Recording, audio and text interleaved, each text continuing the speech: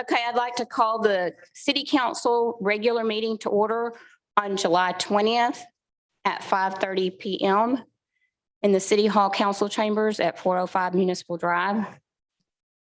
According to the posted agenda, members of the public may join in person or access a live feed. The virtual option does not allow for public comment. I'd like to begin the work session portion. Number one is presentation by City of Arlington. I'd like to call the City Council regular meeting to order on July 20th at 5:30 PM in the City Hall Council Chambers at 405 Municipal Drive. According to the posted agenda, members of the public may join in person. That's okay. Oh, okay, we'll begin the work session. Item number one, presentation by the City of Arlington staff regarding the current status of the Sublette Road project. I'd like to turn this over to Leslie.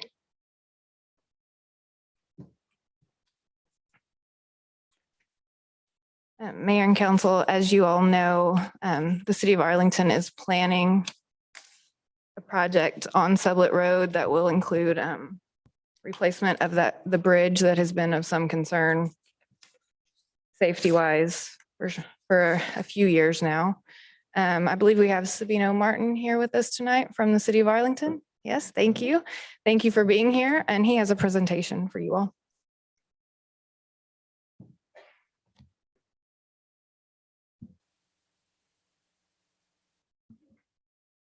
Hello, Council. Thank you for inviting me. Pleased to be here. Today, I'll be presenting a small presentation over the Sublette Road project. Is it on?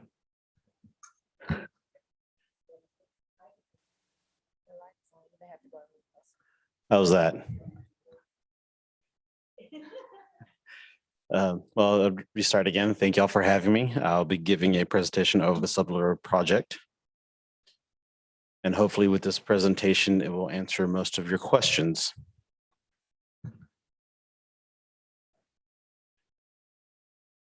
Excellent. Yes, very excited. So I'll start off again. Oh, goodness. My name is Sabino Martin, and I'm a civil engineer for the City of Arlington. I work in the Capital Improvements Division. And today I have here my senior engineer of the Capital Improvements Division 2, Ms. Andrea Ruales.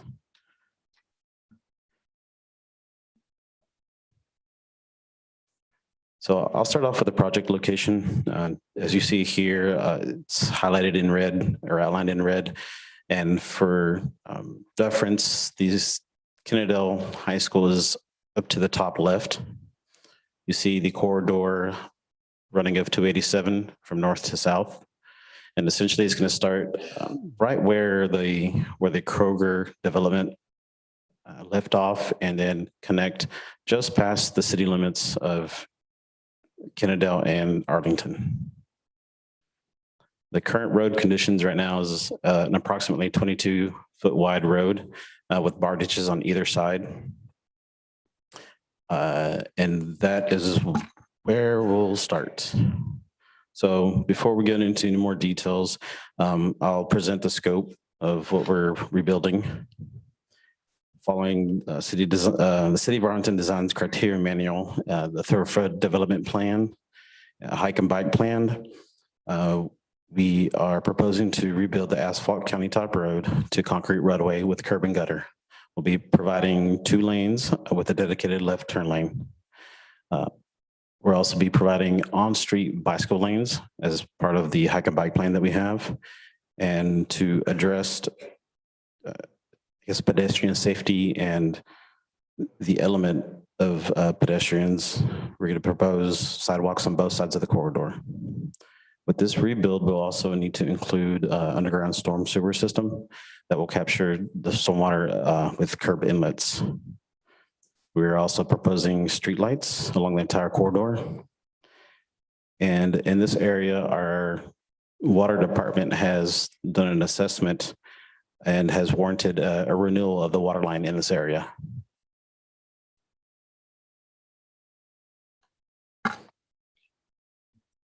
I'd first like to go over some of the project challenges that we're having to face and dictated a lot of the project's design and decisions.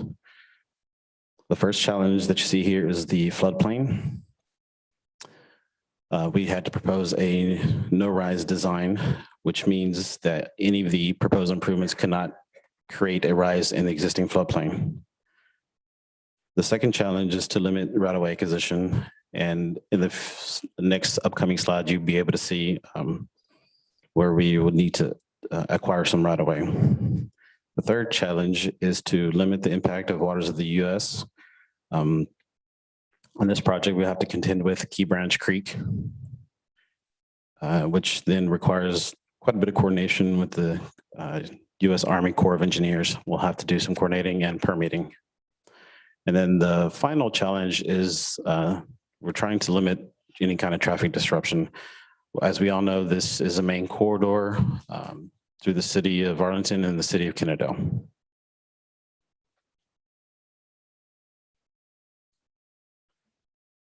So now I'll go into some details of the project. Here on the slide, you see the red shaded area. That is the new alignment of Sublet Road. And the key to overcome these challenges is to shift Sublet Road to the north and install a 160-foot bridge. We're essentially pushing the center of the new roadway approximately 140 feet to the north. And as you can see, we'll also have to connect Steeplechase and Coker Valley. Steeplechase is the western connection to a residential neighborhood to the south, and Coker Valley is the one on east of Key Branch. The northern shift helps limit the impact to the floodplain and minimize disturbance to the US waters, which is anytime you touch the flow line of the creek is where you just have to start coordinating and permitting with the US Corps. And the main solution to the no rise, again, is that 160-foot bridge. Along with that bridge, we also have to do quite a bit of grading to mitigate any kind of rise. And about 2 slides ahead, we'll see all the grading that we'll have to do. This shift that you see here, we went through a few iterations to be able to balance the impact of the floodplain, the connection of Steeplechase and Coker Valley, and the amount of right-of-way needed to acquire.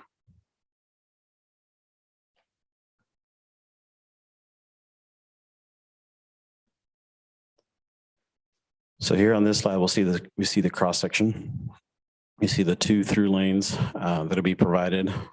The center left turn lane, and depending where you are along the project, we'll have dedicated left turn lanes, such as those into the neighborhoods to the south. We see the on-street bicycle lanes, and then the 2 sidewalks on either side, and that'll be out throughout the whole entire stretch of the project.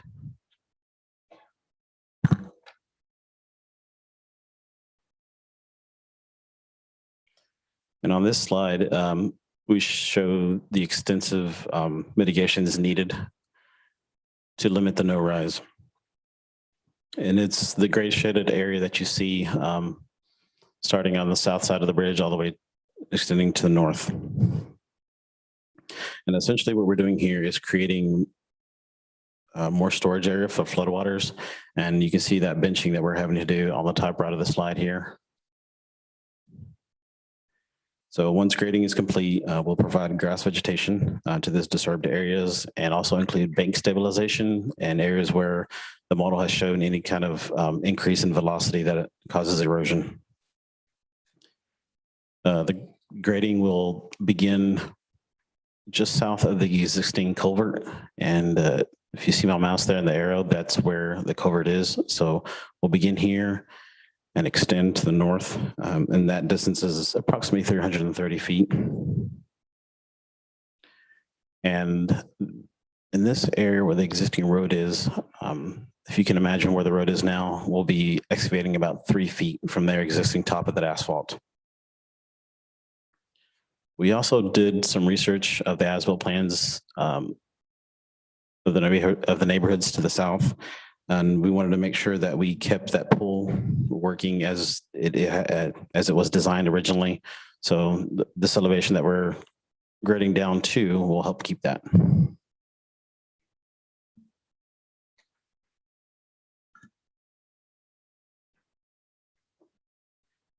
So again, one of the major challenges was the traffic disruption. So we've gone through and did some phase studying as far as the construction sequencing. And here I'm showing phase one. On this portion, we'll construct about 80% of the new road and also construct some temporary pavement. The temporary pavement here are at either ends where the existing median is. We'll actually be demoing some of that and putting flat pavement so we can have traffic switch over to the other side. And then that allows us to continue on to the next phase, phase two, where then we'll be constructing the connections at either end. And during all this time, we'll keep two-way traffic. Here during this phase, we actually also will be building some pavement to be able to connect and keep connection for the neighborhoods to the south. In phase three, what we'll do then is switch traffic over to the new Sublet Road, and we'll use the same temporary pavement. If you can follow my arrow here, back here, and switch them across. So that way we build the other half of the connection to the existing road. And during this time is when we'll build the permanent pavement here to connect Steeplechase and Coker Valley.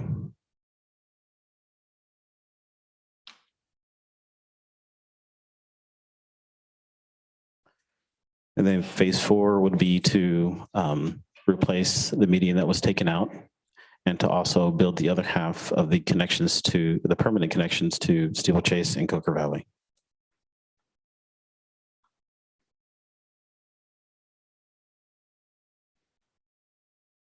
So at the moment, we're currently at 90% complete for the design projects. We have begun utility relocations with Encore, Atmos, and AT&T. And so the next phase of design will be the right-of-way and easement acquisition. We're anticipating 100% design submittal in October and a construction start date of February 2022. And this is all pending acquisition of right-of-way, utility relocations, and receiving the final permit from the Corps of Engineers.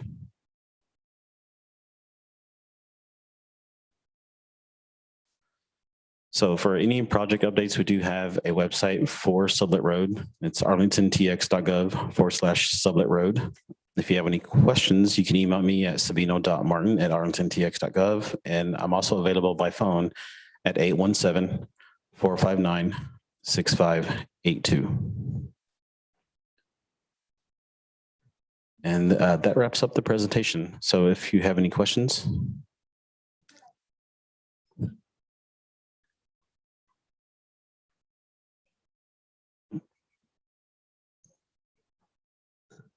My question is, the start date was approximately the February. And how long are you anticipating that the project will take? I mean, and I know it's going to be very fluid depending on weather and different things, but just roughly. Generally, the size of the project usually determines that, and also the traffic coordination. So we're probably looking at about a year and a half. Year and a half. Excellent. Thank you very Councilmember much. Mitchell, do you have any questions?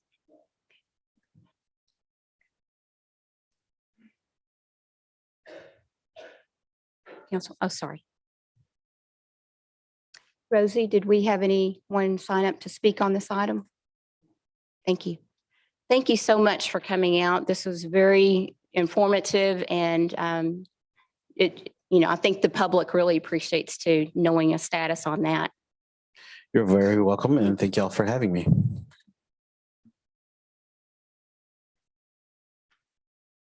We'll move on to the next work session item. Number 2 is Safe Routes to School update and discussion regarding the remaining project costs. Leslie? So as the council is aware, Safe Routes has been in progress for some time now. It is a partnership with COG under which the city receives funding for crosswalks and sidewalks in Kennedale, which is primarily located between Arthur and Delaney.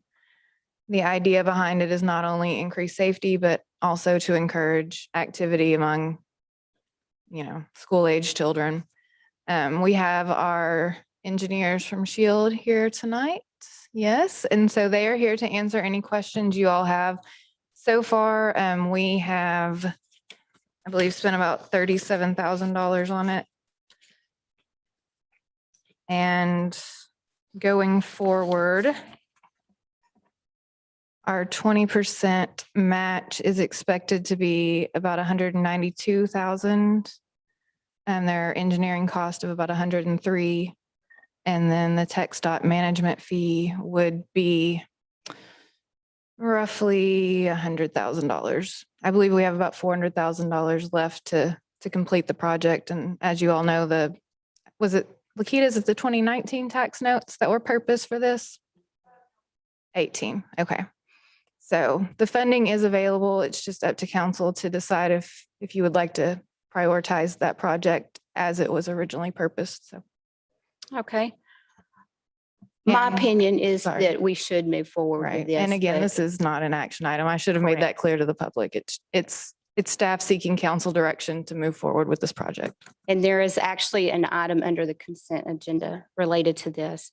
Okay, we're going to hear at this time any council questions. We'll start on this end this time. Council member James Connor.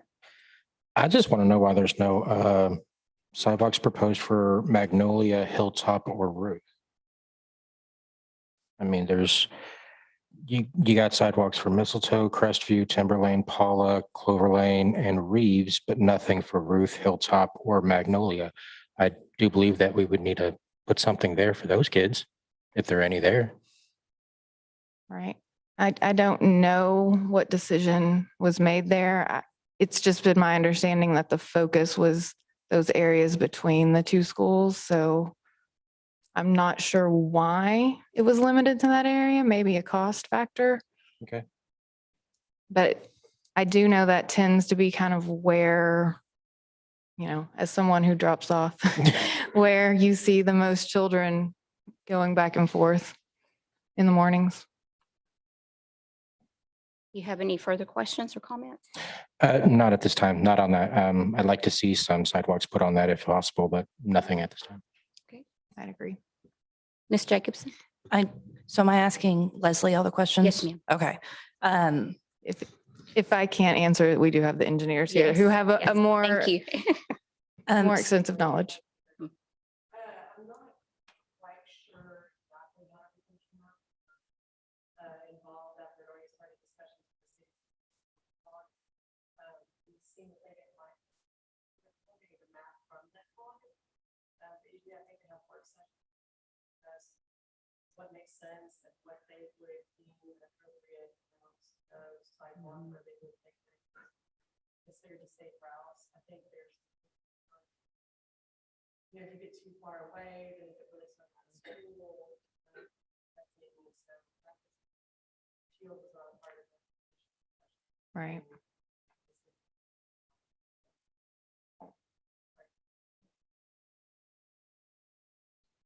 I do have questions on, I see on the report, Leslie, that it says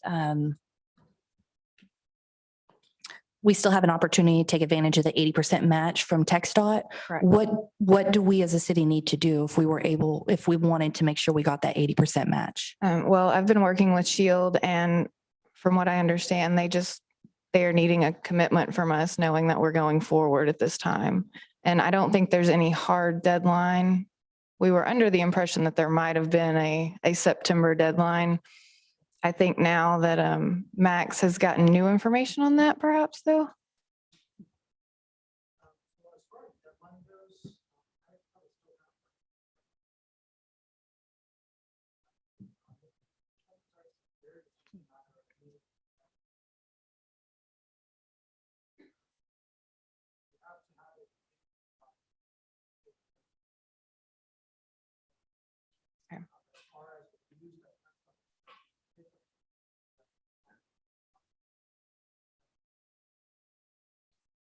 Okay.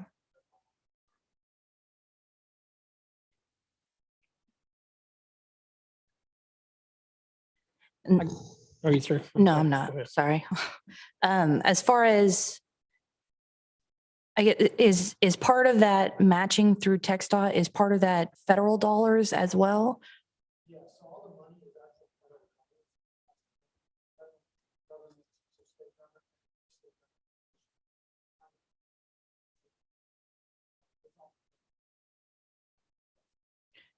And so it was my understanding that this project had initially been, I guess, approved by a city council in the past, 2 year, I'm not entirely sure.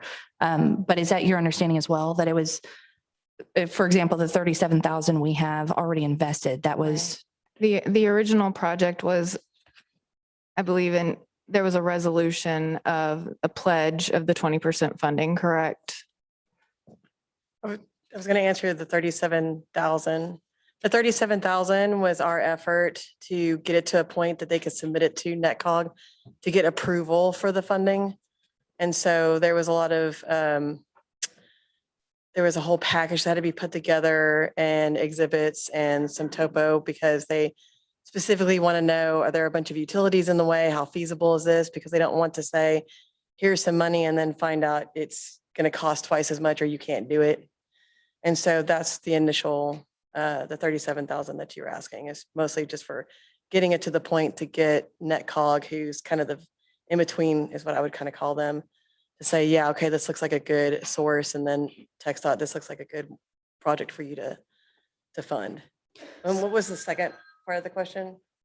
Or did I answer it? If a previous council had authorized it. I know we've passed a resolution stating that we would pledge our 20% at some point Okay. in the past. Yes. and so when you're talking about approval with TxDOT getting the federal dollars, have there been occasions in the past where we didn't get the approval that we were seeking on this specific project?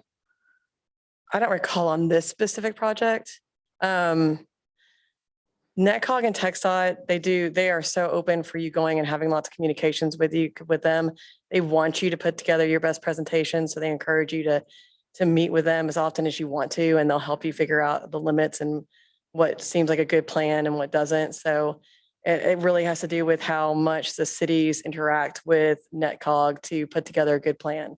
So I know that they were looking at a couple of different funding sources for this Safe Routes to School previously, and I don't recall, I vaguely recall it had gotten a thumbs up once upon a time, but then we never heard anything. And I think that was kind of when Rachel Roberts was the planner and Bob Hart, and then they left and then we got new people in. So I think it kind of died on the vine there for a little while and then got renewed with Melissa and George. Right. So And we're trying not to let that happen again. Okay, so it's been renewed recently? Yes. Just now, okay. Yes.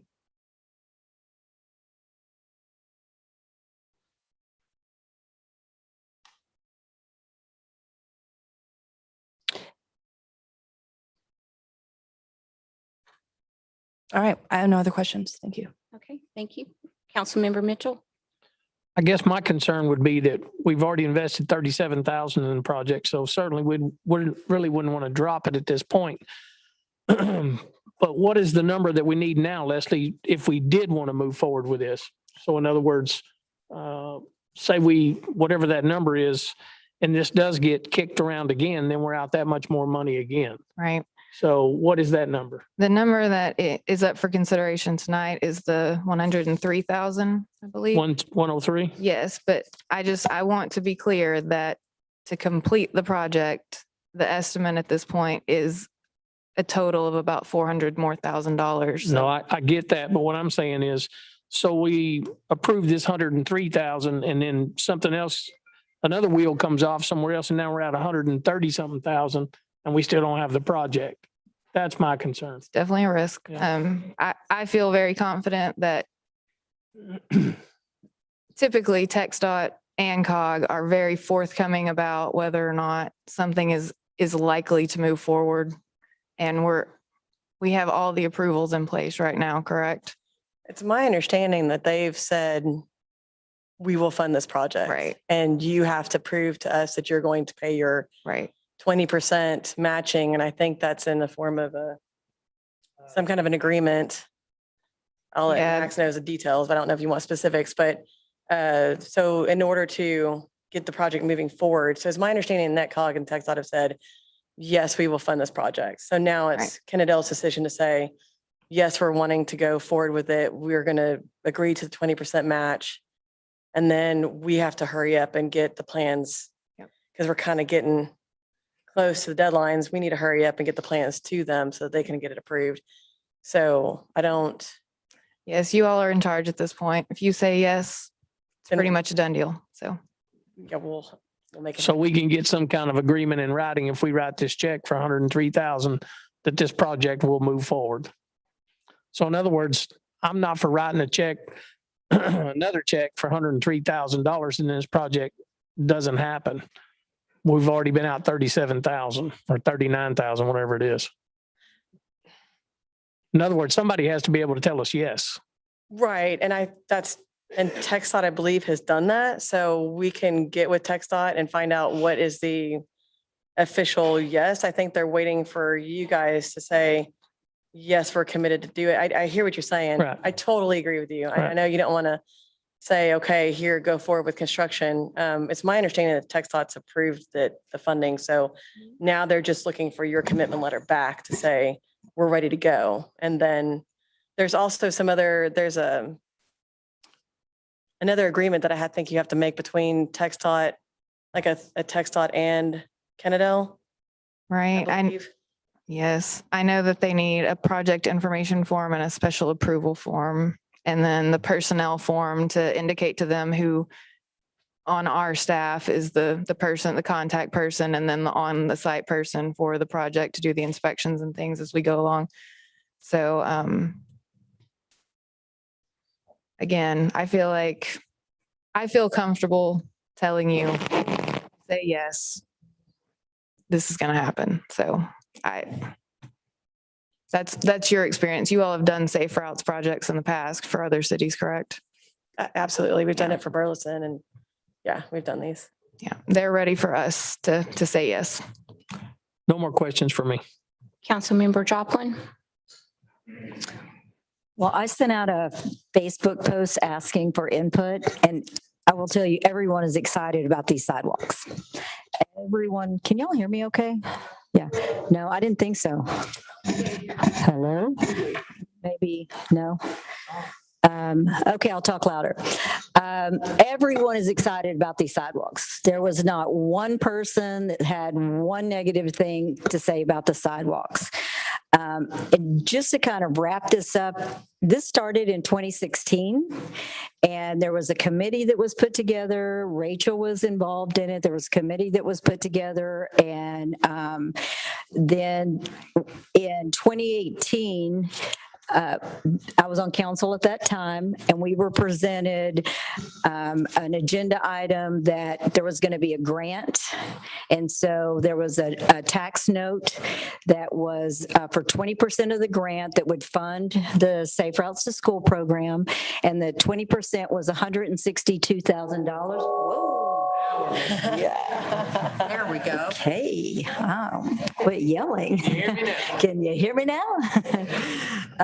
So in 2018, as I said, we were presented an item on our agenda at council at the time there was a tax note for 162,000. Actually, the tax note was for 160,000, but I'm sorry, 760 something thousand, but 162 was for safe routes. Okay, that's what was set aside for safe routes. So yes, we do have the tax note still there, but only 162 was approved for safe routes. Right. The rest of that tax note was for TxDOT grant for bridge. Correct. So if we are going to add anything to that, we do have the money there. So that's thumbs up. The money is there. But council, I always want to make sure that when we vote on something, if we vote on a money bond, tax note, that whatever we're voting for, that it's for that project specifically, and that it doesn't get moved around unless council knows it's been moved around. So the money is there. And I'm excited about that, but I do have a lot of questions for you. I'm sorry about that. And they're not from me. I have a constituent that is an engineer. And what he does is he manages engineers programs for his customers. And so I don't speak this language. So if you don't mind, I'm just going to read it and see if you can help me with this. I'll try my best. Okay. So in item 3, so you provided in the $103,000, you provided kind of a breakdown, right? I did. So on item 3, there was a bid phase with the support services of 2,500 hourly. Mhm. So provide clarification and breakdown of services to be rendered, or clarifies the 2,500 is an hourly rate or a comprehensive or construction phase services. It said bidding phase services, correct? Because there's bidding phase services and there's construction phase Bid services. phase. That So was- bid phase services is actually helping advertise it, put it through the bidding phase. So getting all the plans, answering all the contractors' questions. There's specific TxDOT requirements that are involved with that. And I believe that TxDOT actually does the bid opening, but we are a part of the whole process. And so that's why it's just hourly.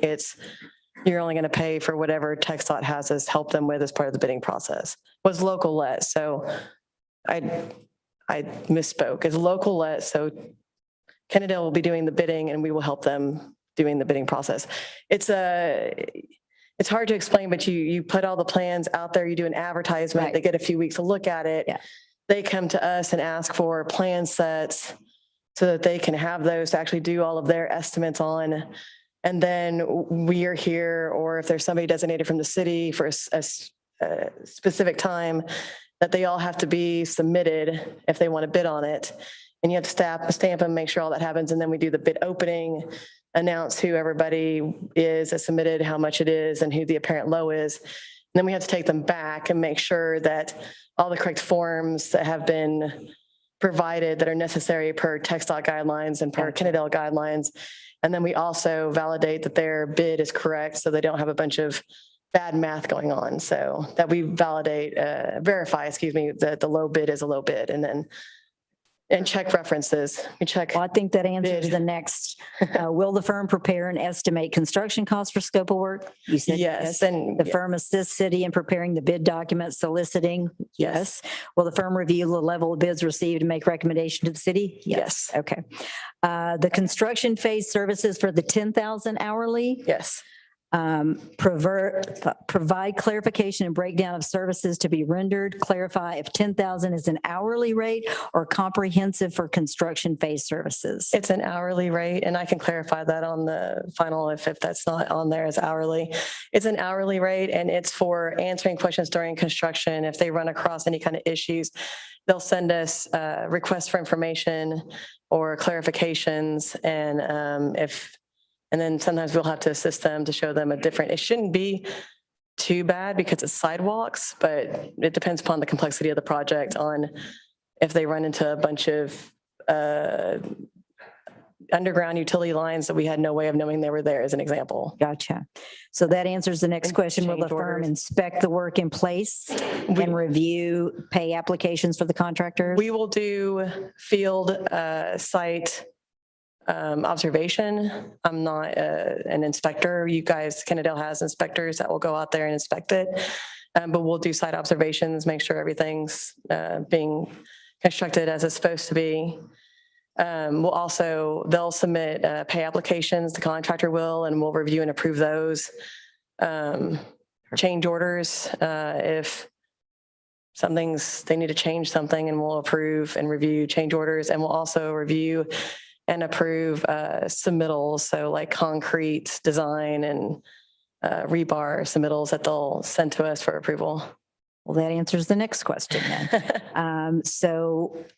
Summary reimbursable budget estimate as incurred. Reimbursable expenses should be quantified and agreed to prior to the execution of a contract.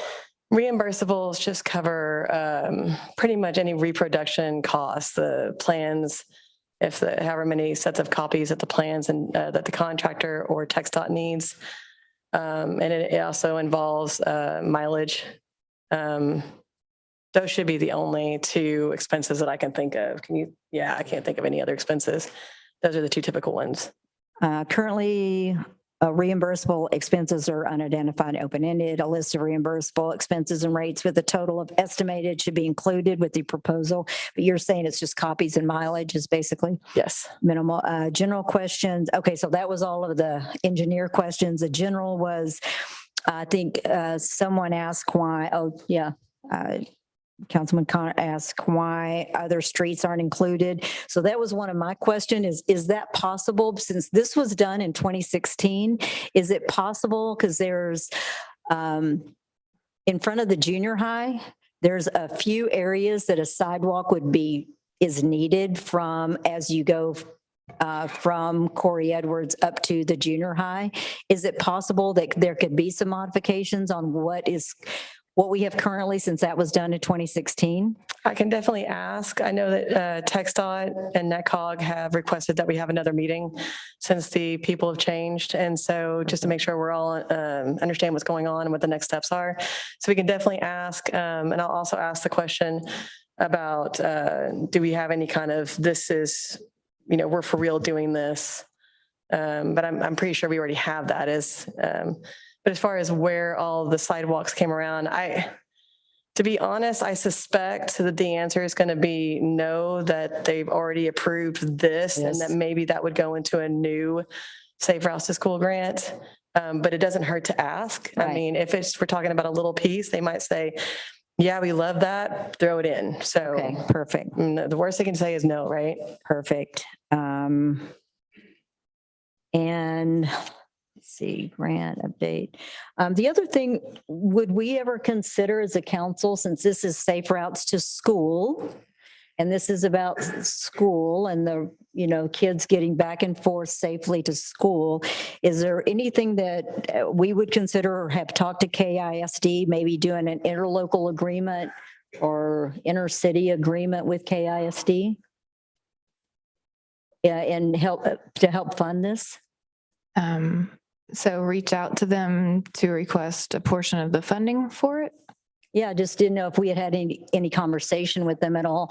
I know they were involved originally. I don't think they've been, like in 2016 Right. originally. They were definitely involved in as far as identifying which streets it was needed on and things like that. But no, there's not been any conversation of them participating financially, to my knowledge. Is that something that we would consider? Or? I mean, we could consider it. I mean, I don't know how receptive they would Sure. be. It's been in the works for about 5 years now, and I gotcha. it's kind of. If I may say something on that, I am in the process of getting a meeting with the superintendent of schools on some other things, like the joint council and board meetings, and that's going to be reported later, but that could certainly be a topic that I add in. Excellent, because this isn't going to be the end of it. It's 103 for this, but there's, as you read through this, this could happen, this could happen. But I did want to tell you, thank you so much for that you would be prepared to register for and attend the class on July 28th and 29th. I mean, that's 2 days Yes. of your time to be the point person on this project. Right. And I can update you on that. They're booked at least through August. So they're booked through yes. August. Okay. So I'm having to delay that situation. Well, thank you anyway for being willing to do this, because that point person is an important position. So thank you for doing that. Of course. And so this isn't the end of it. The 103 is not the end of it for us. There will be other things. There could be potentially other costs, but if we could get with KISD, this project is definitely wanted by the citizens. Definitely wanted by the citizens. So that's all the questions that I have, and that the council then with us having the money on the tax note, to bring it back around to council at some point, if we're going to change it from the original 162, if we're going to increase it. Right. And I think what has happened with that is that time has increased a lot of the construction cost, if I'm understanding correctly. You know, what was bid in 2016, you know, we can't get the work done for that or the materials for that. Right. So, And the other thing that happened, a couple of things, that there were actually two grants. And again, it's water under the bridge, but there were two grants originally. And it's my understanding that the grants were submitted and they didn't go through. They didn't get passed or selected for whatever reason. So it looks like what we have now is a more firm commitment. And so that's a good thing. It's a really good thing. yes. Okay, thank you. Rosie, do we have anyone signed up to speak on this item? Thank you. Just a reminder that this will be addressed. Oh, did he have? Okay, I'm sorry. I apologize. Okay. Okay, just a reminder that this will be on the consent agenda. It's item number 3, and that is to consider approval of the engineering design contract with Shield Engineering as presented. Okay, the next item is presentation and discussion regarding senior center reopening plan and staffing options. At this time, Amanda King, Library Director, she will present. Good evening. I'm going to see if can y'all hear me? I may have to bend. I'm sorry.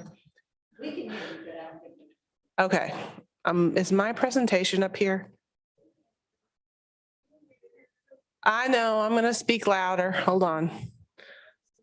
I'm trying to find my thing on here.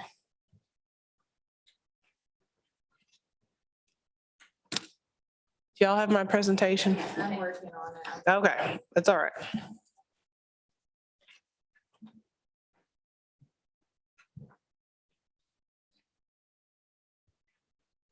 I don't know.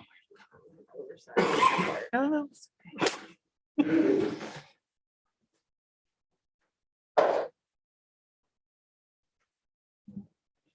Okay, I just copied it over to that folder, Rosie. It should show up if you refresh.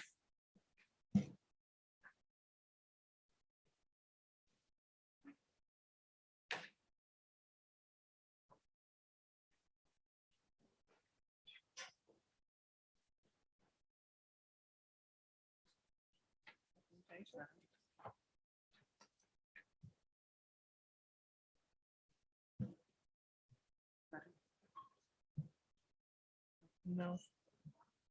That's not it. Folder's not here. Folder's-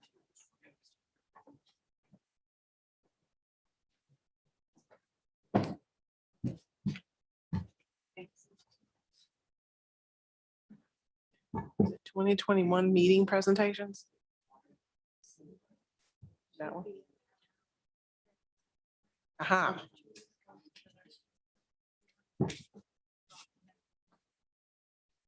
Oh, I will. Well, we're just gonna go through this. Okay. Hey, how do I make it go up there? Okay.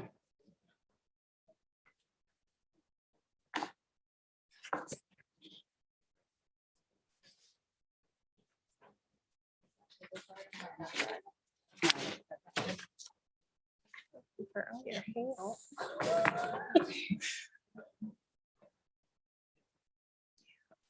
we go. I want to thank everybody for your patience while we work through this. Yeah. Okay, I'm gonna try and speak loud. That's not normal for me, so.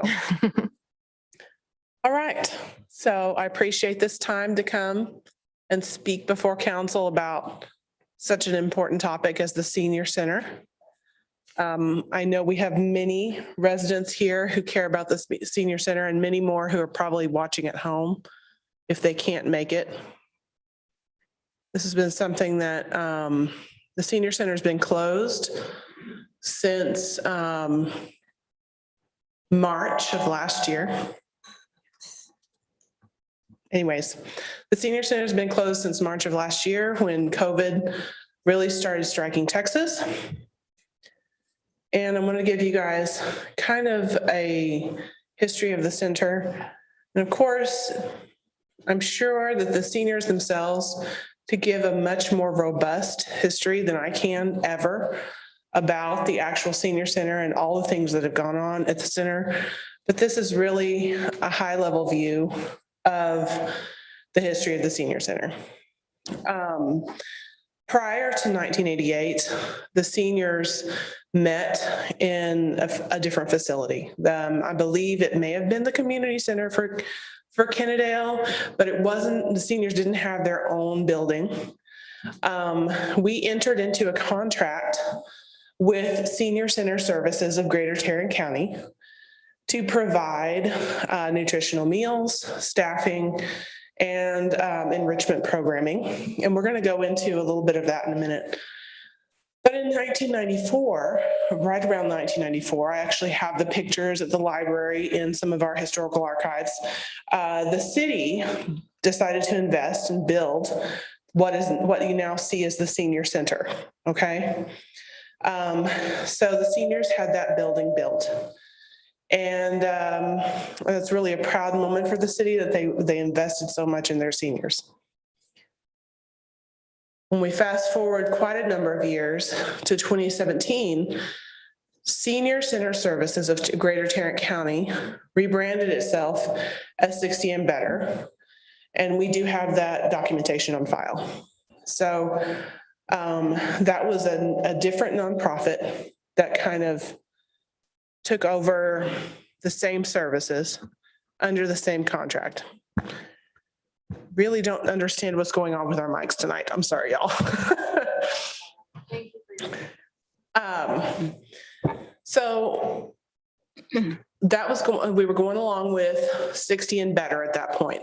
So from now on, you're going to hear me refer to the services provided from 2017 on through 60 and Better. But please understand that the same services provided by 60 and Better were provided by the Senior Citizen Services of Greater Tarrant County prior to 2017, okay?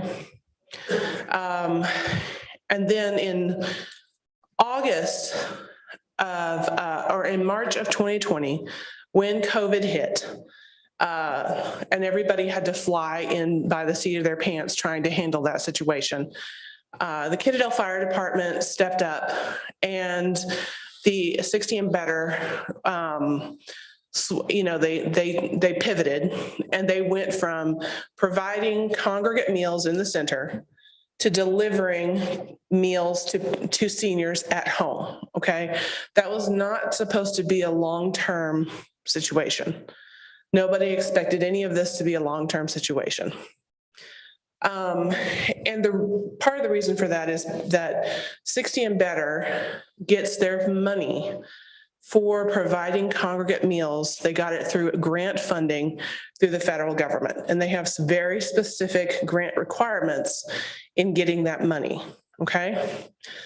What we did not know at that time, and what was made aware to us in August of 2020, was the fact that 60 and Better was not going to be able to secure for the next 3 years that same congregate meal funding, because due to the COVID crisis, they weren't sure when they would be able to have seniors come back into the facility, and they wouldn't be able to do that, those congregate meals in the facility. And they decided that they were not going to provide congregate meals anymore, which meant that seniors were not going to be able to get the services they needed. At that point, 60 and Better, we were paying a contract to have a person in the center, basically not providing any programs. So city dollars were going out to fund that, and the seniors were not going to be getting any meals. And so in the midst of a budget crisis, when we were trying to figure out what we were going to do, and there were discussions about closing the library, farming out paramedic services, even city hall staffing having to be cut. The city had to really make some really tough decisions. Council had to make some tough decisions. And the decision that was made was that the library would take over Senior Center Services, and we would pursue securing meal service for the seniors. And the solution that was determined on at that time was to go through Meals on Wheels, okay? And so that's what we did in October of 2020, okay? So as you know, Meals on Wheels has been delivering. They have been coordinating things with the library since October of 2020. And as you see on this timeline here, in May of 2021, the city manager, the former city manager, approved funding to renovate the bathrooms at the senior center, which were really atrocious. I'm just going to be clear. The seniors will tell you. The men's bathroom, I think, had shower curtains hanging up. They were really, really bad. They were not ADA compatible. And now those bathrooms are ADA compliant. Some other more vanity things were done. All the ceiling tiles were replaced. All the ceiling fans were replaced. The trim on the outside of the building was redone. And so $50,000 to replace things in the facility, it doesn't go too far in today's economy, but the big thing, getting those bathrooms ADA compliant in our senior facility was done, okay? And now here we are today having this presentation to discuss what it would take to really and bring it to the council to ask you guys, you know, what do you want to do with the senior center now? Okay, so let's go forward. Now, 60 and Better, we had a contract with them. Our contracted services are on one side of this slide. We contracted for qualified staffing, engaging programming that was funded by 60 and Better, supplies for the programming, nutritious meals, and they were supposed to handle all of the filing, the office paperwork, filling out for the grants, all of that stuff, okay? And I want to make it very clear to you here that anything you see on this slide here, we had challenges with 60 and Better due to the fact that since we contracted through them, it was hard to handle staffing issues. You know, like if we had a director through, and when I say 60 and Better, remember they were prior that other organization.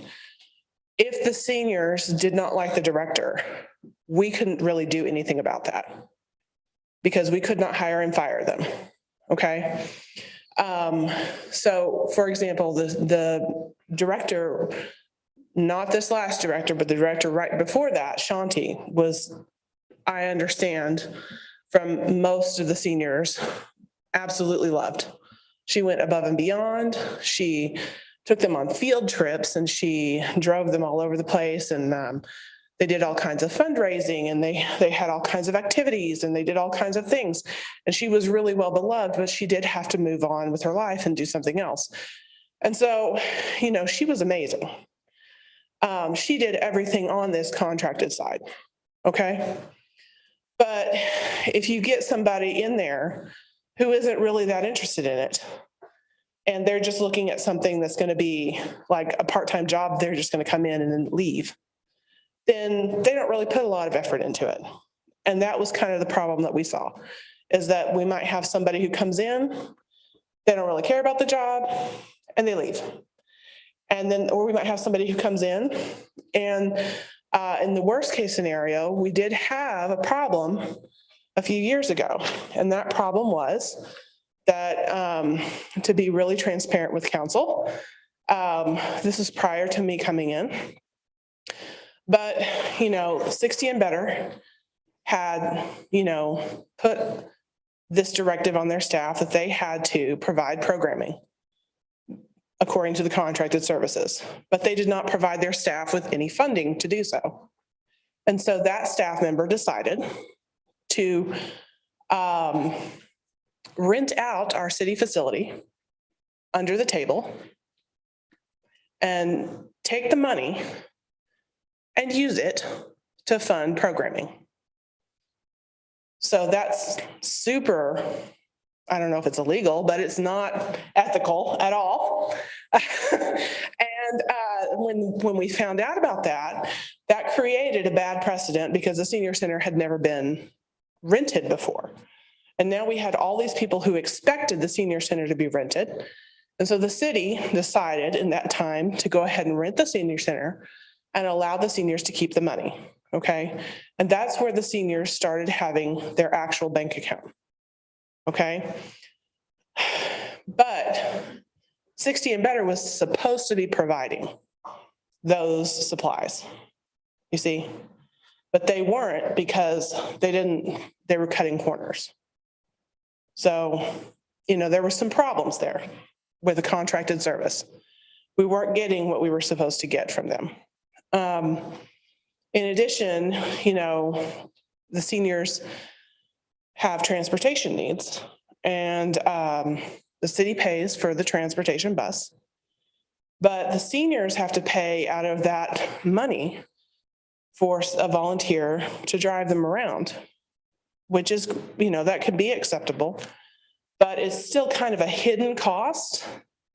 So while on the city's books, it looks like it costs, maybe 38 or 63 or whatever to run a senior center, you're not seeing that there's this extra fund where money's coming out of, where they're paying for programming dollars and they're paying for transportation funds and they're paying for, bingo and various other things. And really, when it comes down to it, the seniors are we're expected to also fundraise as well. And so, that's a choice that 60 and Better also put on the seniors. So it's something that council needs to be aware of. Now, after a recent reorganization at 60 and Better, they're really not viable for providing any kind of service level like what we expected beforehand. Even if that was something you wanted to go back to, it would still not be something I would recommend based on kind of the ethical issues that I see with that organization. I don't know what it was like prior to 60 and Better becoming the ones taking over. It could have been amazing before that. But I do have concerns about some of the things I've learned about the way they handled some things. Now, another thing that we noticed is that many members would complain, not just to the staffing at the center, but to city staff.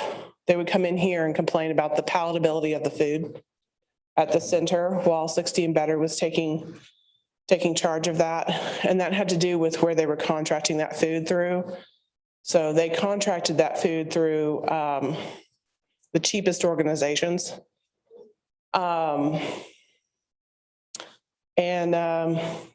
If it was my grandmother, I don't think I'd want her to be contracted or have her food contracted through the absolute cheapest place. I want to make sure she was getting nutritious food. So moving on. That was 60 and Better. And I don't think all the seniors realized the back end of all of that. Now let's move on to Meals on Wheels. Now, everybody understands that Meals on Wheels is the gold standard of food delivery for people who are housebound, who need hot meals, okay? And they have been through this entire process. If you have been a housebound senior who needed a hot meal, the volunteers at Meals on Wheels have been absolutely amazing. They show up, they pick up your meals, they take them, not missing a beat. I haven't heard a single complaint. But during COVID, Meals on Wheels started 2 new programs, okay? And these 2 new programs have really had some growing pains, okay? And maybe someday these programs will be amazing, just like the other program. But right now, they're really struggling. And what we've noticed is the frozen meal delivery program which is the one that my staff have been behind the scenes having to work on with deliveries in partnership with the Kennedale Police Department. Thank you so much. They have been amazing as well. And Patty Perry, who's the president of the Senior Center Board.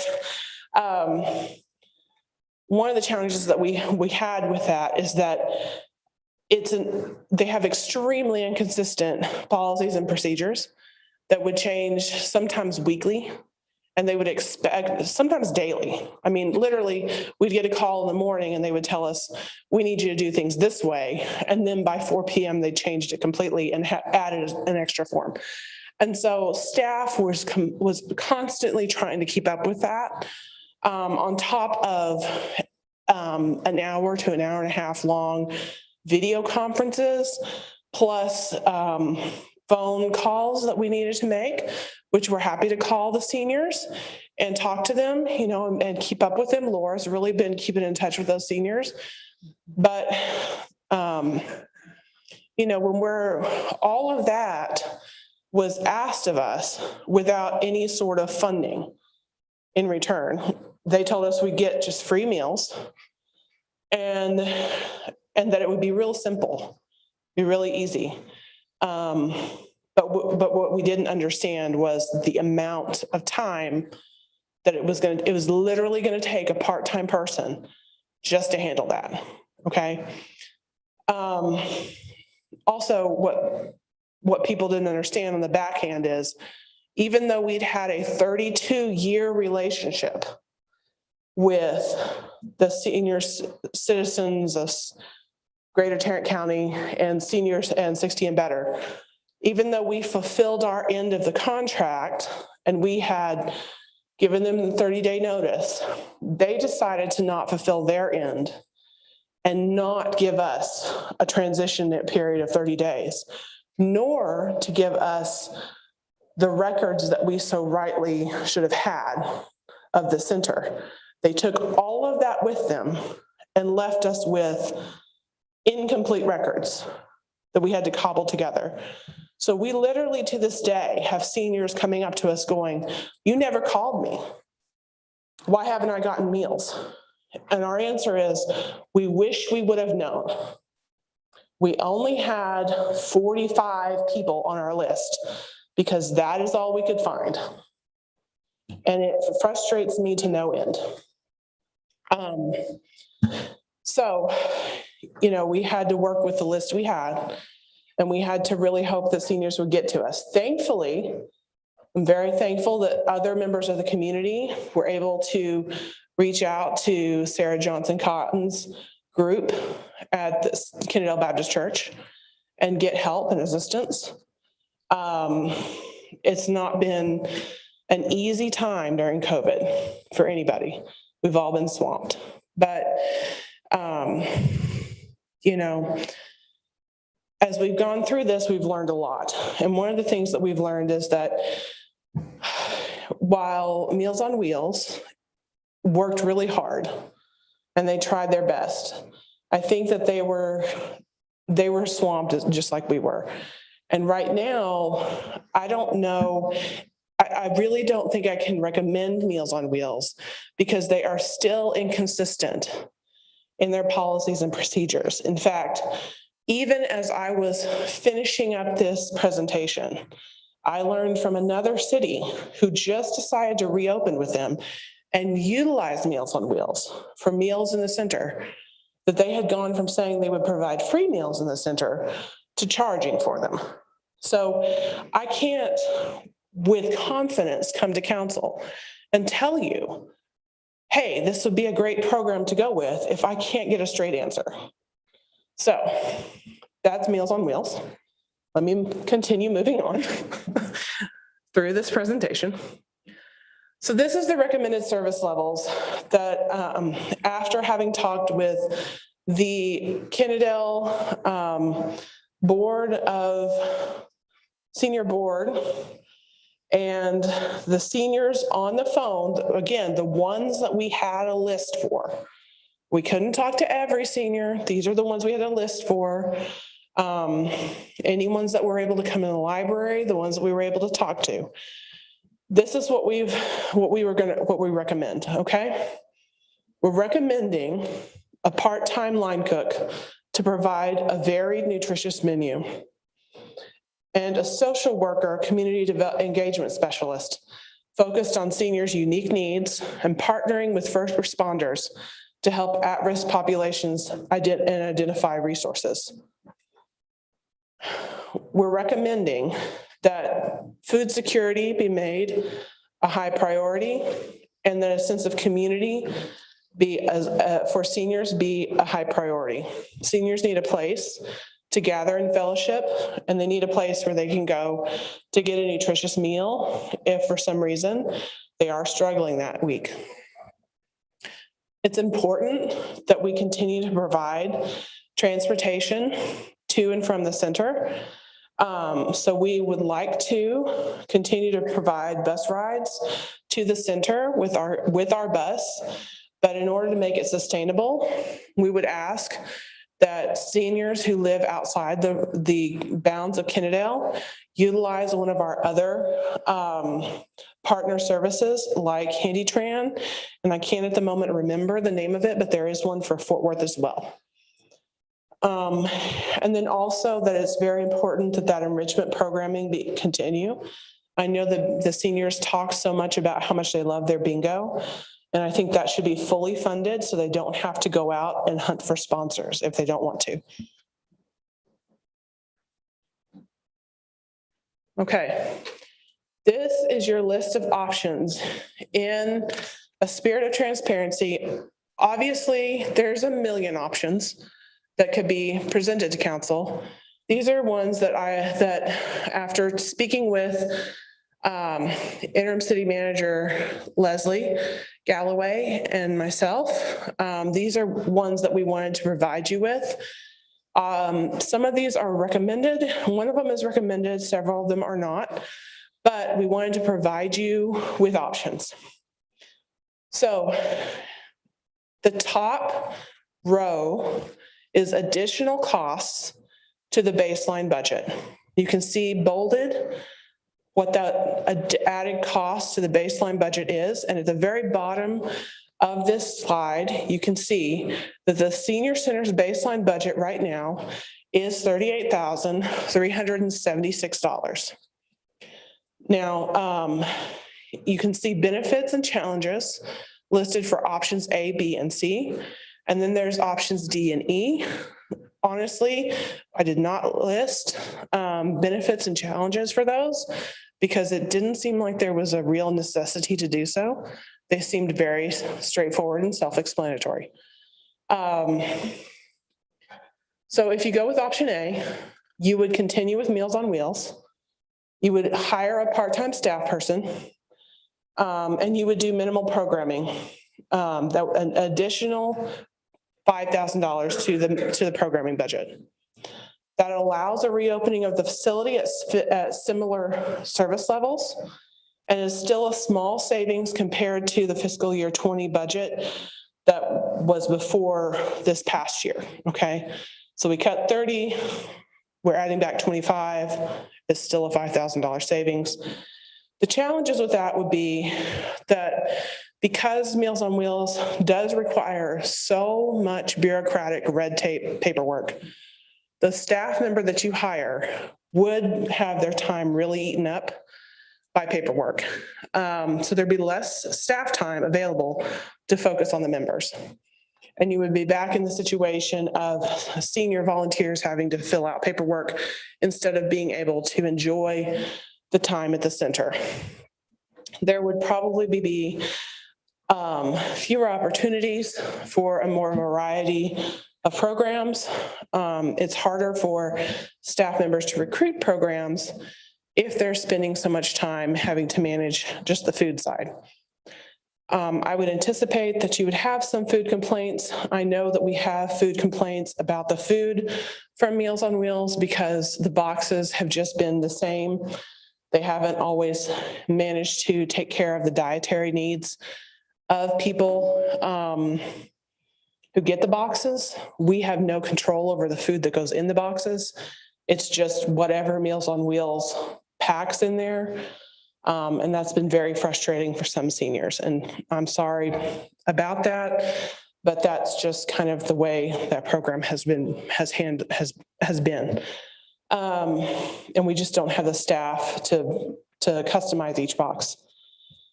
And in this scenario, we just would not have safely staff transportation, I don't believe, to transport people back and forth. So we'd really have to just rely on partners to get people back and forth to the center.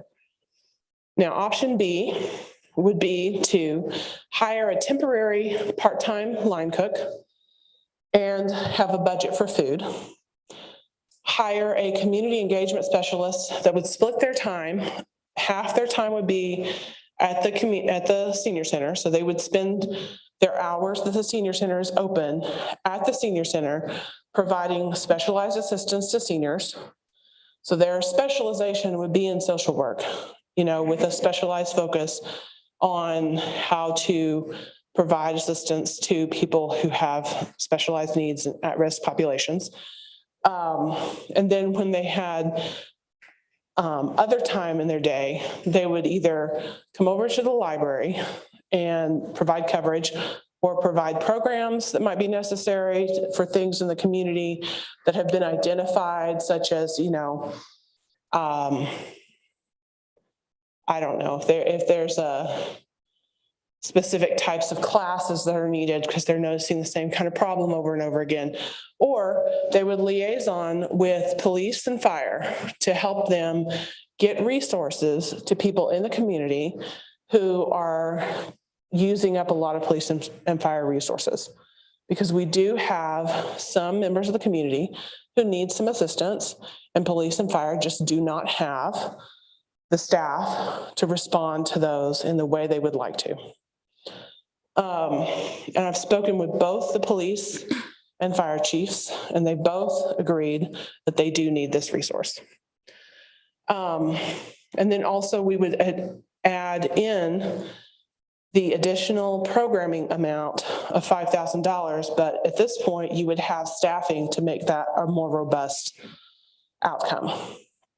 Now, the benefits of this means that it allows the staff to pursue a partnership with KISD, their culinary program.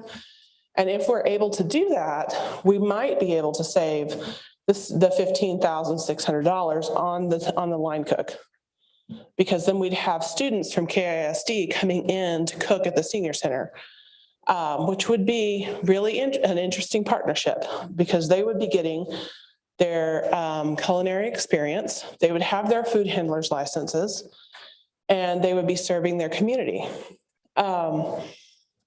And the city would save quite a bit of money doing that. But it is a partnership that we would have to pursue. And those types of things don't happen overnight. So in the case that that's not able to happen, we would make that temporary person permanent. But if not, we would let them go and keep the students. We'd have a first responder liaison, which is needed. And city staff could leverage the partnerships that we gain into grant funding opportunities that would help us bring down the costs associated that you see here, the $59,000. Remember, we're kind of starting from scratch here on a lot of the costs associated with running a senior center. Now, option C is to cater all the food in. And it's going to be a minimum of $26,000 to cater sandwiches in at $5 a pop.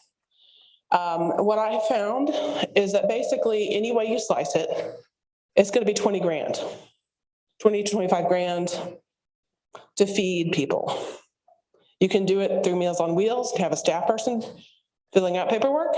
You can have a chef or a cook come in and fix the food, or you can cater in the same sandwiches every single day.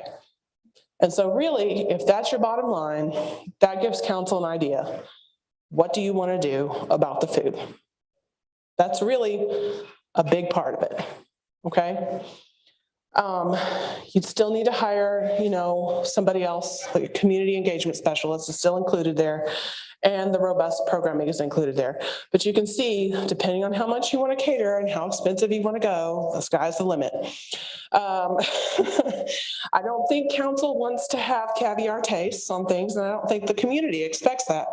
But, it is a little bit more of a streamlined staffing model. You're not hiring as many people. You could still leverage partnerships into grant funding opportunities.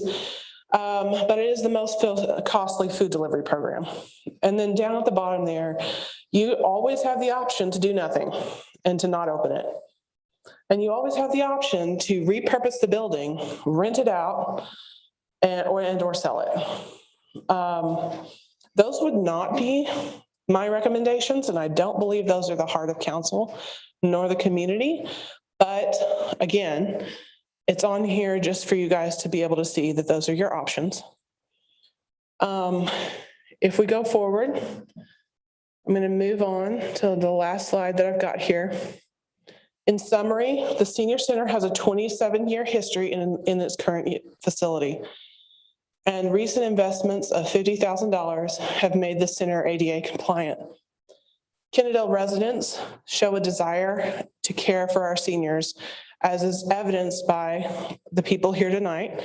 And even in the midst of the city not being able to find every senior, we had residents stepping up and creating their own other senior facility through Kennedale Senior Outreach to reach those other seniors. Following a 10-month comprehensive review in meetings with the senior board and informal discussions with members, staff recommends option B to strengthen the community. But we look forward to implementing council's decision to reopen the facility and resume services to our seniors. And so that's my presentation, and I look forward to your questions. Thank you. I've been looking forward to the presentation. I know we're all ready to get this started.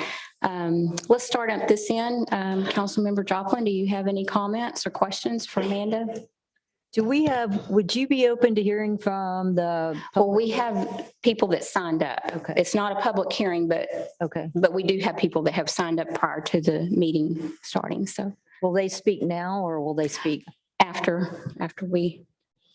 Okay. First of all, thank you. Thank you for everything that you've done. Thank you for what the staff, thank you to Sarah for what your group has done, helping the seniors through all of this. It's been nothing but, stellar as far as I'm concerned, and just shows the heart of this community reaching out to our seniors and the importance of our seniors. Chief, thank you to your staff for helping them to make this happen, getting the meals to them. And I look forward to getting the senior center open, and thank you for these recommendations. I agree with you that, if you just think about what exactly we're doing here, and that is we have a center that's been closed down. The seniors have not had any access to each other, to possibly meals and interaction, and it's been detrimental to them. It's really hurt them. And so I'm excited to get this up, and I know it's going to be trial and error. I know that, because you can't, just saying transportation, just that in itself, just the coordination of how you pick up the senior citizens and get them to the center and get them home in a timely manner. Just that piece alone is, I actually walked by one of the seniors that gets picked up, and it would be like a 5-minute, getting to the bus and getting on the bus. And that'd be if she was sitting on her front porch, so that just that in itself is going to be a lot of coordinating and thinking. You said that there's about 45 seniors, and roughly though it would be a lunch from Monday to Friday, 15 to 45 seniors, give and take, depending on 45 is how many was on your list, but they don't come for lunch. every Well, day? from what I understood from my discussions with Patty Perry, she said that they were getting about 20. Mhm. We don't expect that many to start. So we had a list of about 45. I don't know if that's a fully accurate list as to how many were on the membership roll. Gotcha. I would say there's probably more who were on the membership roll, but as far as people who ate lunch, we were aiming for about 20. 20. Okay. Mhm. And have you considered continuing to rent the center? Is that something you've thought about? Yes, that would continue. Renting the center would continue. We would continue to do some of the same procedures as far as, donations at lunch and donations for memberships, but that's all administrative and would be considered after council approves Right. to reopen. Right. There's lots of things that can be considered Right. afterwards. We just need the Yeah. council to really make a decision. Yeah, no, I'm excited about it, and I know it's going to be trial and error. And but the baseline, I just want to make sure that everyone understood that the baseline of the 38,000, that's just the base to keep the senior center open. That's without anyone over it. That's no contract. That's no staffing. That's just the senior center. That's just the building maintenance, all the things just for the building. Mhm. So anything above the 38,000 is the staffing and the program and okay. All right. I just want to make sure everyone understood that too. I may have another question, but that's it for the moment. Thank you. Okay, I as well want to say thank you to everybody that's done everything they can for our seniors.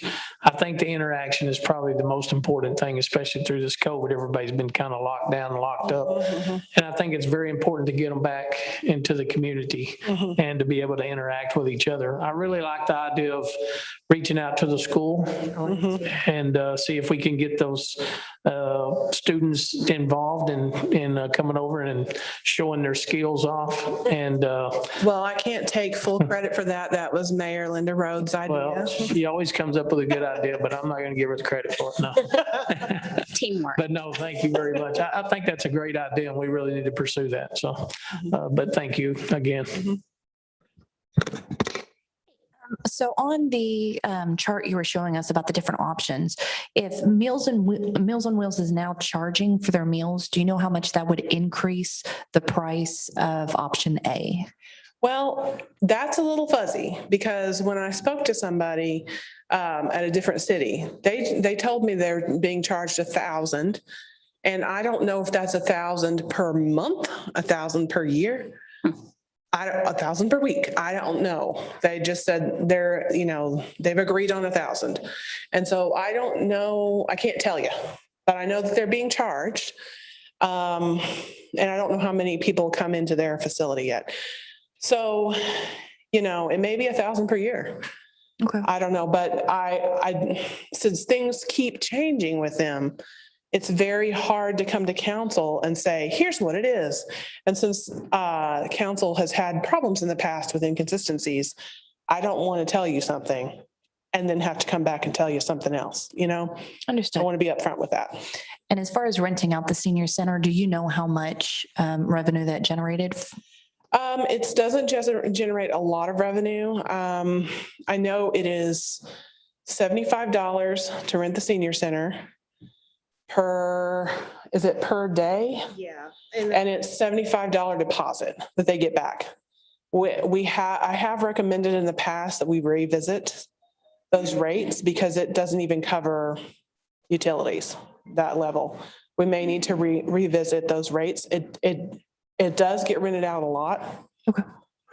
So I think we could revisit those rates and probably get the seniors some more revenue. On an annual basis, it ranges between 3,000 and 5,000. Mhm. And just so that the council understands, the city does not keep any revenue that has to do with the senior center. So if it's rented, that money is just basically placed in a liability account and it's cleared off every quarter. So once it's cleared off, we give the money to the senior center and then they manage their own. The city does not have a bank account for senior center. Mhm. So they manage their own, whatever their board, however that's Mhm. orchestrated. They have a treasurer. Yeah, but it ranges between 3,000 and 5,000 per year. But potentially we could use the money coming from that so that we don't have to revisit the budget again with city council. Well, I think we'd have to sit down. I think that's something that we need to sit down with the senior center board and possibly talk with them about how they want to structure that with council as far as how, if we're funding and better funding their programs, and their food and all of those things, then I think that's a conversation we need to have with the board about percentages and an agreement between the two. Because there hasn't been one officially. There's been, I think, kind of a quasi agreement, which has been okay. But if you're wanting a formal agreement, then that would have to be something that we'd have to sit down. Can I ask something real quick, Julie, to help? Can you explain the senior board, what the senior board is and what they do and how they fit into this? I can't really explain it 100%. I've felt, to me, they have been kind of an advisory board, but I bet Patty Perry could explain it more, and she's here. Would that be helpful? Patty, would you be willing to come up That'd be helpful. and explain? You know what the senior board is? That's okay. Well, I mean, I don't know who they are.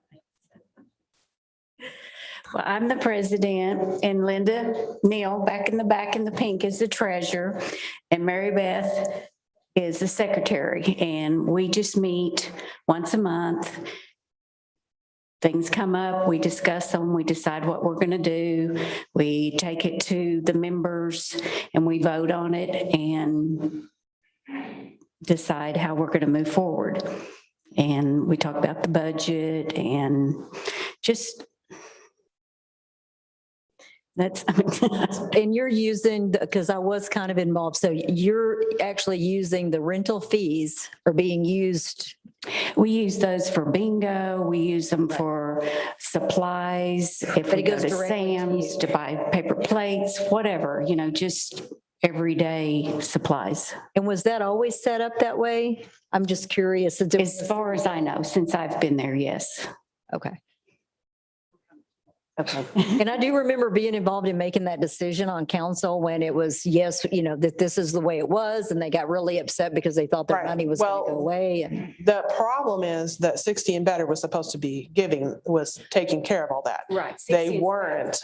And so that rental money that they were getting under the table from that one staff person, that continued and went into that fund that y'all made the decision on. Okay. And that's what they use their money for, is to provide the things that 60 and better wasn't providing that they were supposed to provide. gotcha. Okay. Thank you. Nice to meet you. Okay, Councilmember Connor? I just want to say thank you so much to our community for stepping up for our seniors during COVID. It is, everyone here has a grandmother and a grandfather. I mean, let's not play jokes or anything like that. $38,000 and $38,000 as a base just to keep the lights on. That's actually a pretty good budget, but the $59,588, it's kind of appalling to me. I can't place a price on our seniors because there is no price on them. I feel we need to go maximum here. Thank you.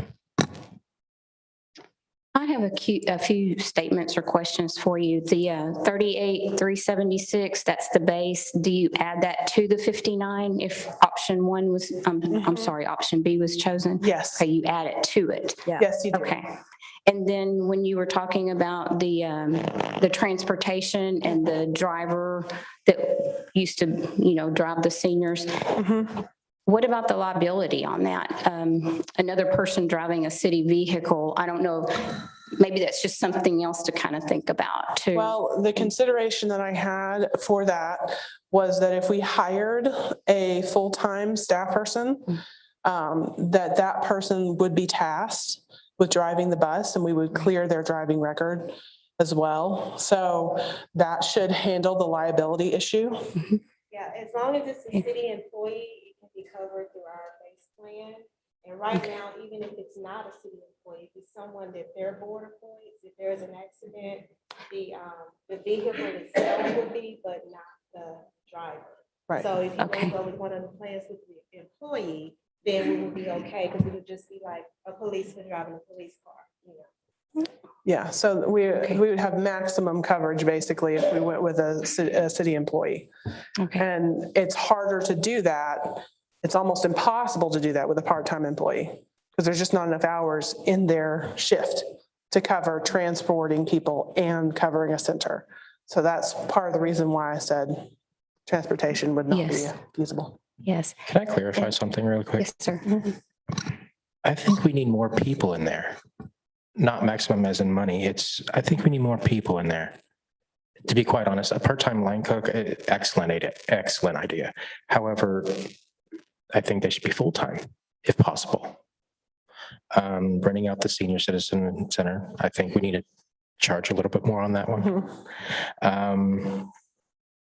I feel that, the community engagement specialist needs to be there full-time and not split it with the library, to be quite honest. I like the robust programming. I like to see more dollars go to that. Keep our seniors more active. Do a couple field trips. I mean, I like the Arboretum. Hey. But I just think we need more money here. And we just need more people in the senior center and not part-time. I would like full-time if possible, because that's a lot for one person to do, kind of do a cleanup service plus a line clerk plus be, a secondary person plus be a bus driver if possible. Partnering with KISD is good. However, I think that might take some time. It might take some training. So they're not going to be able to start immediately if possible. I think we need to upgrade these to from part-time to full-time if possible. Find the money, find the budget. But like I said, we shouldn't have to be putting a price on them. We should give them what they need. And if that includes more money to put more people in there, we should do it. So these numbers that you are proposing, this would be for the new budget, October 1, is that correct? Because we only have 2. That is correct. However, if council wanted to go ahead and start listing for hiring these positions, I currently do have enough wiggle room, I believe, in my library budget for the next 2 months if we did find somebody and some people to hire before October 1. If council was committed to doing this, we could go ahead and start doing that, listing for it and everything. I just need direction because I have a frozen staff position for a part-timer in my budget, which is what this position would be turned into. The community engagement person would be turned into a full-time person. So I have frozen staff dollars that could be utilized, and there's no way we're going to use all that up before, the beginning of the fiscal year. So I think it's feasible that we could move on this before October. But, it's up to council if you want that to be a budget amendment, if you want what y'all want to do. There's just direction that's needed. And you'd have to decide if you're going to continue to fund that come October 1, because it is added in as for an October 1 start for this kind of stuff. Okay. And then one other comment, I guess, if we waited on this for October 1, what are your thoughts or plans as far as reopening the center today? You might call it a soft opening, if you will, and have minimal hours, maybe like a 2-hour program, and then a 1 hour at the end of it, like social hour, and brown bag it where they bring their own food and you don't have to worry about food prep and stuff like that. I think that would very much depend on how comfortable council is with the liability of having a city facility open without staff present, because I currently don't have staffing that is going to be able to stretch that far.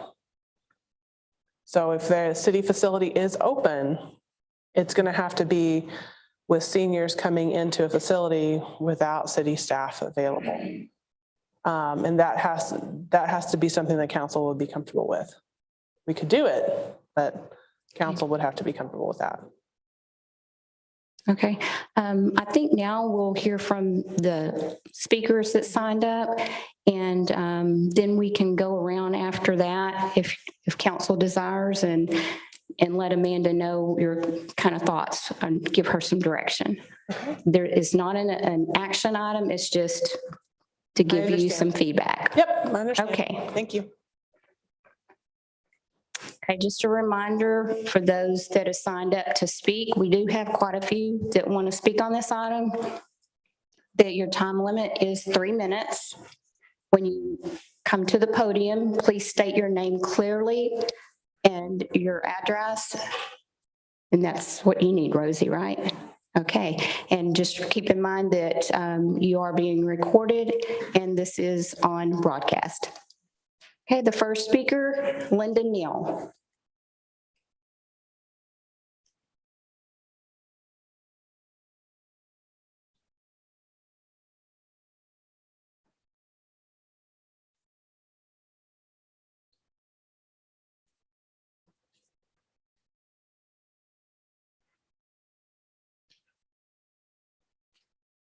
And while we're waiting on her, also, I'm going to go ahead and remind that this, you just let the council know your comments, and there's really no action or discussion that we can take place.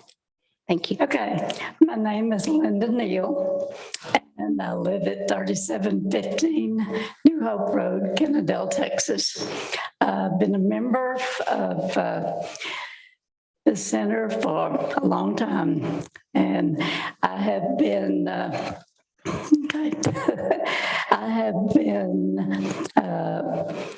secretary, treasurer, vice president, and associate director, volunteer director.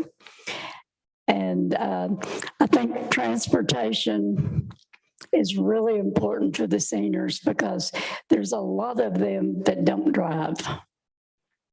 Now, I do, but a lot of them can't drive. A lot of them don't even have cars. I think the meals are very important because that's maybe the only meal that person has that day. We have people that don't have the facilities to cook. So that's very important to us. Also, we had lots of programs that were mainly from 60 and better.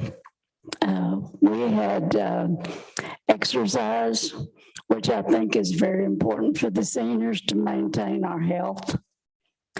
And we also had field trips to museums and downtown Fort Worth and things like that. So I think the transportation and the meals are really the most important thing. And,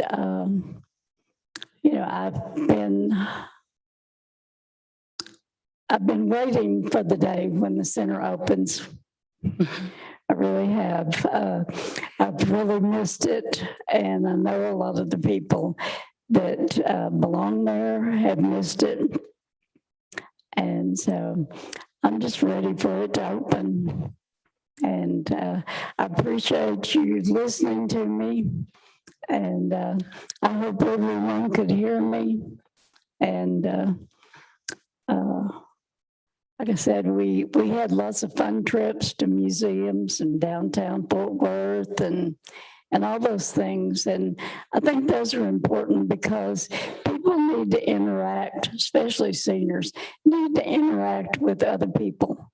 They need to socialize with other people. They need to see things that maybe they've never seen. Maybe they've never been to an art museum before.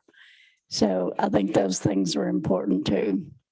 And the exercise and transportation and meals are very important. Thank you. Okay. I think that's our cue for your 3 minutes. Okay. Thank you. Thank you. Next speaker is Sarah Johnson. And Sarah, I have 2 forms for you. You only get 3 minutes. Oh. Three papers for each item. Okay. Right. I know. See, y'all need to take a cue from the school board because they give you 5 minutes. Well, All right. I'm not saying I'm against the be necessary, but that might be something down the road because like, he said that, you know, those students are going to have to get a couple months training. There's all things involved. I know it's a little expensive to do option C right now, but that might be the better option right now.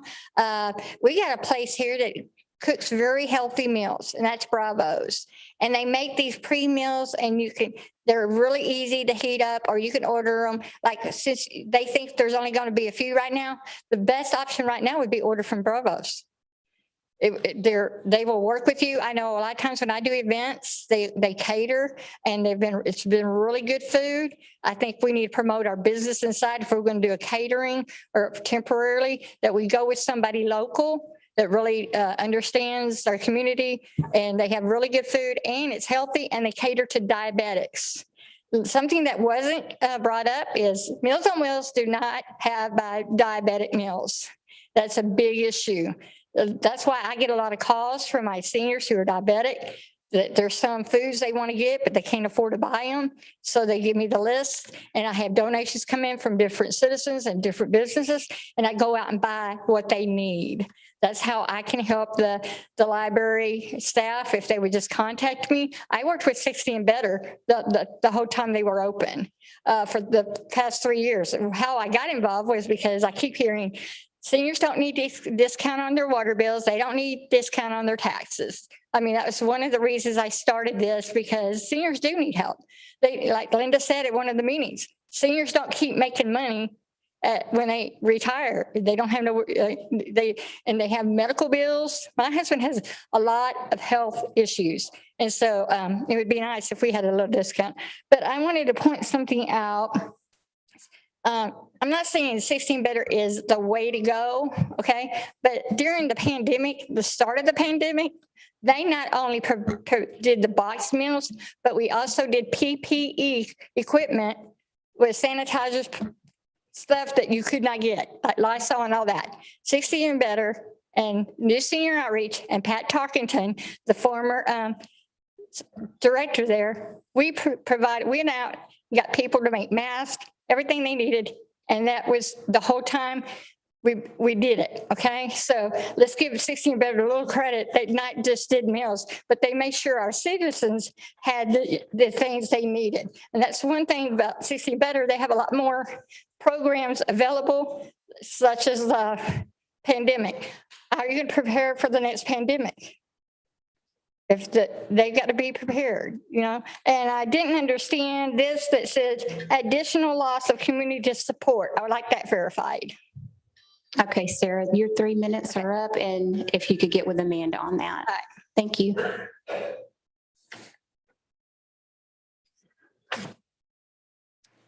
Okay, the next name is Mary Brown.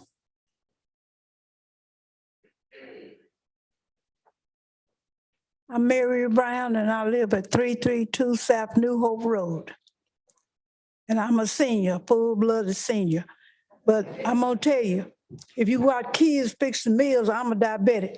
I get cheese in every meal, and I can't eat cheese with everything, so I had to call Sarah, and Sarah goes and get what I need. But budget C is what we really need. Somebody's gonna really take care of seniors, because people don't take care of seniors anymore like they used to. Our police department is good and our fire department is good, but the food on a meal on wheels from the library is no good. Might be to somebody else, but it's no good to me. The milk is frozen, the orange juice is frozen, and cheese on everything.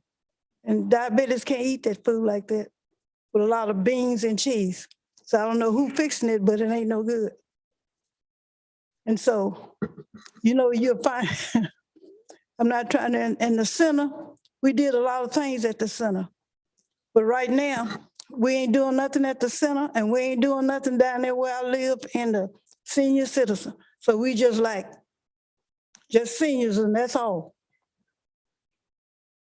So I'm saying that we need to do better than this for our seniors. Because I'm gonna call the president tonight and ask him why. He's not taking care of us either. So I'm not trying to be funny, but I am. I got his telephone number. Thank you. Next speaker, Joe Palmer.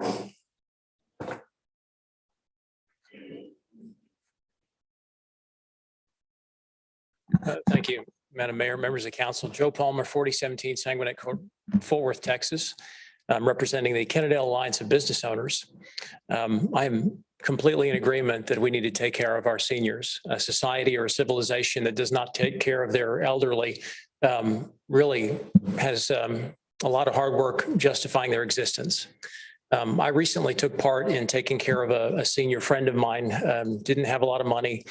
We provided 24-hour care for her for about 3 weeks. And I have a newfound respect for nurses and a newfound respect for volunteers helping their seniors. There was a speech given by David Crockett when he was a congressman representing Tennessee.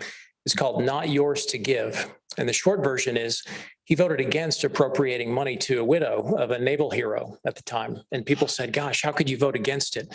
Hundreds of people gave speeches in support of this. And he explained that when he went out to campaign for himself, he found a farmer, a very wise man, who said, I can't vote for you ever again because you voted to appropriate a previous time money for something like this. And so David Crockett realigned, redirected, and reconsidered how he looked at things.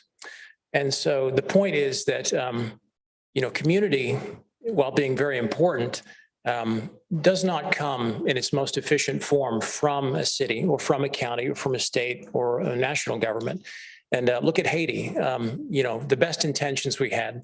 And we find out later that very little of that money that went through the government went to where it needed to go. Same thing with Katrina. And I would highlight something that was said by the previous speaker. Sarah was in tune with her dietary needs more than Meals on Wheels, which was appropriated by the government. And I've said it before, I'm not going to give you the whole spiel about other people's money, but when we spend our own money helping our fellow man, helping our neighbors, we are much more in tune with how that money needs to be spent to help that person. There's a connection between those two people. There's a connection that is lost between government and the people. And I can stand here and give you example after example. And I gather that the thing is going to pass and you're going to keep it open. And I think that your intentions are solid gold. I think they're amazing intentions. I don't question anybody's intentions, but I will challenge you on the issue of hiring more people. Because as a representative of the businesses in this city, we just went through a difficult year, to put it mildly. And businesses aren't hiring, so the city shouldn't hire either. If you're going to hire a social worker, if you're going to hire another person, then you need to cut a job somewhere, find somewhere to cut, because we're going in a direction that we went last year and the year before and the year before, and you see it. And it's a budgetary trap. Because what's happening is you say yes to all these little things all along the way, and you spend a little bit more than what's asked for, and you get to the budget and, oh, how are we going to pay for all these things that we said yes to? So it's not cold to make a cut, and it's not cold to let somebody go. So there is an efficient solution, and it's not city government. Thank you. Thank you.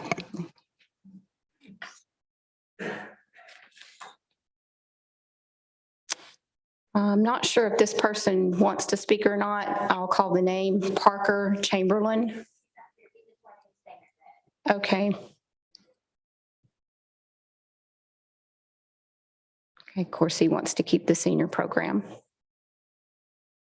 And then this last one, do not wish to use name or speak. Okay, then we have no others. Okay, so let's start on this end this time. Oh. You need to fill out you should have filled out a form at the beginning. I'm sorry. Yeah.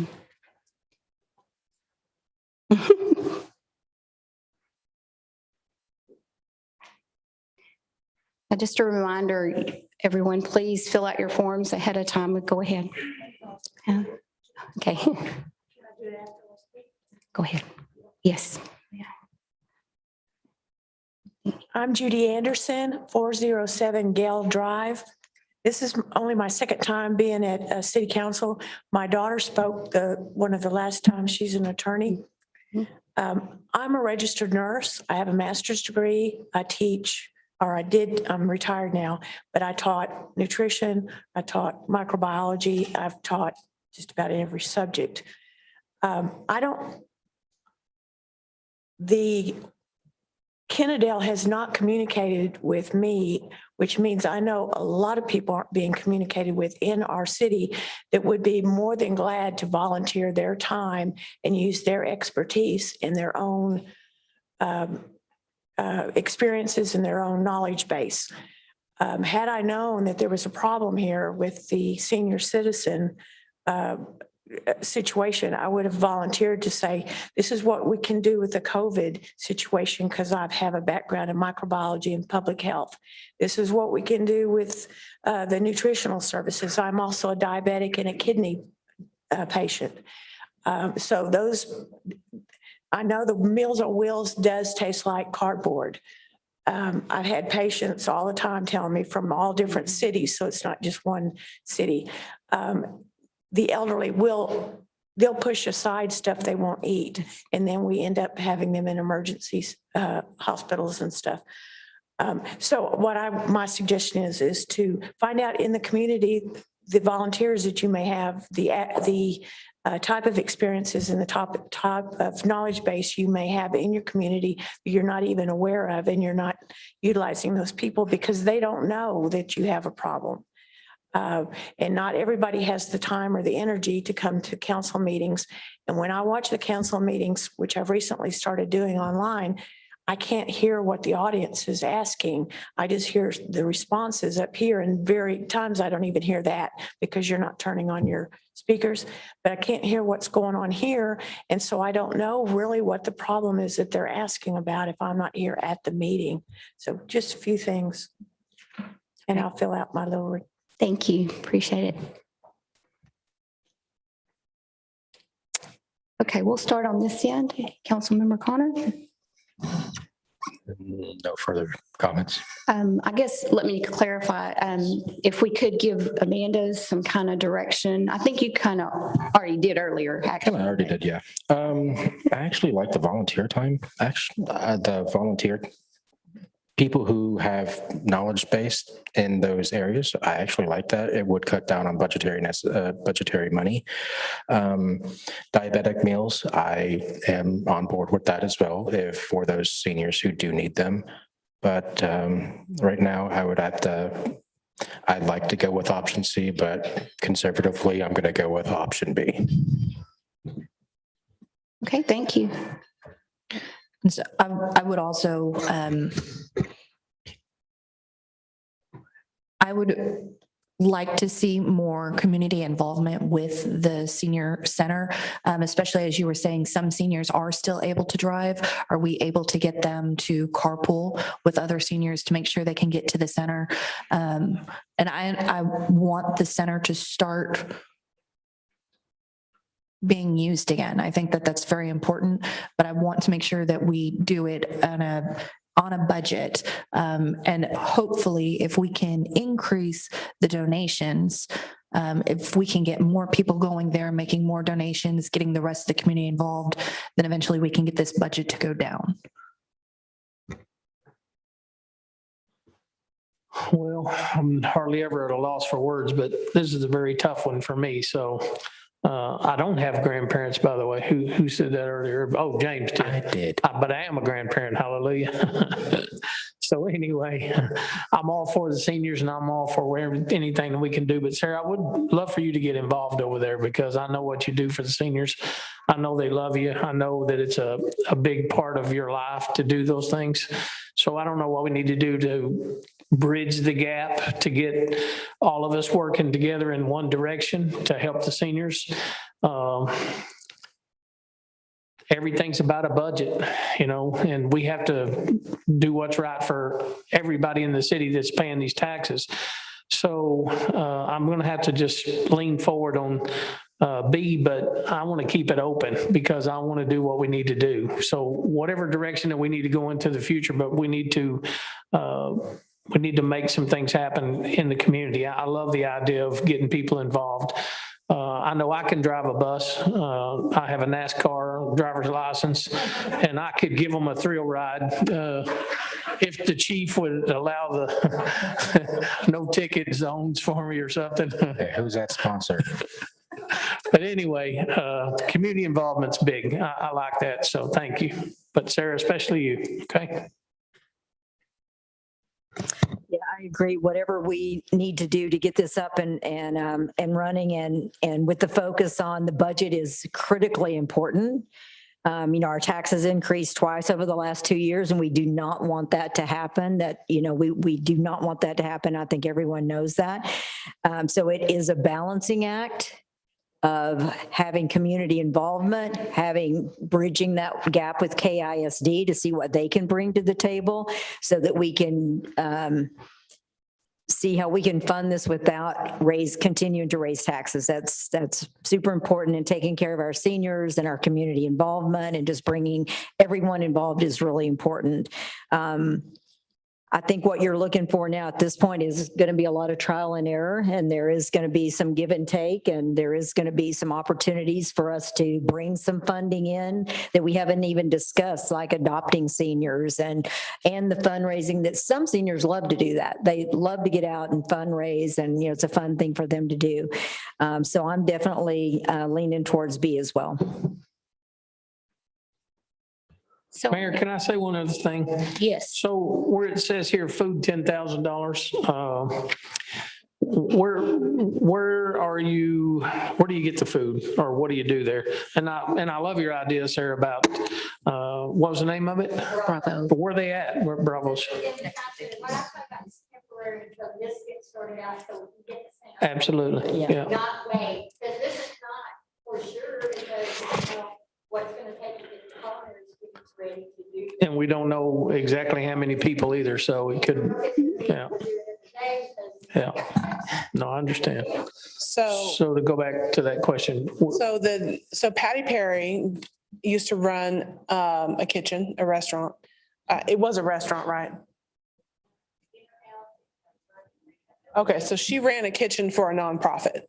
Okay, and so she was gracious enough to go and do a Sam's grocery monthly meal plan. And we based the numbers off of that. So that's where the $10,000 per year comes from. So that's if we stayed at 20 people. Now, what we're hoping to do is, number one, figure out with the person we hire to get some grant funding in there, adopt a senior, get some donations in to offset all that stuff. But also not just stay at 20 seniors, get more people coming in, which means, some of that grocery money might go up, but hopefully offset all that. It will be a fluid process, like you said. It will hopefully be a community-wide project. I'll come talk to you. I got avenues to get food, so Excellent. we can work something I out. actually had one comment really quickly. I like the idea of Bravo Eats. However, in my experience, they're a bit on the pricey side. And if we're talking budget constraints, we can't do that. Yeah. Yeah. So. I mean, if they would be willing to do a discount for our seniors, I can actually see that happening. We would have to look out and see what the options are and the avenues are for food. I mean, as Mayor Rhodes suggested, the fastest option might be a combination of some catering and some brown bagging. I don't know. All of this is administrative stuff that can be figured out on the back end. Right. Yeah, what we're looking for now is just some general direction that council is prepared to reopen the center. And then further past that, some direction on what kind of a budget that you all are going to be comfortable with moving forward. Like, how soon do you want this to happen is the next question. But, y'all are still asking questions. I'm going to go sit down.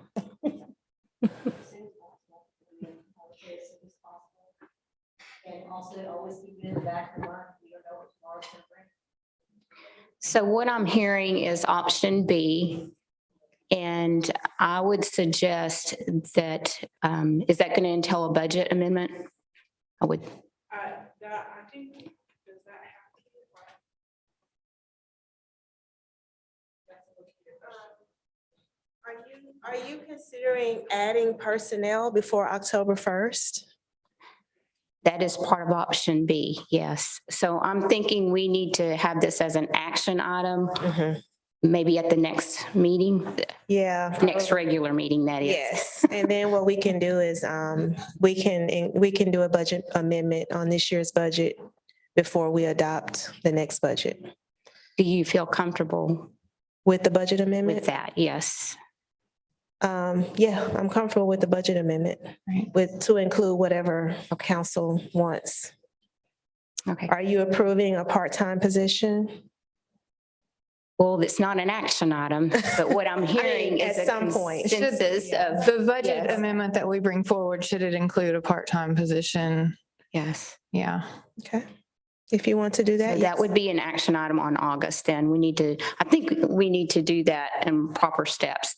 I agree. And it can be in August Okay. or September. And I'm sorry, Yeah. Mayor, I didn't realize that we were discussing actually adding personnel before. I thought we were more on the page of the brown bag and the Yes, center yes, just open. an immediate open. Right, okay. I Yeah, so apologize. something more formal if we're going to actually include it in the budget amendment.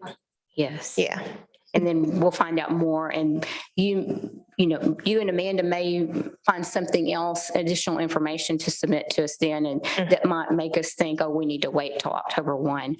But I think we definitely need to reopen the center, even if it is minimal hours, whatever Amanda can work out with her staff. Because is it possible to just do that now, to just open with what we have now and just wait and do the position on October 1st?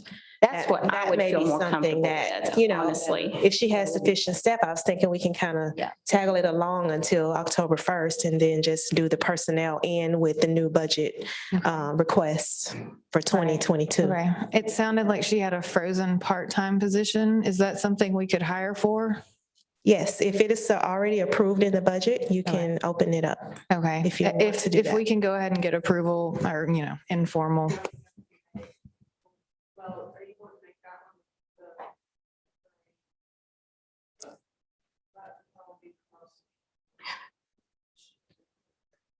If I understand it, we were talking about one part-time position. Is that correct?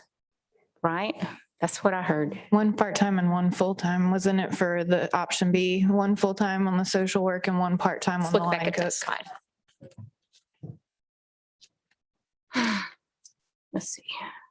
Because your position is. Yes.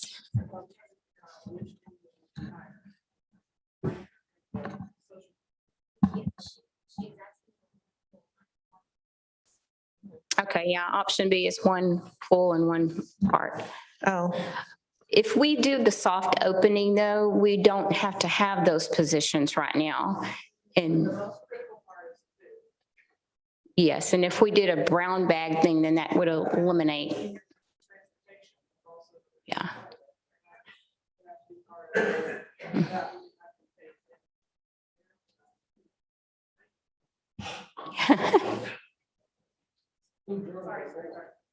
So A volunteer. the critical part is getting the food. And then the second most critical part is getting them to the center.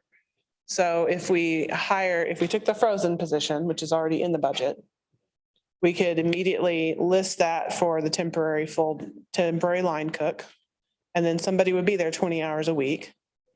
Okay, but then on top of that, we would still need transportation. So the seniors would have to understand that for the soft opening period, transportation would be on them. On their own. On them for that period of time until We're only October talking a couple 1, months. when we hired the rest of the staffing. Is that something council is comfortable with for option B? I think so, but I do want to remind you that Gary had said he might be able to help provide a bunch of food, which my understanding, you just have to heat it up and it's ready to go. And so it Okay. doesn't require a lot of cooking. And then also I think as far as the transportation, this soft opening would be a good opportunity to reach out to the community and figure Yes. out who you can get to help. Yeah, to absolutely. transport Which is everybody. part of the thing is it's going to be a time period where there's going to be some adjustment as well. Yeah. And I've met some people, along the neighborhoods and visiting with people that would love to get involved in this. And that's the difficult part is, like she said, if you don't know, and then how do you get that information to them? But I think if anyone here, if you know someone who would like to be involved in this, how would you recommend that they contact you? Is that what you'd prefer, Amanda? I think that contacting the library would be the best route for right now. I can't guarantee that tomorrow morning I'm going to have full details for everyone, but they can contact the library and we'll have some sort of sheet ready with phone numbers, and then we'll contact people as soon as we know a firm date. Perfect. Thank you. Okay. So what I'm hearing is that we're going to unfreeze the position that's already approved and just utilize it. And then we won't make any additions to staff until we do new program recommendations for the budget. Okay. Everybody in agreement? Okay, I see head shakes. Thank you. Okay, we're going to go ahead and finish the last presentation under the work session, and then we'll take a break. There's no other persons wishing to speak on that last item. So number 4 is presentation by potential purchasers and developers of the Texas Raceway property. Leslie? Mayor and council, we've had someone approach interested in developing the property that was, Texas Raceway out on New Hope Road. And I believe, yes, we thank you all for your patience tonight. They were going to give a brief presentation on their plans for the property. And I believe I see Mr. McMillan back there too. Yes.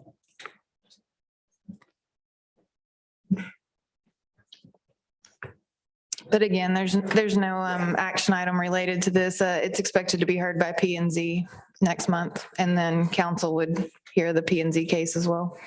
Yeah, we were just going to take a few minutes, introduce myself. My name is Doug Scomer. I'm with Gramhart Home Builder. Rick Swagger's with me with Double Eagle Real Estate. And together, it's our intent to purchase and develop the Kennedale Raceway. What you have in front of you is just some concepts of what we put together to bring about 266-ish homes to that area. It would be developed in 4 phases over a few years. As you go through that, there's just a bunch of different slides that show different concepts. That we've done a lot of work with MMA locally here for that. In this, as you get towards the end, there's some pictures of some homes, typical type homes that would be built in that area. And the last section shows you some work that's been done from a development standpoint for entrances, different amenities and things like that.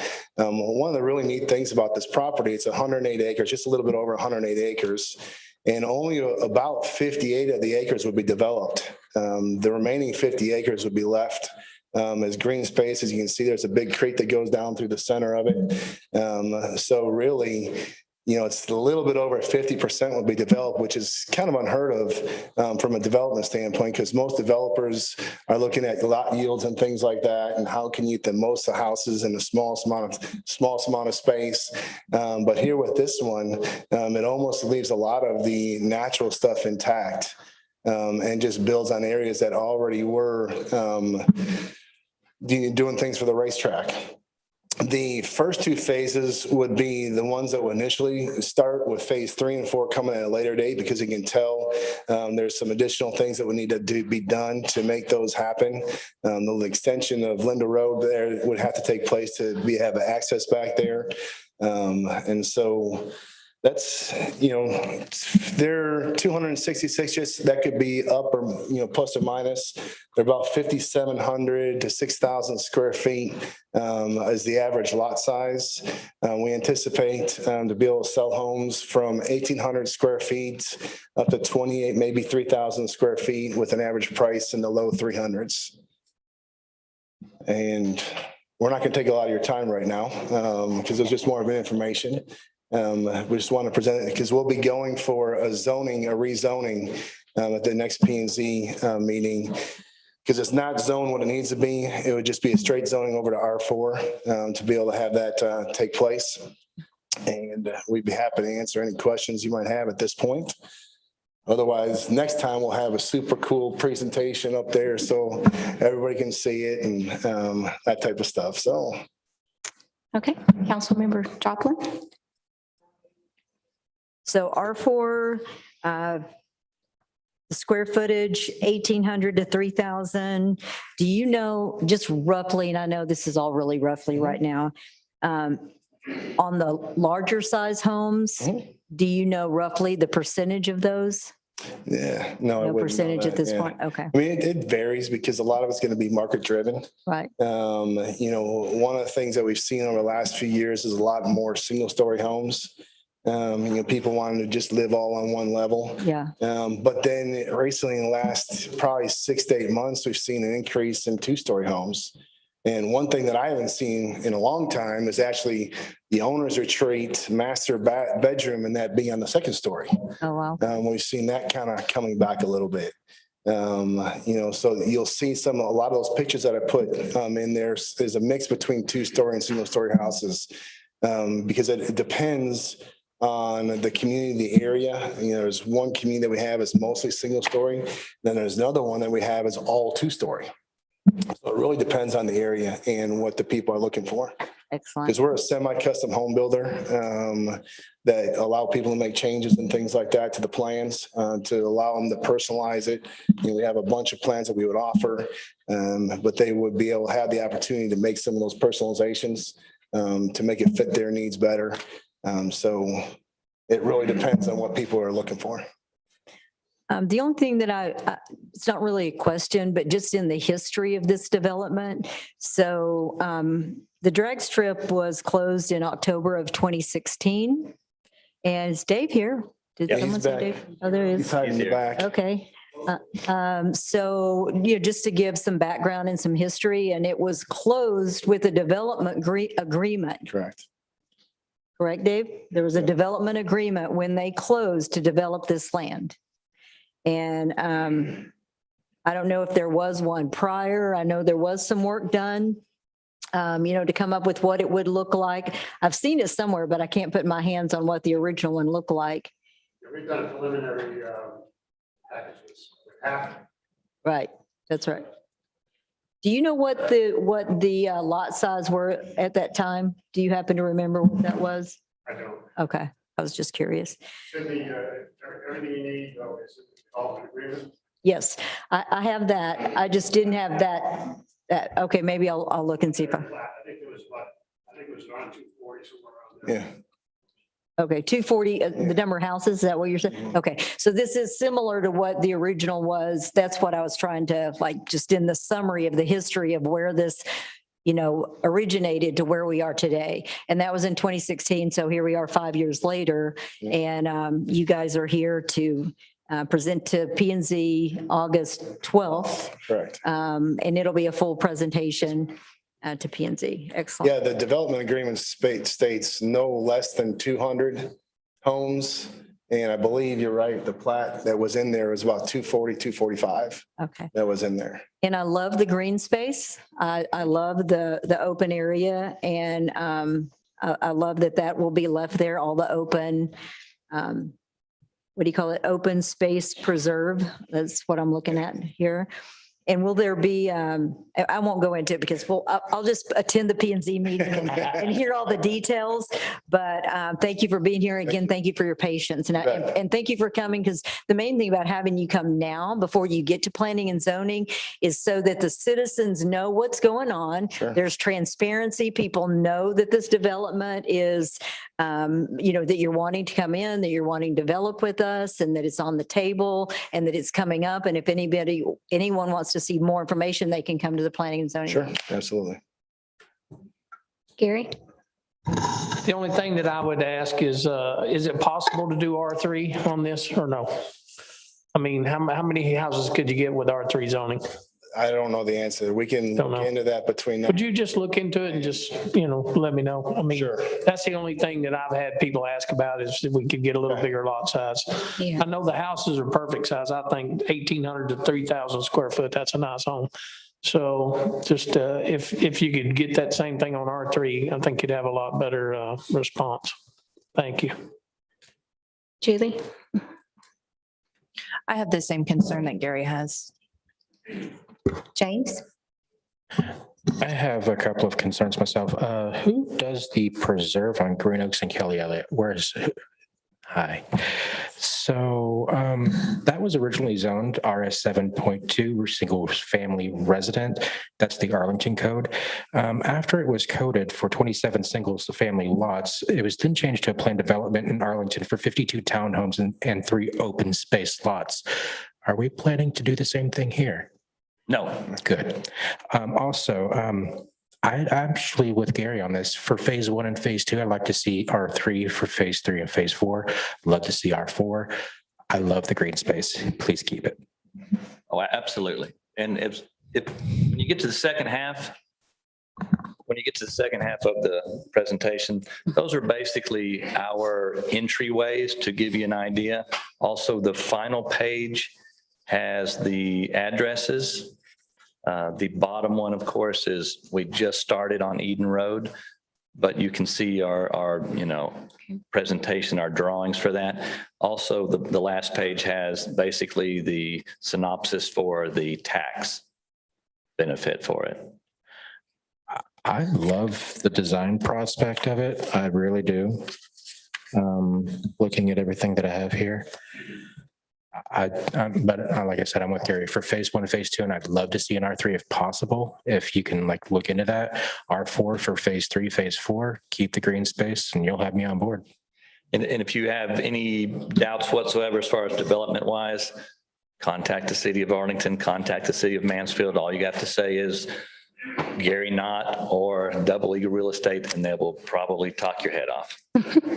I know Mr. Williams. I've spoken with the former mayor. He's a very good man. He approved the townhome development, even though that was where his softball field was. No additional comments from council? Okay, thank you very much. I appreciate the presentation. And we do have one person that signed up to speak on this item. Mr. John Havali.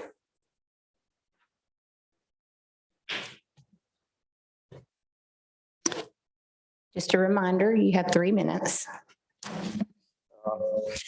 Johnny Valley, 418 Cocoa Valley Drive, Kennedale, Texas. Before I start this, take this, subtract this time. All of you go into Texas Raceway on Google and look at photos. All the citizens of Kennedale. This raceway is an icon for the city of Kennedale. So I ran into a gentleman, and I'm sure there's a lot of folks that believe this, because there's a lot of things that have happened on this raceway. There's a gentleman that I ran into, his name is Marshall McKelvey, owner, driver, Team 48M Madman Motorsports. So he sent me some information, and I'm going to share that with you all, what we are either going to be losing. Maybe that's the way I'm going to position this versus what's coming. You're going to lose the races that have come here, and it started in 1961, and there have been all types of different categories of races. I think, did you just say you were Council Member Gary Mitchell, that you were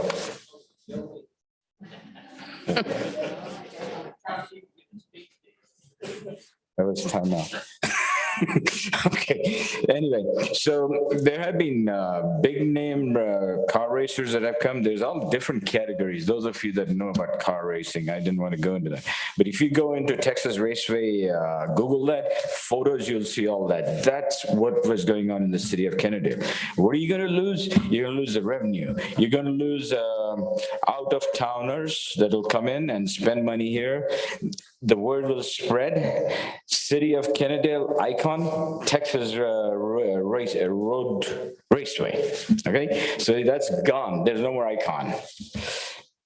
I don't know what's the next icon, but and the other point that you're going to be, there are entry fees. The track brings in about $12,000, I believe. There's a former NASCAR section track. The track was closed in the late 2010s. Then it opened up again to the local drivers. So a lot of drivers come from out of state and do all this different. So the question to the citizens is, I don't know if this needs to be put before the citizens of Kennedale before it goes into P&Z. Do you want the icon race, Kennedale Raceway, or do you not? And that needs to be put onto a ballot. I don't think it needs to go directly straight into this P&Z requiring for change of zoning. That's not fair as a citizen of Kennedale that's been here for many, many years. This needs to go through citizens so that they have an opportunity to contribute to this, whether we want it or we don't want it. Because this has brought a lot of money. This has brought a lot of people. It keeps our kids out of trouble. It keeps our kids from racing on the roads, which would be less work for our police department. Mr. So that's all I'm Hobari, 3 asking. minutes is up. Thank you. Yes, to see if this is possible to put it through a voting ballot.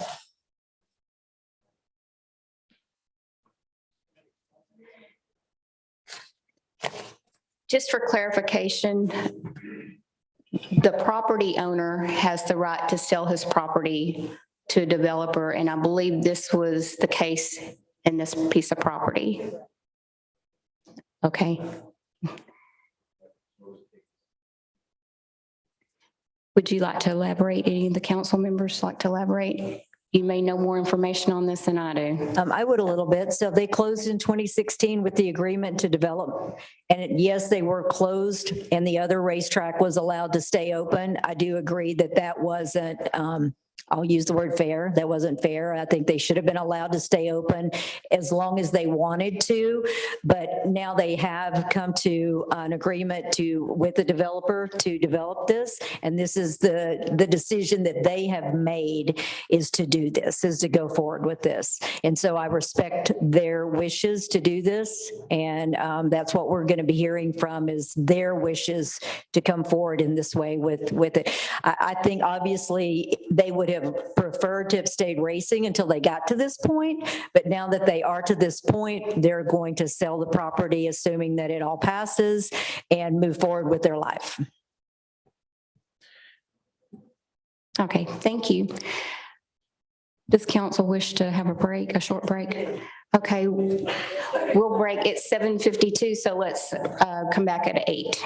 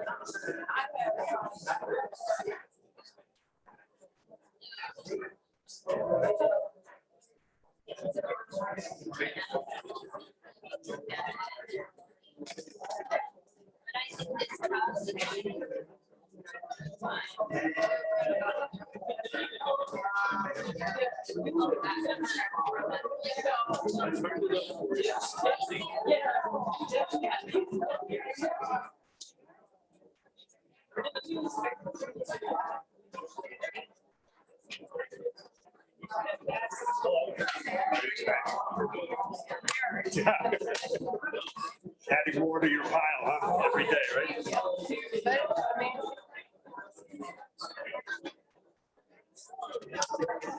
Hope so. Time to come, we started probably back in 09 or 08, so time marches on. Should be okay. I think they did a good job. They basically followed the development agreement. I'm sure you're probably taking a look at that.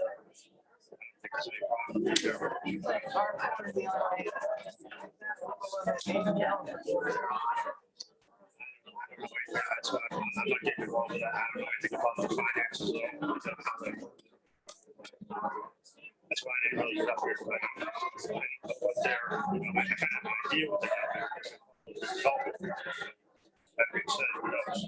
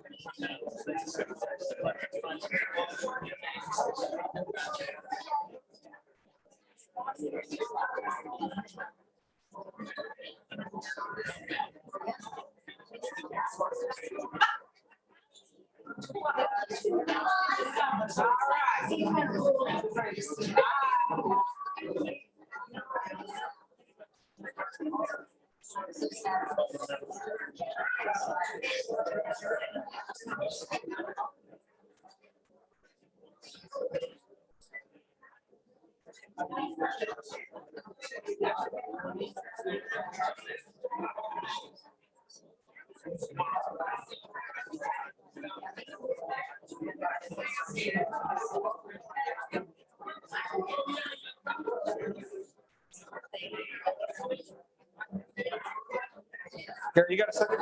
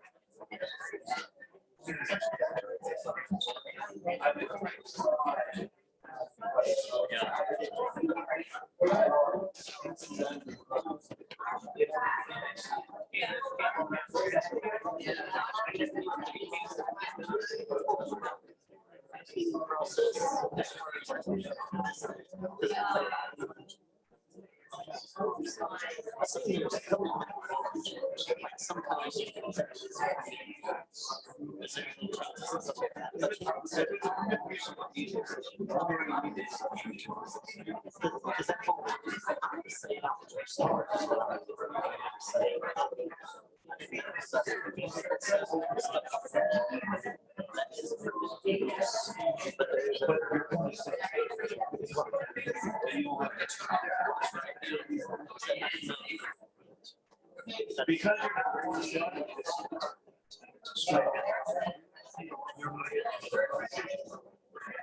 this time.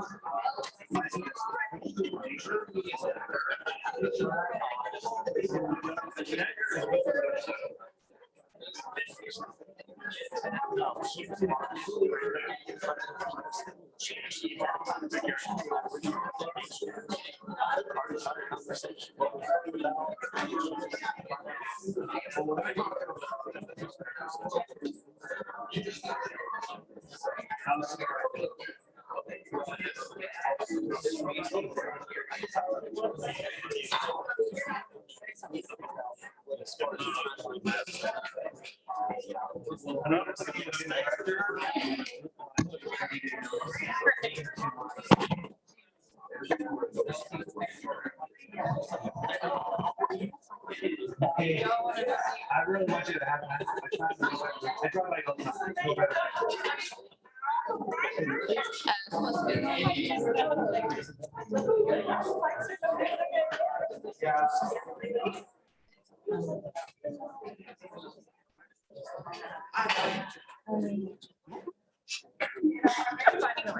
Okay. Okay, we'll reconvene into open session. And I'd like to have a roll call, please. Joplin, Gary Mitchell. Julie Jacobson. James Conner. Linda Rhodes. All present, and place number 4 is vacant. Now I ask everyone to please rise for the invocation and pledges of allegiance given by Gary Mitchell. Let's pray. Father, we thank you for this opportunity to come here as a council and to listen to our citizens. Father, we ask for your wisdom, your knowledge, your understanding, but most of all, Father, we ask for peace for all, that we could join together as one city to make it a better place for everybody, Lord. So, Father, as we seek you, Lord, we know that you're always with us, that you never leave us nor forsake us. So today, Father, we ask you to guide our footsteps and be with us as these decisions are made. Father, we thank you and we praise you in the precious blood of Jesus Christ. Amen. Amen. Pledge allegiance to the flag of the United States of America, to the republic for which it stands, one nation, under God, indivisible, with liberty and justice for all. Honor the Texas flag, city, Texas, one state, under God, one and indivisible.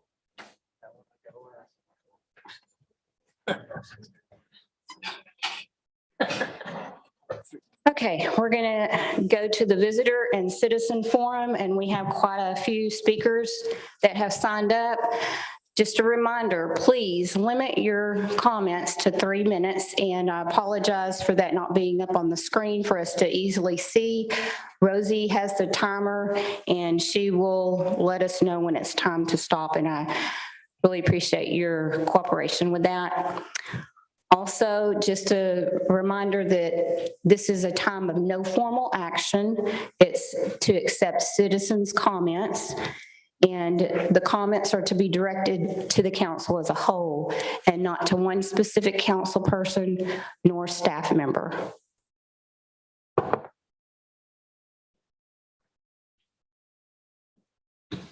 First person is Jeff Prowse.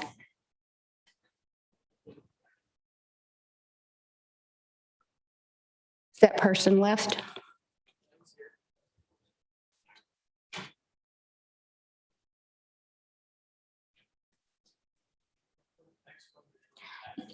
Yes, we can do that. Harold Mitchell. Please speak in the mic. Is the mic on? There, thank you. and state your name for the record and address.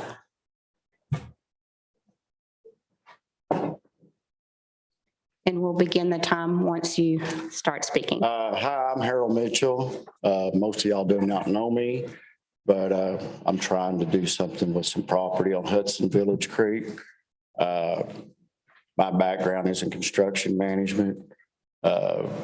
Served 10 years, City of Bedford, street and drainage superintendent, Texas A&M trained construction inspector, done some service with the Navy as a CB. I consider myself pretty much an expert on soils and drainage. In May of 15, I bought a piece of property there, which is close to my business, which I thought would be easy to do something with. Master plan the drainage for the area and break it up into a couple lots we could sell. And since it's zoned C2, let a real estate company market it, let a business owner or somebody that wants to expand their business into Kennedale purchase the size of acreage they wanted to fit their business or grow their business. During this process, we went from this, we was wanting to submit just a couple of that plan there, this first one. This one. Yeah. We were wanting to just to plat up a couple of lots in the front, leave the raw land in the back, and let future businesses come in, tell us what size they need, calculate the drainage area map, construct a retention pond in the back that would hold that volume of water and leave the situation better for the neighbors downstream. Anything that I ever get involved with, I always want to be like a steward, leave it better for the next people to come behind me. Through this long process and multiple sets of engineer drawings, which I don't understand, street paving hasn't evolved any since the 50s. It's still the same old school technology. We were led to believe there would be some cost share to tie into Blossom Business Park. So watered up a set, resubmitted drawings for that. So now, Susan, we are at how many lots? Which was submitted, which is basically a city first drawing and plan. 13 lots. Give each one of those. So out of 24 acres, are taking out the drainage and the street right away. They're about an acre, half acre and 3/4. All those are pre-platted or planned. We're being held to that. I'm lot sorry, but size. your 3 minutes is up. If you could just have an ending statement. Okay. Ending statement. Yes, sir. Is what I want to do is seen all over the Metroplex. When you drive around, you'll see a property where developers went in, cleaned it up, done the civil offsite hydraulic study, brought in water and sewer, and it says pad sites available from 5,000 square feet to 200,000 square feet. And whenever a business owner contacts a realtor, they come in, a deal's made, whatever needs to happen for that business happens. More fire lane. Everybody knows you can't go vertical without being able to get a fire truck. But holding me to doing what's basically a residential development does not fit businesses. Okay. Not everybody business the same. Okay, if you have any further concerns with that, I would ask that you would please get with Leslie Galloway. I'm sorry, but we have a long agenda ahead.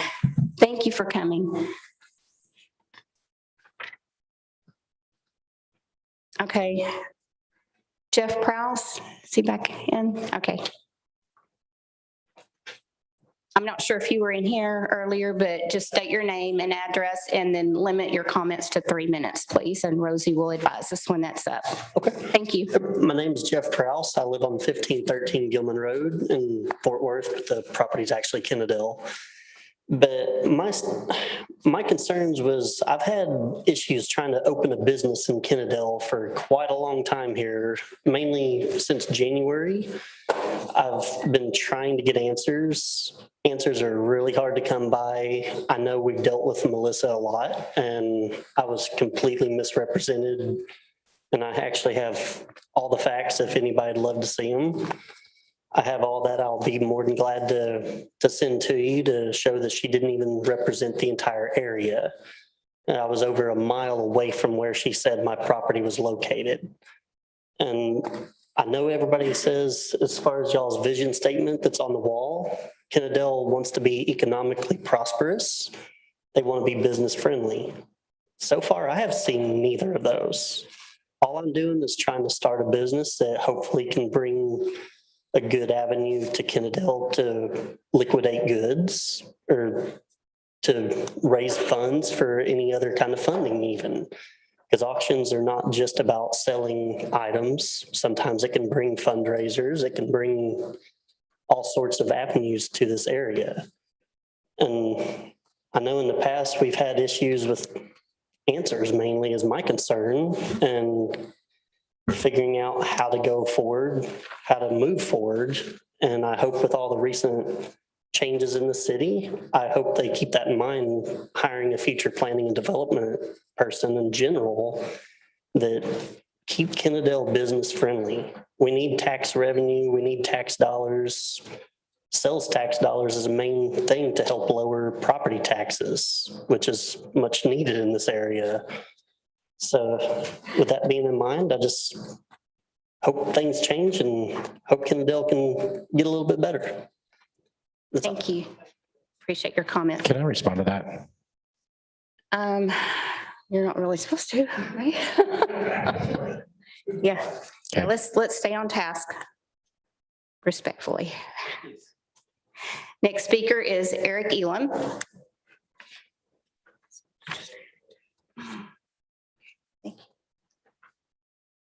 Hello, my name is Eric Elam, reside at 349 Kennedale Sublette Road. You all know why I'm here, but the public don't know why I'm here. I was 250% for the Hammock Creek development right next door that butts right to our property line. We're on 3.10 acres. I got to know the developer real well. I've been doing work for him on the side, so now I guess he thinks he owns me. It don't work. And I want the public, you already know what's going on. I want the public to know what's going on. The previous administration here has failed. The engineers for the city has failed. It took me going over the little measuring tape while they was all away on the weekend. I found out the concrete was poured illegally and wrong, not to the plans. And if I'm wrong, the developer can watch this and sue me for lying, which I'm not. So here we go. The city has no plans on file.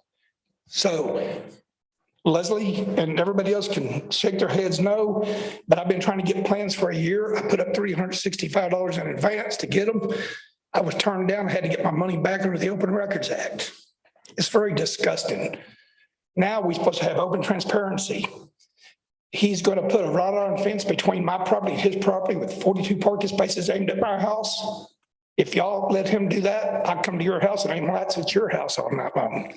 I mean, it's only fair. Give me what you want to give me. I'll give you some of what I get. Now, the fire code, International Fire Code 2015 is Kennedale's code. They illegally poured the concrete. It's going to mess up the setbacks and everything else. It needs to be red tagged. I'm a developer. I've developed land. I've got business partners that looked at this. I've had professionals look at this. And they say, Kennedale, oh yeah, that's the way it goes. So y'all can do something about it. It's the law. If you don't, you're going to get the city in a lawsuit because you're crawling in bed with somebody that's doing something illegal. And I'll tell you, I will be the one to file the lawsuit. I will. And the city, somebody's going to pay my attorney fees. I've never lost against the city. Been out here for 30 years, been to court a few times with them. I've never lost. God bless. Okay. Next speaker is John Tunnell.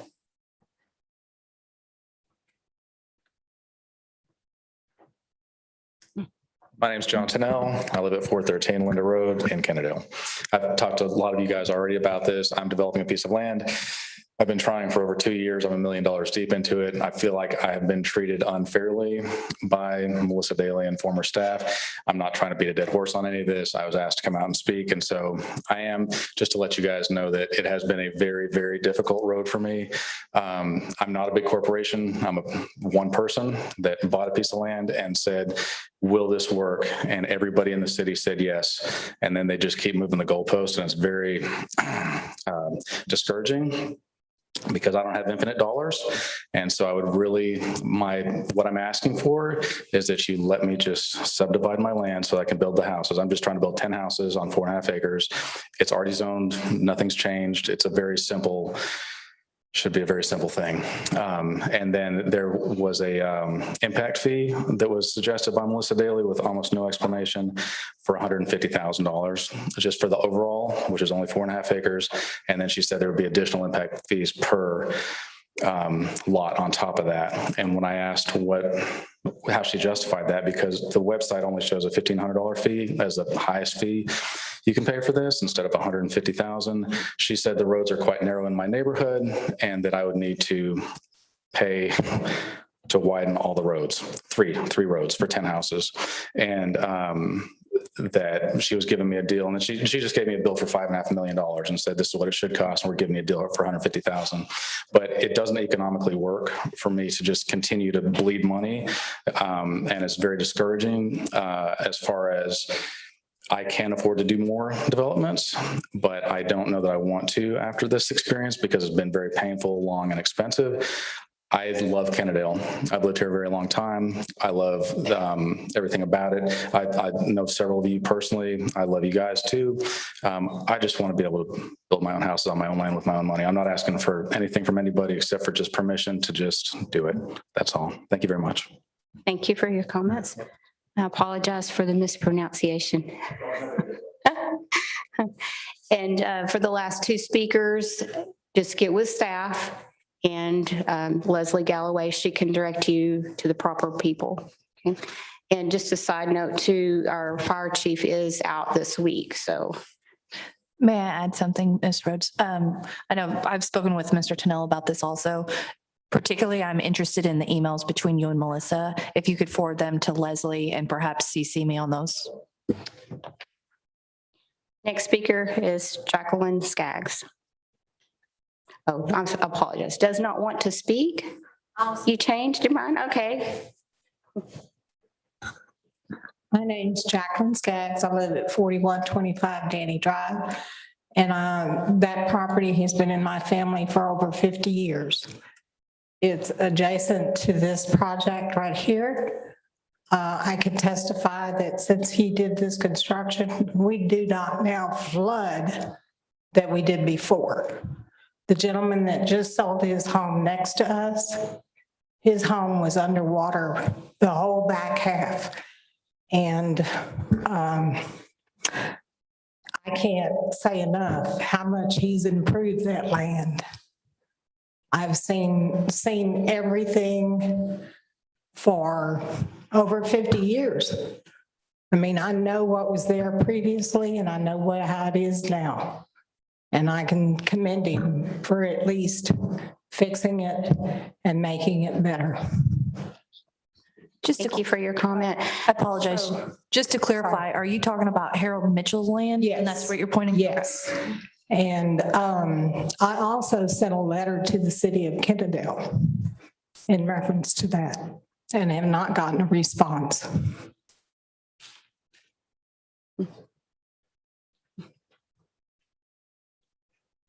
Who is that sent to, may I ask? I can send you a copy of it. I've got it at work. Okay, could you please forward that to Leslie Galloway? Thank you. Next speaker is Joe Palmer.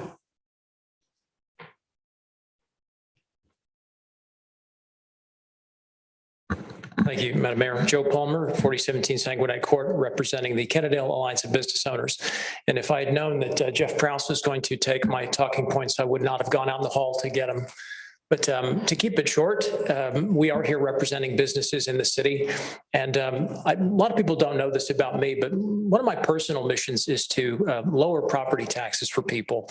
My family members, myself, we've been hammered by the appraisal district, and I know a lot of people in the room can relate to that. What a lot of people may not know is that Kennedale has the 4th highest tax rate in Tarrant County among cities, and that's according to Tarrant County data.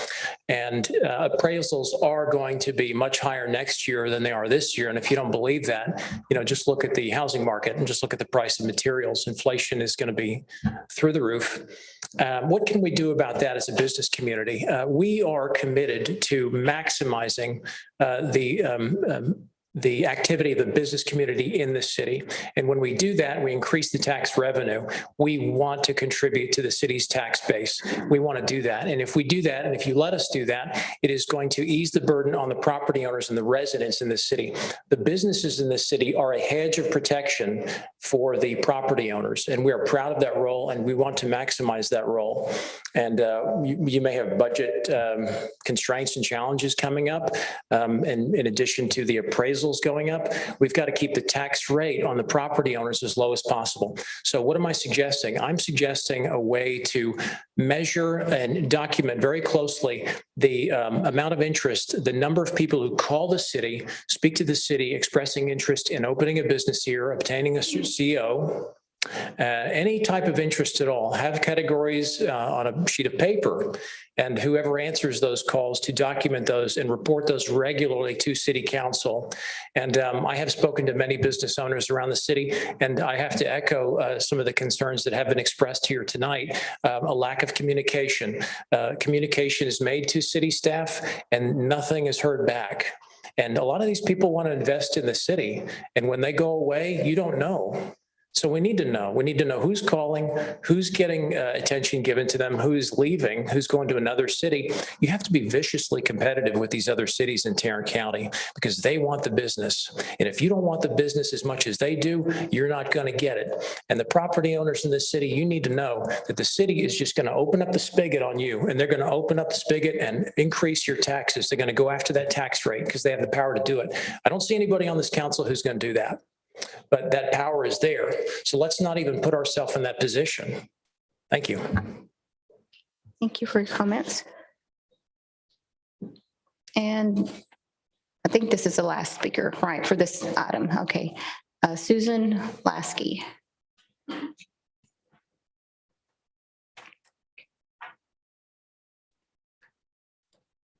Thank you very much.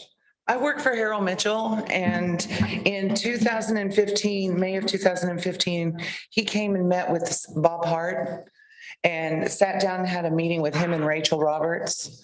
And they discussed this property before he even purchased it. They told him that 9 to 12 month turnaround time. They thought it was a great project. It would generate some revenue for the city of Kennedale.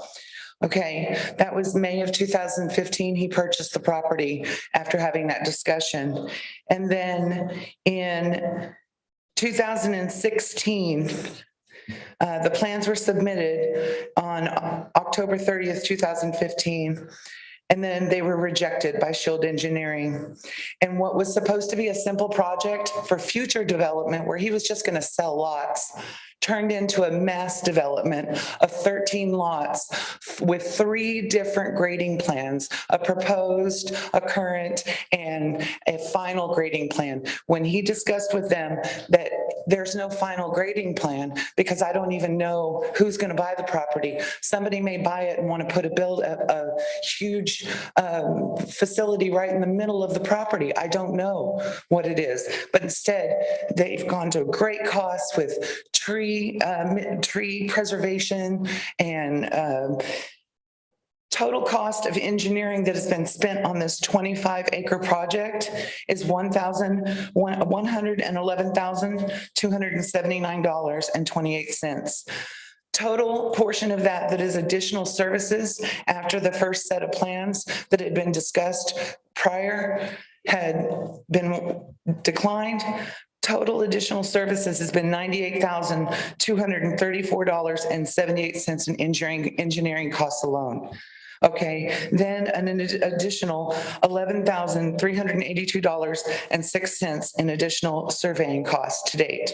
This does not include manpower. This does not include equipment. This does not include all of the countless meetings that were called down here, down the hall, to sit with a group of people crammed around the table so that they could discuss why they couldn't approve that next set. And there have been several sets. And I just want to make sure you guys know that Harold Mitchell keeps a pretty low profile, but he's had that business around the corner since 2002, and he's done a great deal of business with the city of Kennedale. He did the 9/11 memorial. He did the Chamber of Commerce building sitting right out here. He tore down the old Chicken Express. He did the entryway for that big building right up there behind the liquor store headed up to the freeway.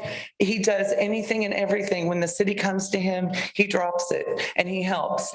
And I just cannot fathom what would cost an additional $98,000 and for a project for 25 acres that was just meant to be split up.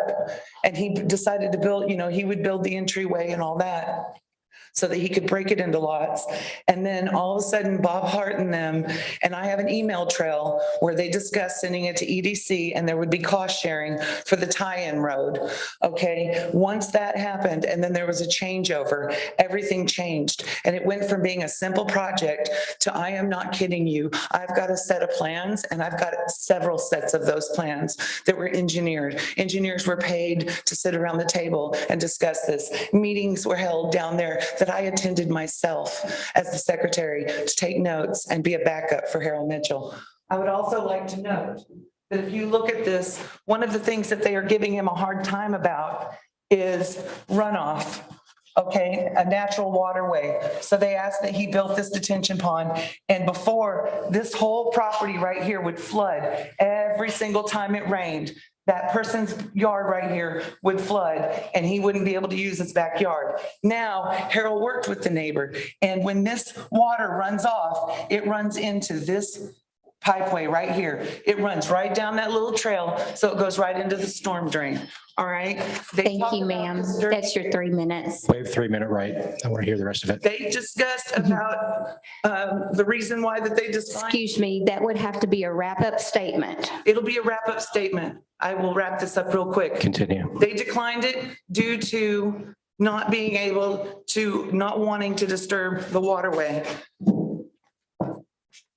July of 2015, the city of Kennedale was building their own. Their waterway runs onto our property now. So we have to get rid of twice the amount of water. And then if you see, you can see the difference. They put in their own drainage area and we're not allowed to put in ours. And we've received letters from George Have you spoke with the current interim city manager on any of this? We have spoke with several people. Have you spoken with this lady right here? We have not been asked to, but we received a nasty letter from George Campbell that talked to my boss with massive experience. Okay, I would advise you to please contact her. And then Shield Engineering wrote that letter you guys got a copy of tonight. Okay, thank you. Thank you. Okay, at this time, Rosie, are there any others under this section? We do have some that signed up for other agenda items. Okay, let's move on to reports and announcements, updates from the city council. Councilmember Joplin. I just want to start out by saying I can't thank the staff enough for what you've pulled together over the past couple months. I just can't thank you enough for what you've done. First responders, there's been a lot of change, and just seeing everyone come together and digging in, I just can't thank you enough. I can't thank the citizens enough. I know you're watching too, for being patient. There are a lot of things that need to be done, and trying to get your arms around everything at one time is absolutely 100% impossible, but we're going to give it our best shot. I want to thank Leslie for being open to taking each one of these issues that have obviously been longstanding. What we just heard is, some that were 2 years old, some that are 6 years old, some we don't even know about, some that are just recently a business. And our goal is to hear every person and to work through this to get these resolved. So I just want to thank everyone for pulling together and thank the citizens for your patience while we do this, even in our meetings. We're doing what we can to get these meetings up. Rosie, thank you so much for everything you're doing, for our meetings too. We'll raise our hands. We're good with that. And just the things that I've been really busy. I'm not going to go through my laundry list of things, everything from the Chamber of Commerce luncheon was good, meeting with staff members. The senior outreach had a great a couple of events that they've had, and I love to go to those. And I think Tamiko she sponsored the snow cones for them, and there's so much volunteer. And I just want to say that just in this meeting, we've had 3 or 4 people come up and say, I'll do that. I'll do that. I'll cook. I can cook. I can do this. I'd love to do that. So for everyone that's watching this online, if you want to volunteer, let us know. We had a TERS board meeting. It was cut short due to quorum, and hopefully we can, quorum issue, we can work through that and get another one scheduled. There was Commissioner Devin Allen hosted a Precinct 2 JPS bond on June the 30th. Sarah was on that call, and she's really advocating for the JPS clinic, a neighborhood clinic for Kennedale. I met with the chief, Brown, and just about the things that they need, the grant that he put together for the fire department. I'm just really excited about the things the staff do for us. And then I attended the KISD board meeting, and there was an amazing recognition. I didn't know him, but it was to Coach Basildew. Did I say it? I had to think through how you said it, Lori. That was wonderful. It was also great to see city at the school board meetings. And that recognition was given by Thelma and Kovac and Lori Middleton Sanders. There's going to be a bench that's going to be presented to him as a memorial. And I did want to say a plug to KSD. The next school planning meeting will be July 26th, 6 to 8 at the junior high. And in between all those meetings, there were lots of meetings with citizens that were calling me up. I'm still trying to track down for you guys a way to cut your grass, by the way. I don't get it, but I'm still trying to do that for you too. Thank you. That's all I have. Go ahead. No update for me. No update. Thank you. I'd just like to say thank you to all the citizen staff. And over the last couple of weeks, I've had some productive meetings with a lot of you citizens. And you've brought out a lot of good points. Some of you have business plans. Some of you have just regular concerns. Just let you know, I am listening. I can hear. I might not respond immediately, but I'm getting to you. Just give me some time. Thank you. Okay, I had a long list of things too, but I'm going to try to cut mine a little bit shorter. I too attended a couple of the Kennedale Senior Outreach bingo events. I took my mom, she's 87, and she's desperately needing that social. So thank you for all you do on that. And then also I attended the ISD meeting, and I did have the pleasure of knowing Coach Basildew, and that's how I learned the little tiny bit of Spanish that I know.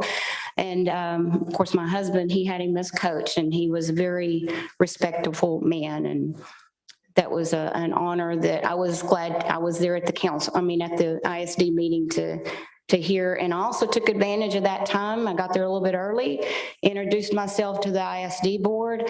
I already knew, of course, superintendent, and I am supposed to be getting with him soon. hopefully the first part of August to talk about some things to have a better city ISD relationship. I know it's been tossed around up here before about the desire for at least the council to meet with the ISD, and nothing real in depth, but just an overview of like, these are the projects we're working on, and these are the developments that's going to affect our city and our ISD. And, you know, I'm familiar with the layout of those types of meetings from a prior meeting that I worked at.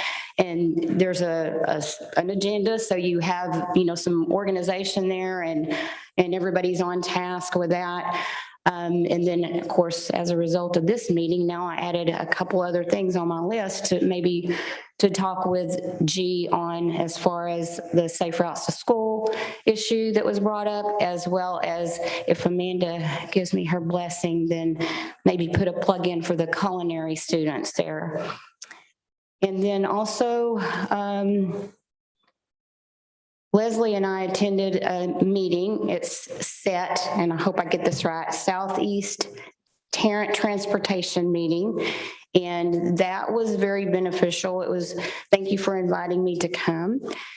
And just a way for us to get our face out there, you know, to introduce ourselves, and also to meet some people that work with the city real closely, Tarrant County Precinct 2 rep, as well as Commissioner Devin Allen, and the City of Arlington. I'm trying to remember his name now.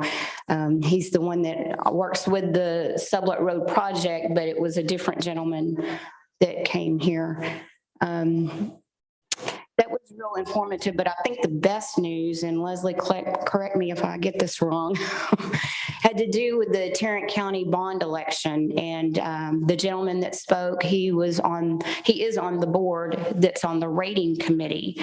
And he said that they get their direction from the Commissioner's Court as far as how to rank these jobs that were presented to council to Tarrant County. And their desire, instead of strictly taking all the projects and rating them in their opinion of importance, was to take each entity that submitted their list. And that's the reason why we had to prioritize our projects to submit to Tarrant County. So they will take those under consideration, each entity's top jobs that they, you know, top projects that they submitted. And it sounded very hopeful for our little school road project. Did I get that right? Yeah. Okay, you want to add anything to that? Well, it was my understanding that each community was going to be allocated at least one project.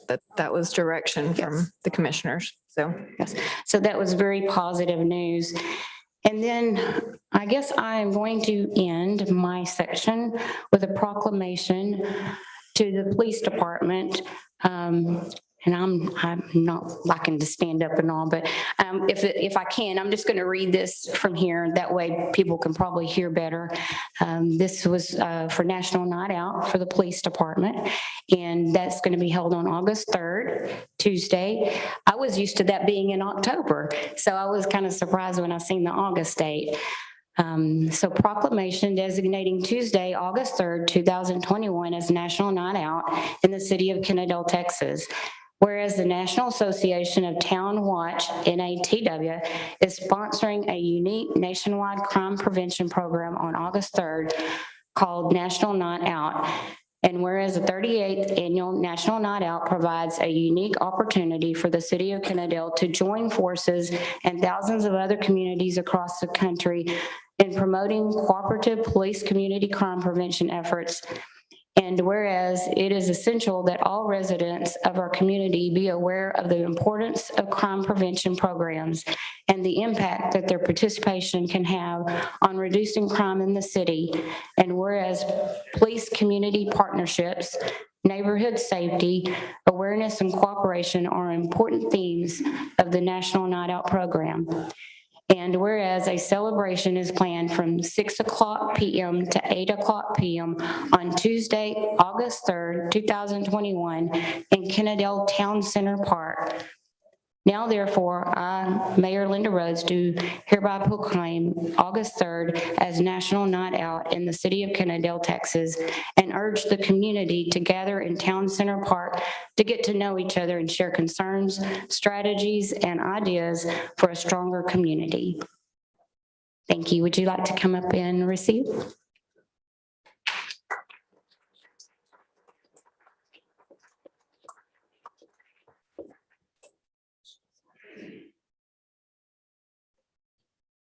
Thank you.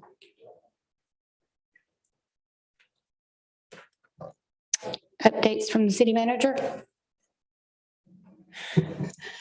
I did have a couple of things I wanted to mention also. Sorry, excuse me, on the Tarrant County Bond Program. The Commissioners Court is expected to do their official ranking on the 27th. They meet each Tuesday morning at 10 a.m. And then I believe the official project list should be part of their meeting on August 3rd. So Shield Engineering has drafted a letter for the city to submit. There are 3 different buckets of funding, so that's going to be issued under Mayor Rhodes' name once I'm going to go through that tomorrow and make sure she's okay with it, and then we'll give them the go-ahead on that. So let's see what else. And again, I think it's been mentioned a few times tonight, but I appreciate everyone's patience as staff moves through this transition. You know, we are down quite a few key people, and I appreciate the council's patience and the community's patience. I am trying to respond to everybody as quickly as possible, and, you know, just keep emailing and calling.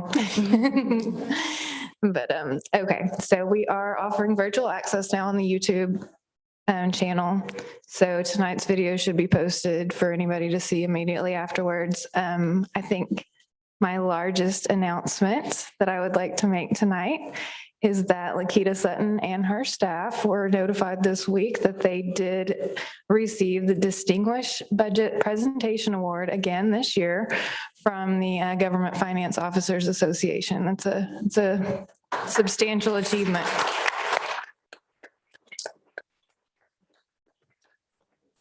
Awesome. And then I also wanted to mention that the police academy is being planned right now for September 13th through November 8th, and that would be open to residents 18 and older or all ages? 18 and older? Okay. First 20. Yep.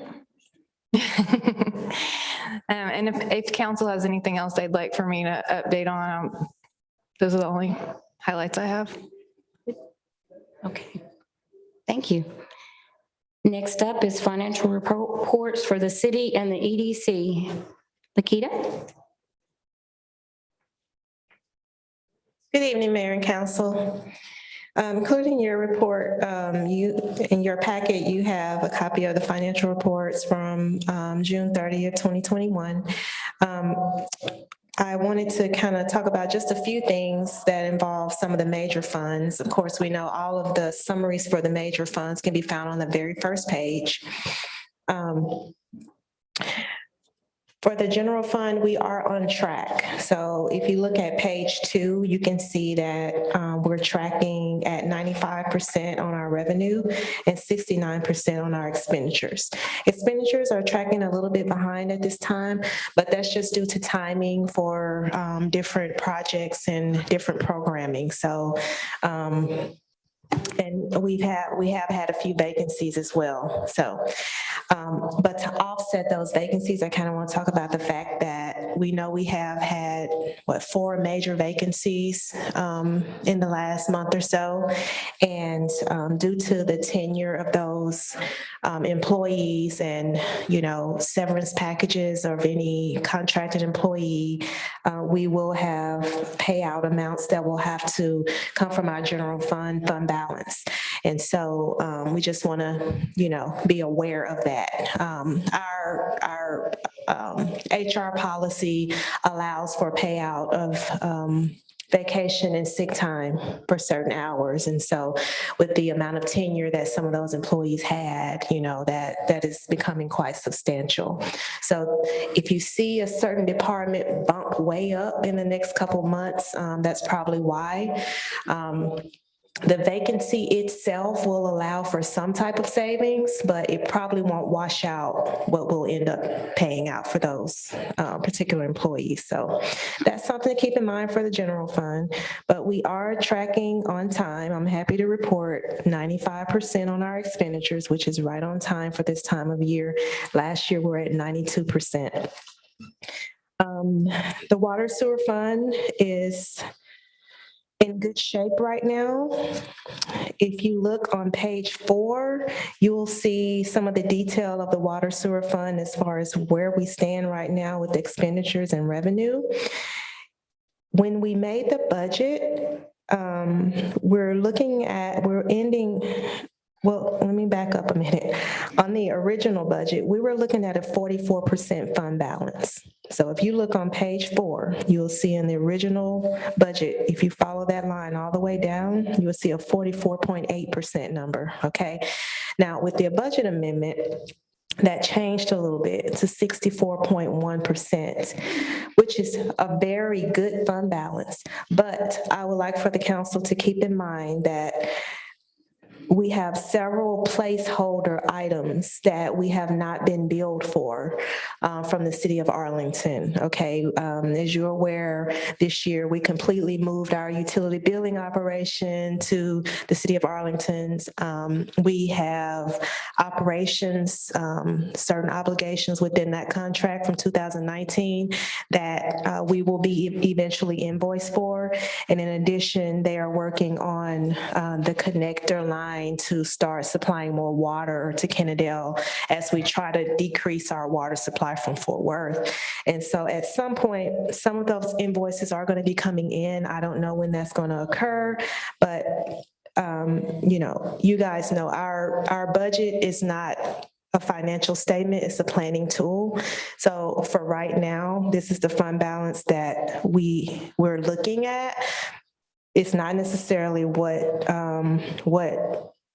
the true plan is going to be. So as in the next few months, as we talk about kind of revisiting and going back to that contract and making whatever updates that we're set to make within that contract, that will change some. So I don't want our eyes to get too big on that fund balance right now. Stormwater is tracking right on time. We do have low expenditures at this point, 18.5%. There are a few capital projects within that fund that was budgeted this year that has not occurred and may not occur depending on how quickly we can hire a public works director to pick that back up. But that's okay. Whatever we don't spend this year, we'll roll over the fund balance for next year. And our streets fund. This one, I am probably going to recommend to Leslie at some point that we look at combining the streets fund. If you go to page 3, it's where you'll find the streets fund. At some point, we probably need to look at combining that with the general fund. I don't know why here we have a separate fund for streets. That's not normal. Normally, streets is situated within the general fund because when they come and do the audit, it's in the general fund anyway. They combine it anyway. But for some reason, for budget purposes, it looks like at some point, someone made a decision that all the city's franchise fees would finance the streets fund. And I bet you if we look hard enough, we can find some ordinance or resolution at some point. And I don't mind keeping it that way. The only reason that I'm going to suggest to Leslie that we combine it with the general fund is because, with Senate Bill 2, we are going to be expecting a lot less franchise fees than we've been getting. And that's just something that came along with that bill. They set regulations to where we were only able to charge entities so much for franchise fees. And as you can see, we're not tracking on time with our franchise fees. We have everything from telephone franchise to, cable, electricity. If you look at one of the largest ones, which is our telephone franchise, we're only at 26%, and I don't believe we'll receive much more. So if you follow that all the way down and look at the expenditures that we budgeted, we're over expenditures or over revenue. And it's been budgeted like that here for probably about 3 years. I know I'm kind of going on a tangent, but I just want you to be aware of what you may see being proposed. If we keep drawing down the fund balance, there won't be any. And so to be more transparent, we may want to consider moving streets to the general fund, letting the general fund receive whatever franchise fees we're going to get, and then figuring out what we're going to do about the expenditures, because the majority of those expenditures coming out of that fund are personnel. So that's where, harder decisions have to be made, or, have to figure out what we're exactly going to do about that. But that may be something you may want to, we want to do something about it. My recommendation will probably be to combine it with the general fund and talk to Leslie about what we can do about that. But that's something to keep an eye on. As far as the other funds on the very last page, the only one there that I want to bring your attention to is just Fund 5, the Capital Replacement Fund. We are going to have to figure something out about that as well, something I'll be speaking to Leslie about and we'll be bringing to you. That is the fund that we purchase and lease our public safety vehicles out of, as well as our public works vehicles. And when that fund was opened, I don't believe there was a solid plan to keep the fund replenished. And so when that fund was opened, it was opened with a big lump of cash that came from someplace. I think it was some bond or something, but we were running out of that with the amount of money that we're spending through enterprise. And so we're going to definitely have this is something I've been wanting to do for 2 years since I arrived, but we're going to have some suggestions for what we could possibly do. They may not be the most popular, but we have to do something, because if we don't, after this year, that fund will start to go into the negative as well, and we don't want that. So those are just a few things that I wanted to bring to your attention and things that we're looking at. And that's really all I have with the financial report. I don't have any highlights from the cash investment report. The cash investment report is what it is. If you look on the very last page of the cash investment report, you will see what our cash balances are right now between our 3 banks. And oh, no. You know what? I think we attached it on a later email. Yeah. Apologize. I did, I attached it to the email I sent the packet out in, but it was not in the printed copy of the. Yeah, I'm sorry about that. And it's in your inboxes though. But nothing much there. This is just a Q2 investment report. As of the end of June, we were having a total cash balance of 13 million. And that is in sync with how it's spread out among all of our funds. So you have any questions about that, feel free to send me an email or give me a phone call. And I can take any questions if you have any. Any questions? Go ahead. I do just have one. First of all, thank you so much. I mean, for me, this is Is it simple enough? operate. This is the most important piece of, paper that we get. Yes. As far as, how we are able to do everything else. So this is the foundation for us. So I just had one question on, and I did notice that with the franchise fees as well, how, limits how small they were, the percentage.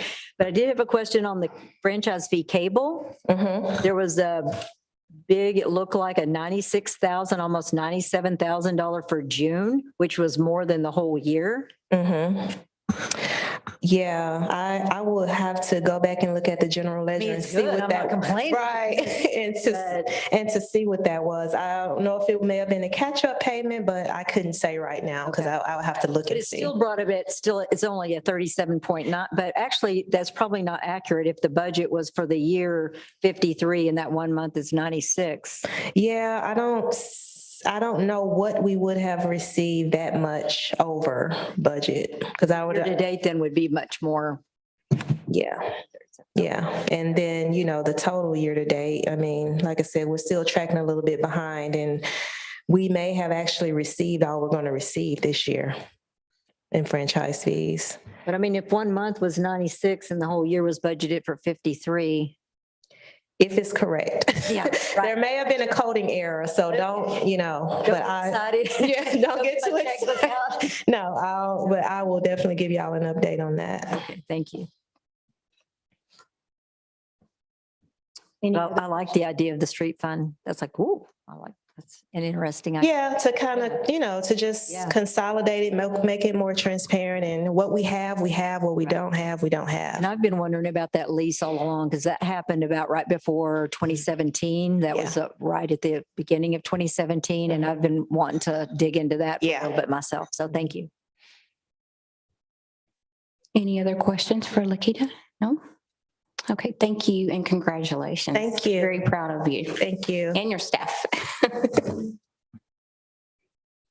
Okay, then that moves us all along to the consent agenda. There are 3 items on the consent agenda. If there's anything that council wishes to remove from that agenda, please speak now. Okay.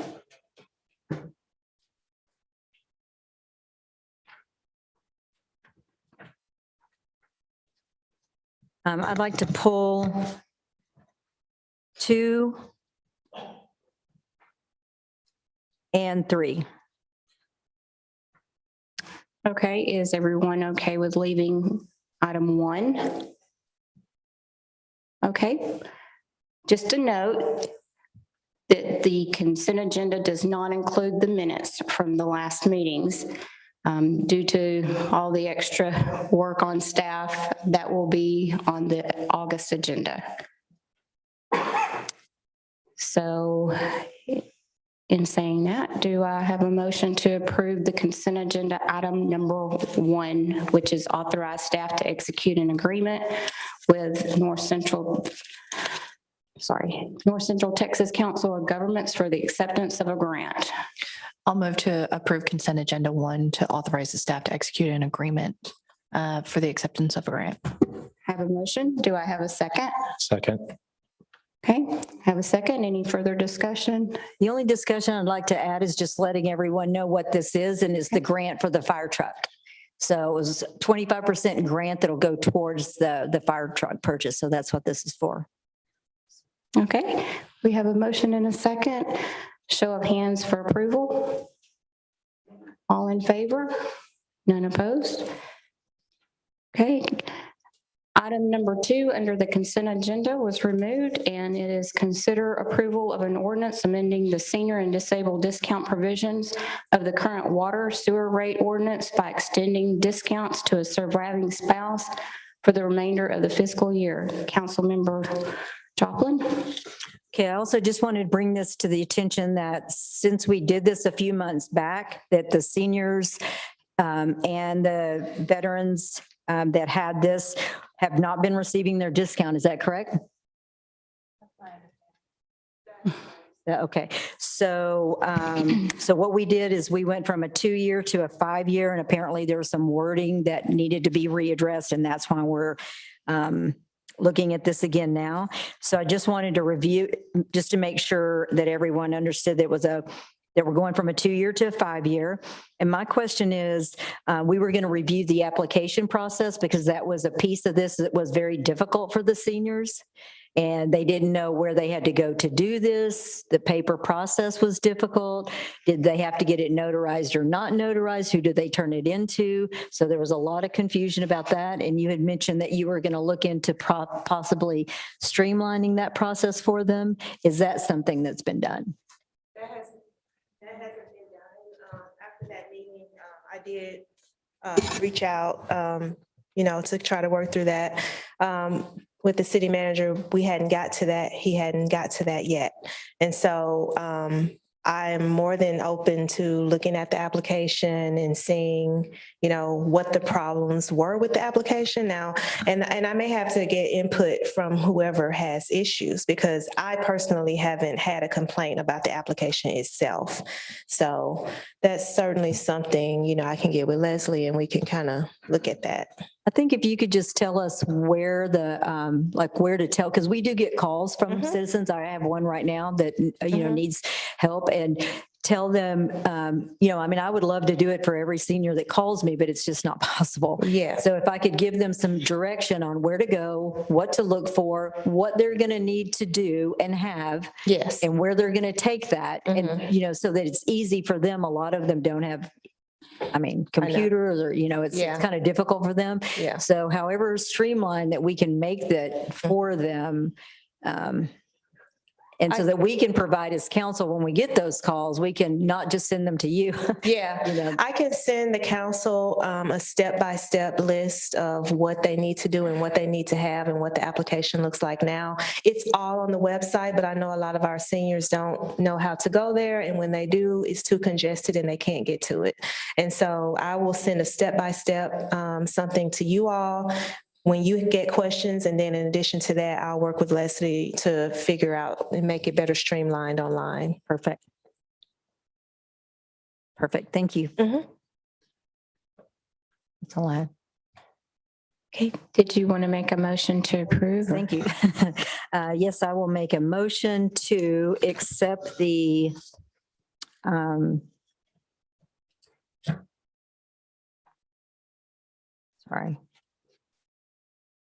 to accept the ordinance amending the senior and disabled discount as provided in our packet for the current water and sewer rate ordinance, extending the discount to a surviving spouse for the remainder of the fiscal year as it's written here.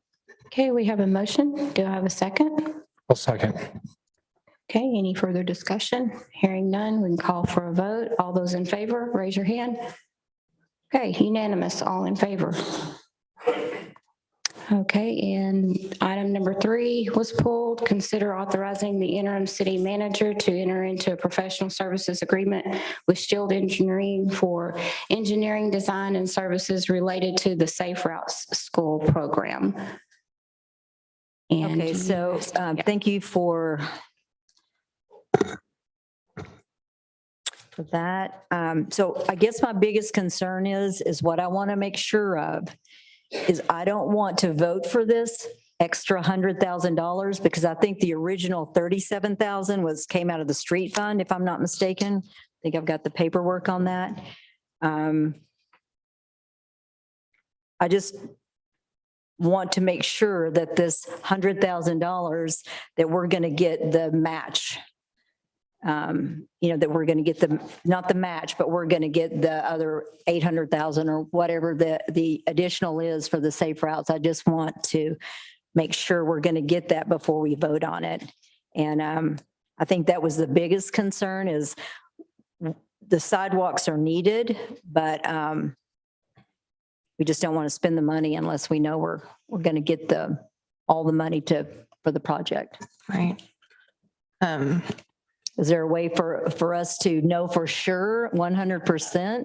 I'm not comfortable saying 100% that we're going to get the sidewalks because there are other entities involved. I feel comfortable recommending to you all the approval of this money and that it will go towards what you intend it to go towards, that the project will move forward.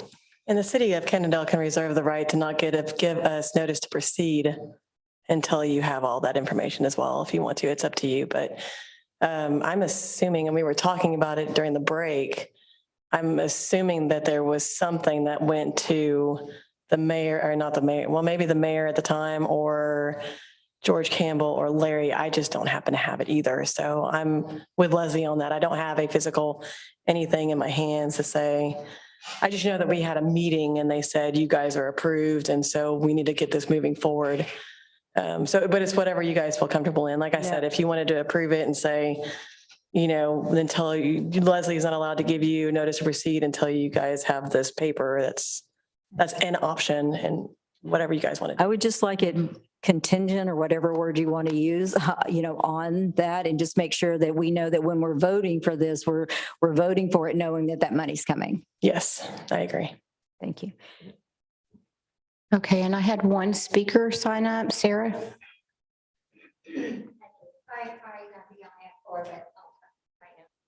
I understand your concerns, Jan, but this has been put off for too long. I live at 700 Crestview Drive, the corner where the kids, the four-way, okay? That is dangerous because the fire department does not have a way to have a sidewalk because they got to keep that open when they have an emergency.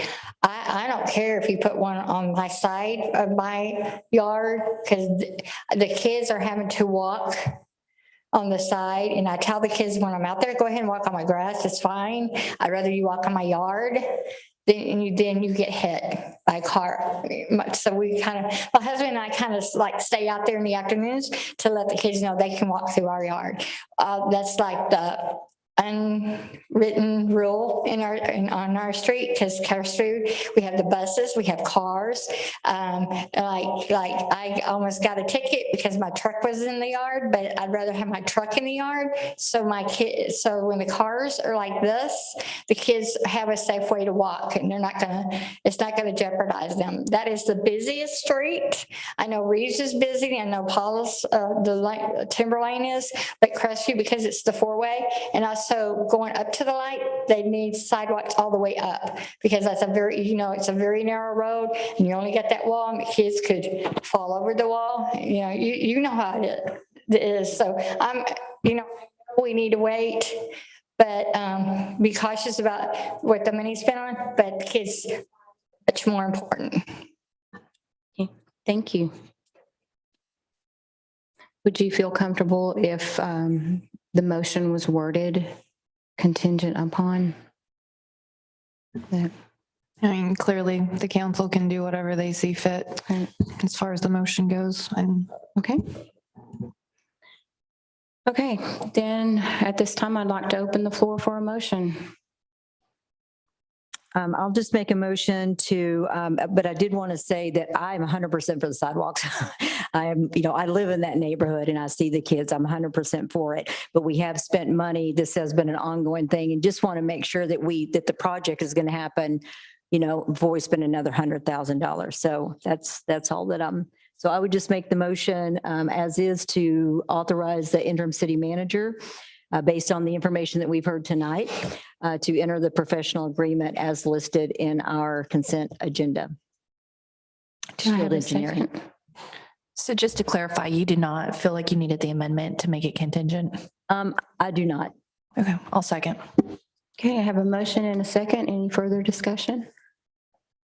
Okay, hearing none, I call for, did you have a discussion? Go ahead. I'd just like to see if we can add, maybe in a different package, or even this one, Magnolia, Hilltop, and Ruth. And I think earlier in the presentation, Shield had indicated that had not been, you want it in a formal motion? Is that what I'm hearing, or? Yes, if possible, or if we can continue this discussion at another time to add these three streets. Okay. So you're comfortable with the motion as is, as long as staff pursues the other three streets? Correct. Okay. Okay.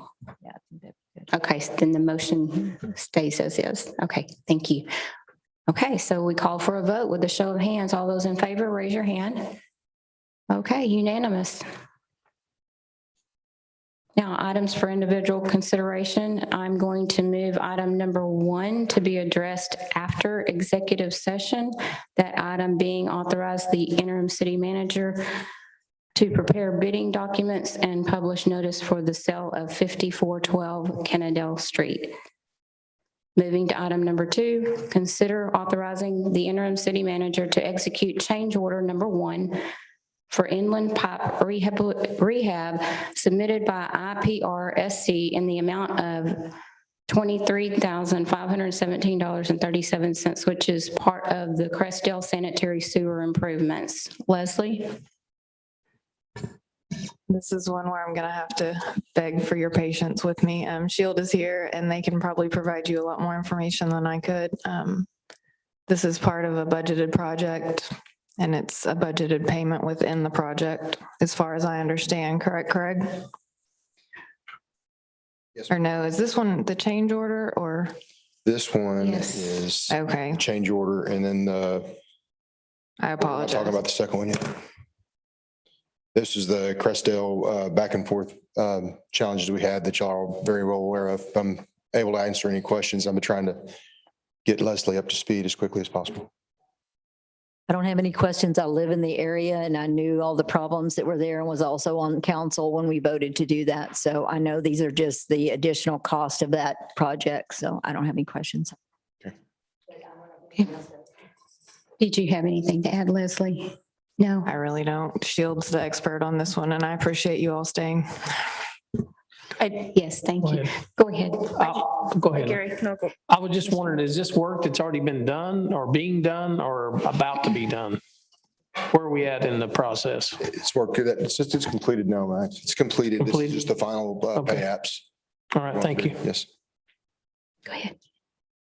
No questions? Okay. And no one has signed up to speak on this item. So I will open the floor for a motion. I'll make a motion on, to consider the interim to execute the change order number 1 as noted in our packet. I'll second.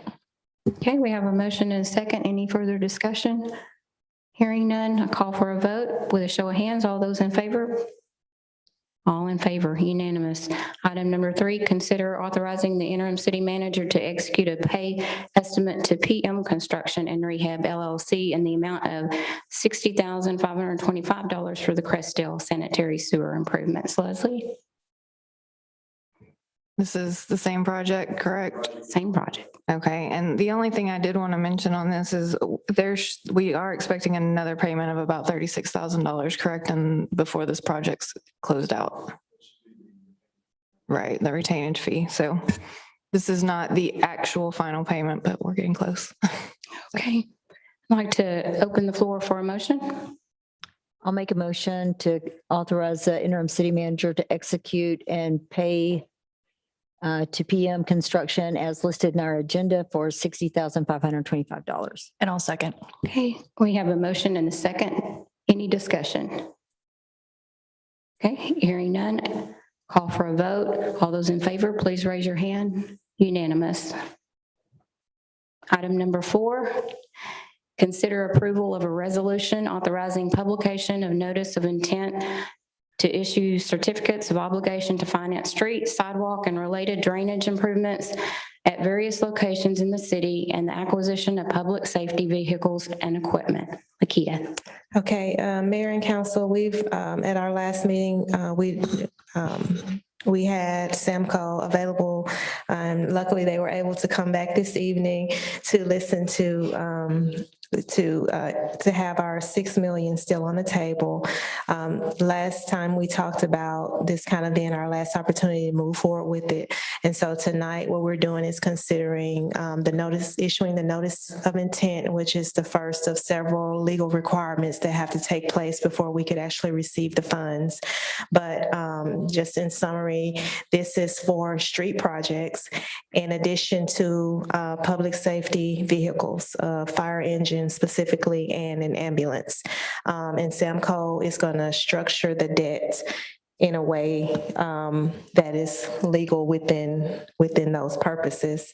So unless you have any questions for me, I would like to bring up Mark McCliney from Samco, who's going to do a short presentation. I do have some questions, but I'm wondering, do you think it'd be more helpful to ask you questions after he gets it? Yeah, after we can answer questions for you. Okay, thank you. Oh, my pleasure, and congratulations on the award, Lakita. Oh, thank you. Okay, help me out, Leslie. Is this? Oh, okay. Oh, yeah.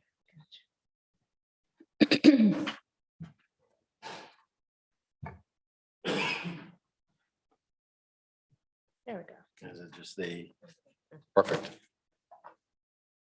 Hi, my name is Mark McCliney, and I'm with Samco Capital Markets. My partner, Andrew Friedman, and I've worked with the city for some time.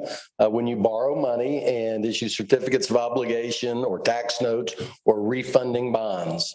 We put together a presentation, and I don't know if we want to go into that part or want to just do the notice of intention, but we gave a little bit of information where you stand, how you compare to some other communities in the Metroplex in a size range that's similar to us.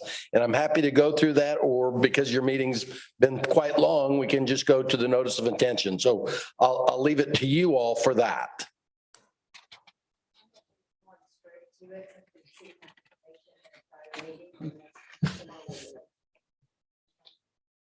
If that's okay, what today's purpose is the notice of intention resolution. And Lakita did a good job of going through the summary. This is the first legal step. It's not the issuance of obligations. It's the first legal step.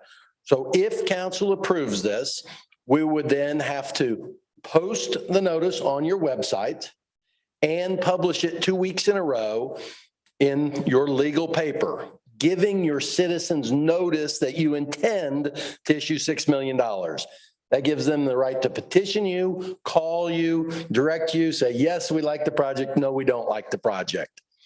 Come the sale date. So in the notice of intention, we say how much we can borrow, which is an amount not to exceed $6 million. It lists the projects, and Lakita already went through that: streets, curbs, sidewalks, gutters, and a fire truck and an ambulance. And it states the date when the city council will come back and consider it. And that is, it's on the last page of the presentation,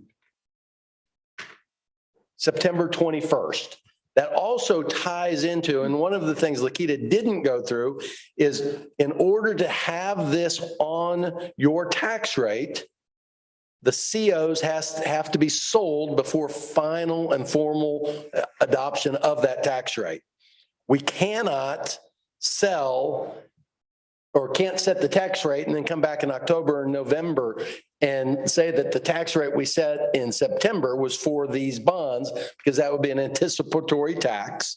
And you as a council hadn't authorized that debt. So we would come back September 21st to actually authorize these, and then we would close and the money would be in the bank mid-October. The second to the last page is page 7 is on this presentation. I'll take it to, and we have columns here, and we actually added these columns at the end, 7, 8, and 9, just to see what would happen in the future. But in the most important ones is, what's your snapshot now? Column 3 is the debt service that you have currently. Roughly speaking, for the fiscal year we're in right now, it's $1,535,000. Next year, if you do nothing, it drops to $1,245,000. So you're setting your tax rate only on $1,245,000 unless something comes in to replace the drop. What we try to structure when we sell bonds for a community is every few years have a drop. That gives you as a city council and the staff an opportunity to borrow if you choose, and perhaps do it without a tax impact. No more, not dedicating new funds for debt service, but using the exact same tax rate for that project. There are times when you have to borrow and it would take a tax increase.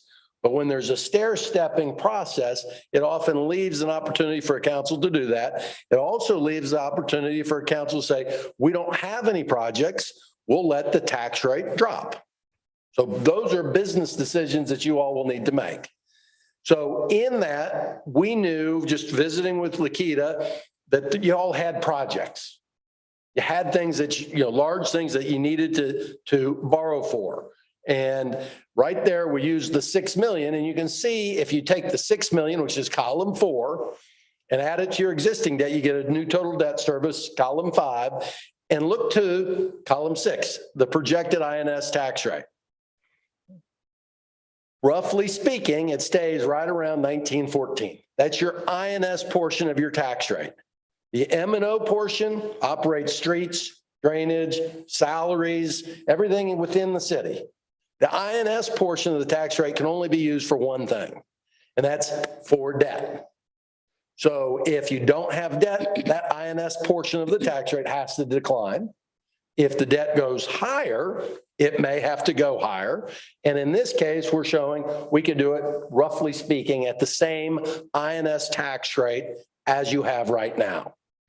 So that's $6 million. Now, we also looked at this, said what happens if you had to do something in the future?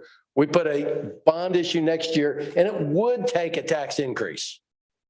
So maybe it's something that's on the table. Maybe it's something you take to your voters and say, if we have a project next year, it's going to take a tax increase. Well, that may be a time to take it to the voters.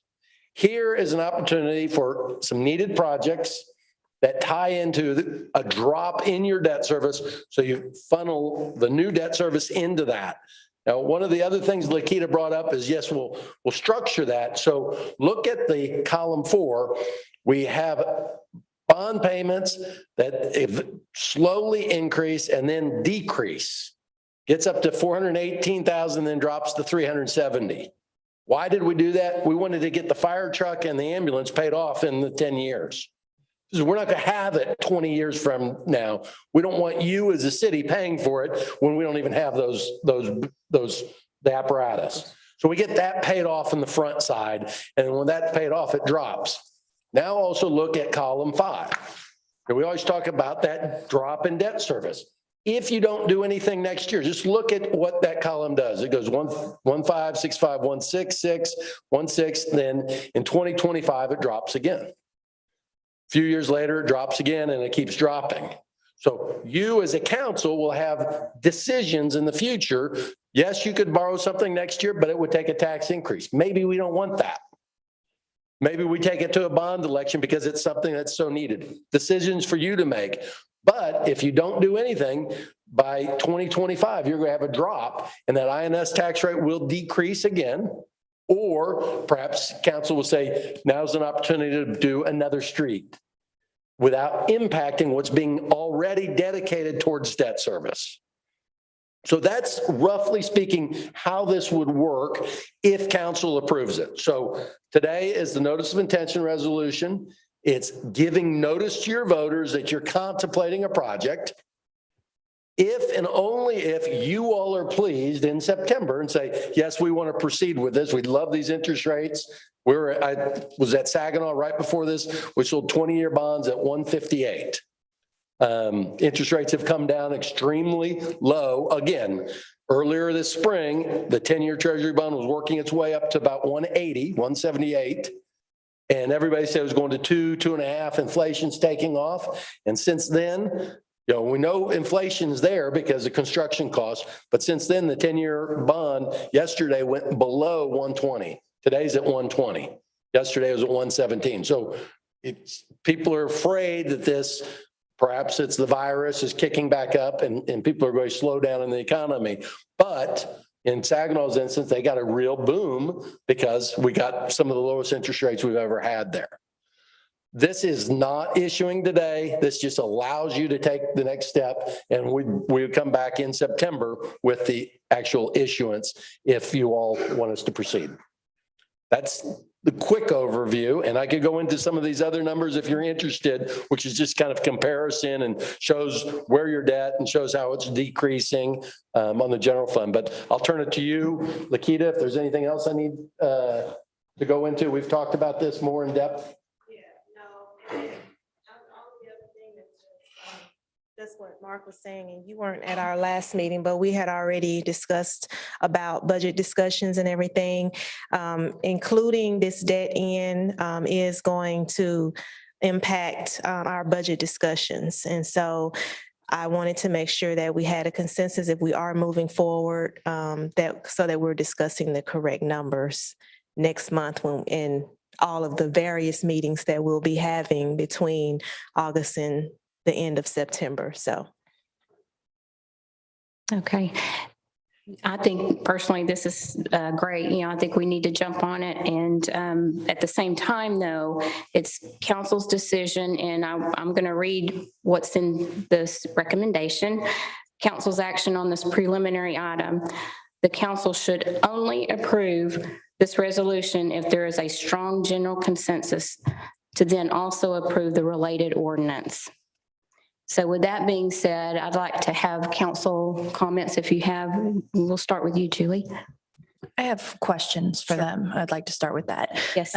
So I just kind of want to clarify the big picture. I'm going to ask some questions. I don't know which of you is better to respond, but y'all let me know. So first of all, how much does the city of Kennedale currently owe in bonds?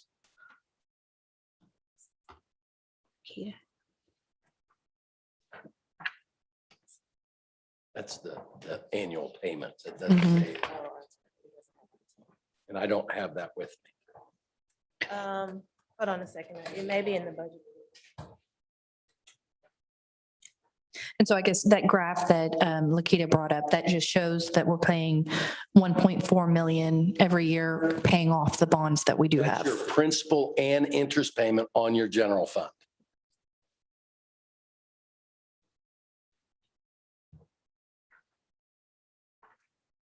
And I actually have that number. I just have to pull it up on my computer. While you're looking at that, I got a question. So on the rate that you were talking about right now, that it was down to one what? That's the 10-year treasury bond, and municipal bonds follow the 10-year treasury bond. Today it's 1.2%. About March or April, it was 178. So it's come down that much. Okay. The bonds we sold today at Saginaw was at a 152. I'm sorry, 158. Okay, so my question is, at what point does this number get submitted to Kennedale? So in other words, tonight, we wouldn't get this number right at 1.2? No. So would it be in September when the bond is actually issued? So if it goes up, then the bond's going to go up. I mean, the rate's going to go up, right? So correct. Yeah. And so what we do is on the day of that sale, which is September, we would receive bids. And those bids would be presented to city council and we would award to the low bid. And if rates skyrocketed to 4, we'd like to say we don't want to proceed. If they stayed close, now where we ran these numbers, we ran the $6 million at 2.13%, which we should do below that. Okay. And what we do try to do is under promise and over deliver, because it's a lot easier to say we got 175 than say we're showing 175 and we came in at 213. Okay. Jan? And your total outstanding bonds, your question, as of this minute is $9,355,000. And I actually still have more questions, so I'll continue. Yes, ma'am. Go ahead. So as far as this bond, if the way it's proposed today, if we were to go ahead and accept that and go forward, what are any potential downfalls that we need to be aware of, how things could go wrong? I was supposed to sell bonds the day after 9/11. We couldn't get bids. We could show up and the market tanked 2008 when Lehman Brothers went broke. We don't know what's going to happen between now and then. So those decisions, that's one of the reasons why you will make that decision with an ordinance in September. So those are the things that could go wrong, that you could end up borrowing too much money or too little money to cover the cost of the projects. Mm-hmm.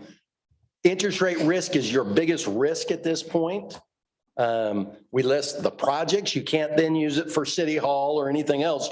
So you're limited. And in this case, streets is the biggest number there. So if one street, if it turns out under budget, then you could go, it doesn't say what street, it allows you to do streets and drainage. It doesn't say Kennedale Parkway. So money could be moved over, but if your project costs $9 million, then you're going to have to rebid it. So those are the risks. At this point, because you haven't authorized anything, I would say you don't have risks. If you had bid the projects and needed the money and we're spending it, well, then you're at risk. Because what happens if we can't get bids because the market is in turmoil for a month?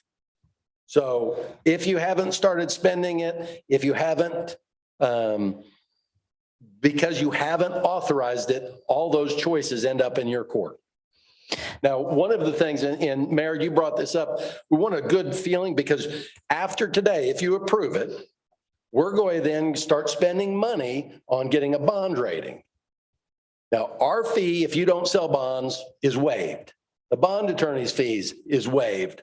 But when we start going out and getting third parties involved, their fees won't get waived. And a bond rating, roughly speaking, on this size by Standard & Poor's is about $15,000. So there are risks that is money that we're not going to pay because that would be a fee for you to pay. But that would be that's why we want a positive feeling going forward, because we don't want the city to have to write a check for $15,000 on something that is stopped because council decided not to. So as far as other disadvantages, let's say we get an influx of taxes and we're able to pay off the bonds early. Is that, what are the disadvantages? And is that something we can put in the contract so that we would be able to pay them off early if we chose? Typically, yes, we would put in a call feature. Feature normally is 9 to 10 years from the date. So in this case, if you had an influx of money and you wanted to use that to pay off debt, I wouldn't suggest you pay these off. I would suggest you use that influx to pay off other bonds that call date is closer to. So you have other bonds that are outstanding and each one has a call date. And you can use those extra proceeds to pay off those bonds. They're also likely to be at a higher interest rate. So if you're getting an influx, we want to pay off the higher interest rate bonds, not the lower interest rate bonds. And anyway, this one would be 9 or 10 years out before you could do that. And you have other bonds that will be callable sooner. Okay, so we wouldn't be able to pay it off before that 9 to 10. Not this bond, but you have other bonds that you could pay off. Okay. Thank you. Gary? Jan? James? No questions. Thank you. I appreciate you coming out. Thank you, Lakita.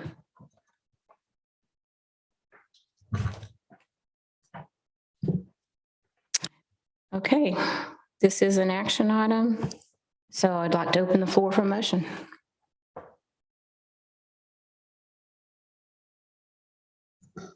I'll make a motion to consider approval of a resolution authorizing the notice of intention to issue a certificate of obligation as listed on our agenda packet. We have a motion. Do I have a second? I'll second. James, second. Any further discussion? Hearing none, I'd like to call for a vote. Raise of hands. All those in favor? Unanimous. Thank you.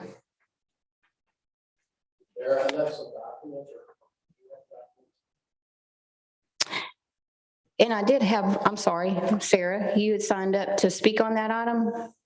Or was?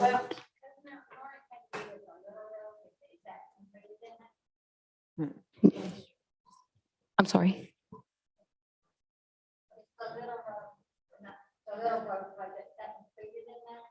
No, that one's not, is it? That one? It's purpose for any street project. Yeah, the way it was worded. But not specifically Little Road, no. That hasn't been. Say that I was invited by Devin Allen, and I think she's a real good person that be willing to be, because she said she'll do whatever she can for Kennedale. She likes it.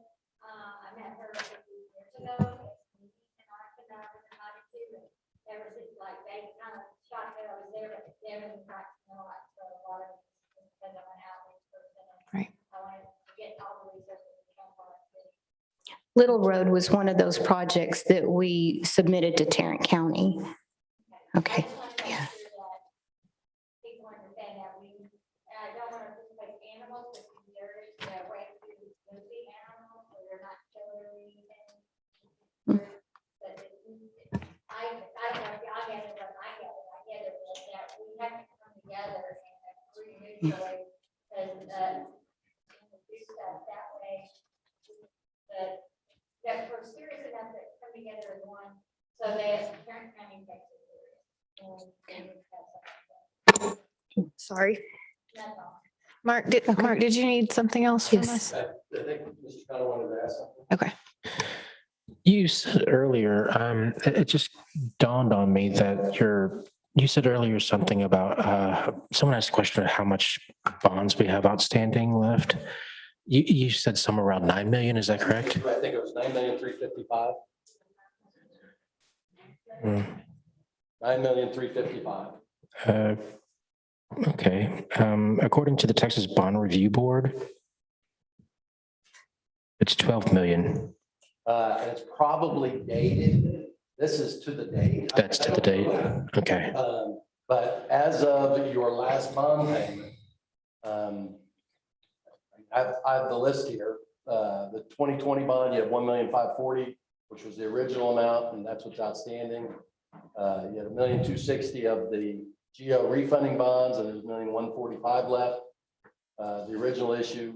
So, I mean, I have each original issue and the par amount. You made a payment in February.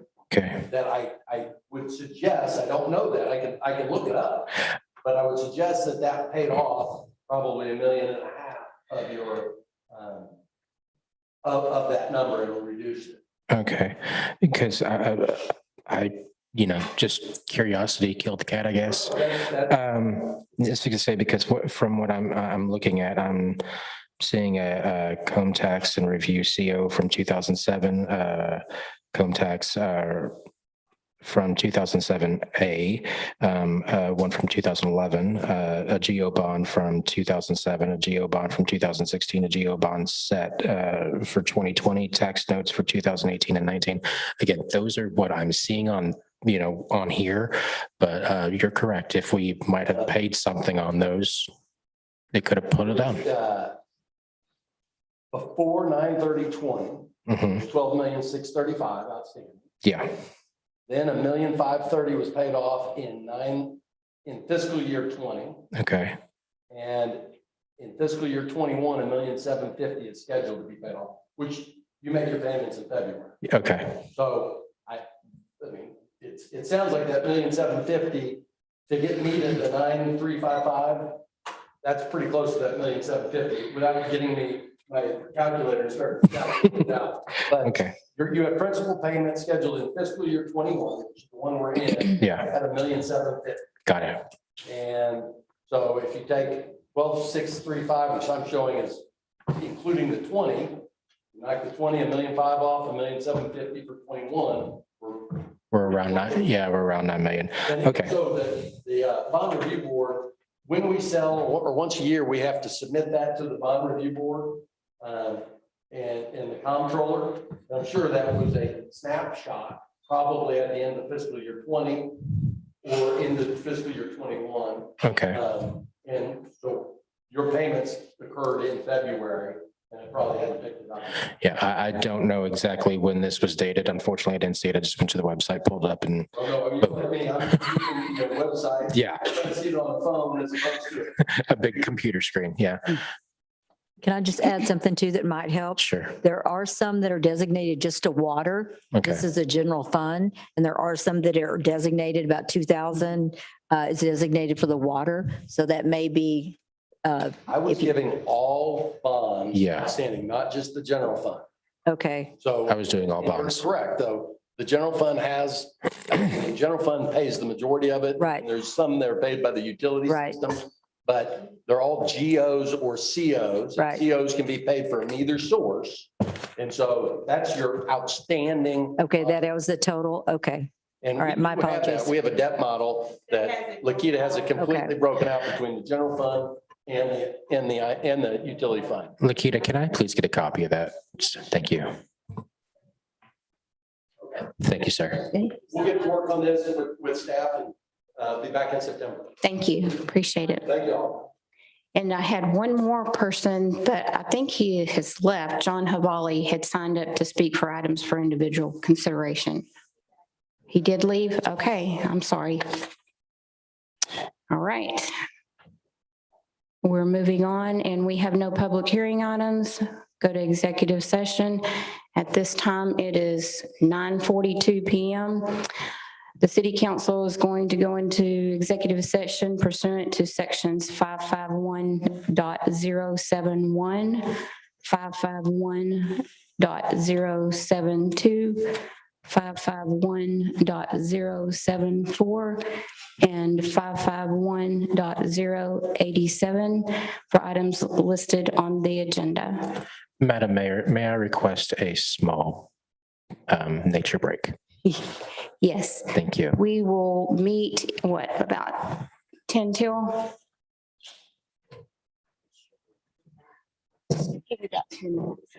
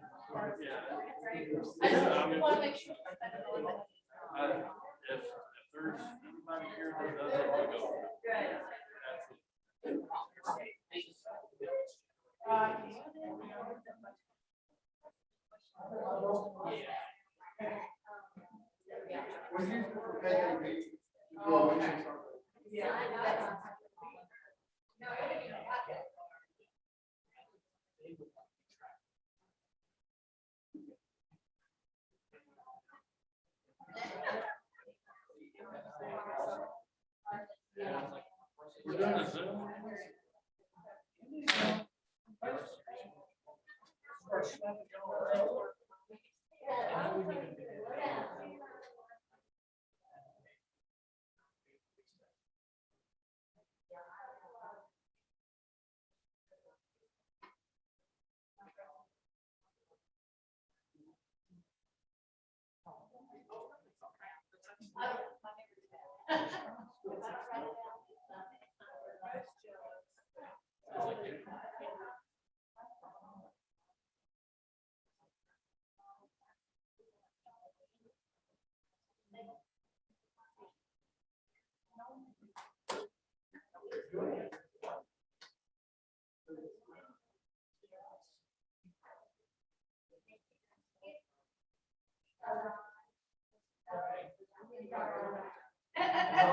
didn't get in line first.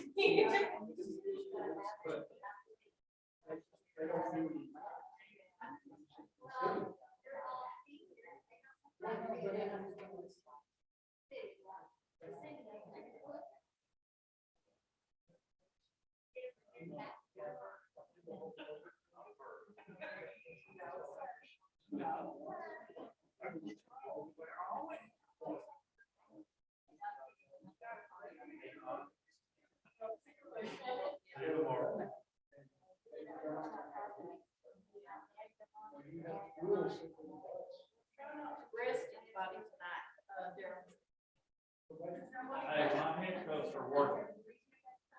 I got them all.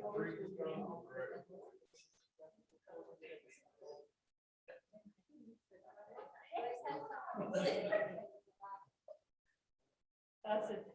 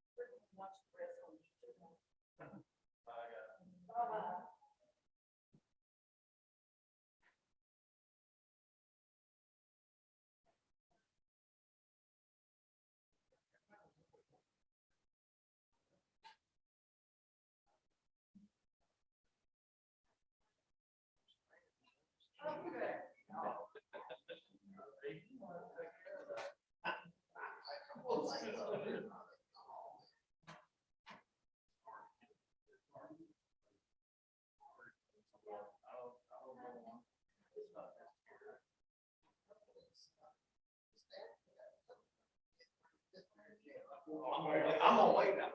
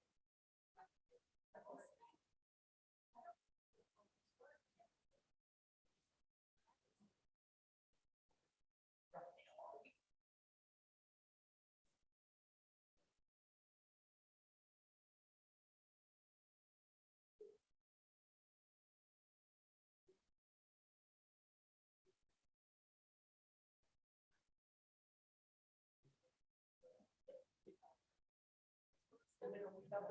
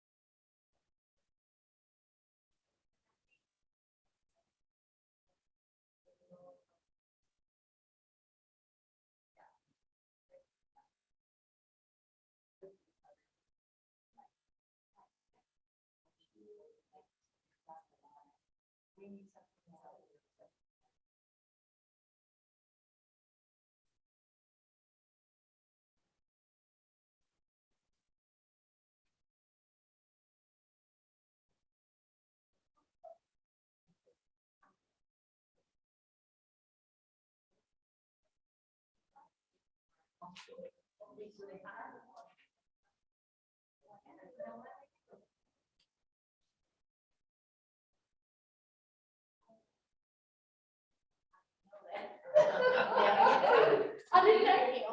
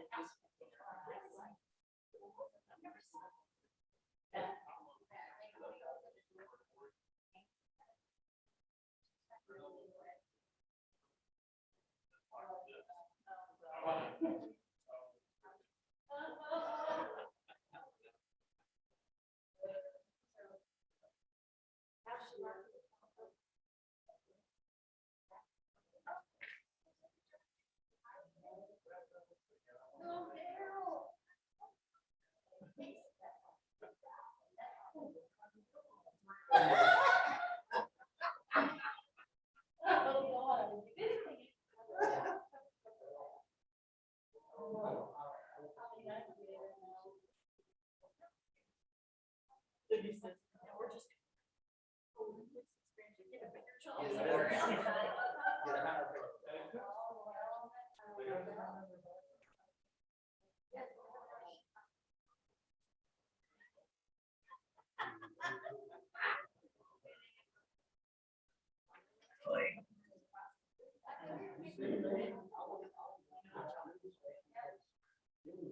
the hatchet. And she come with it.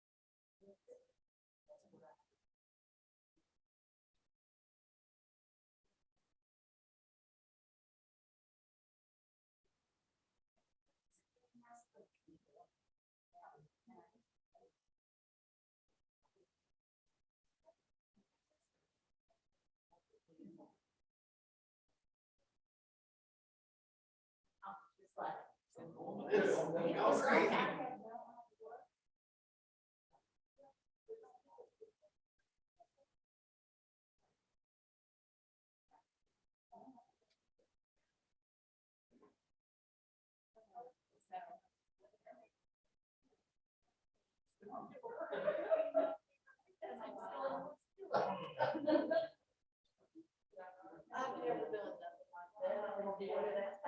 One of that. What was?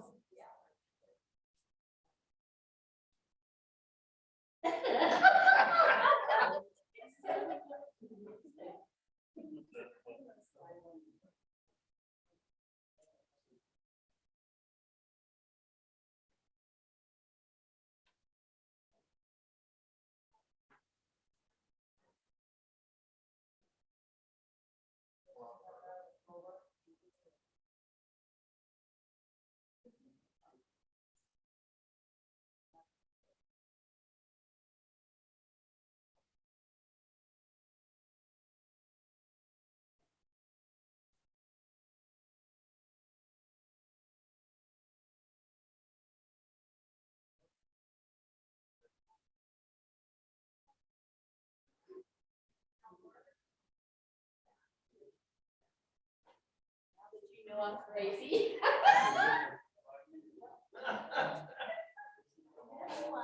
You're the ringleader.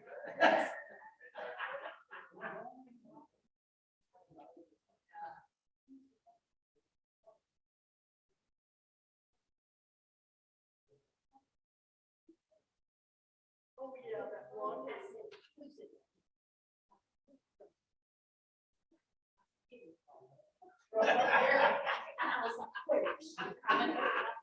What would you say about?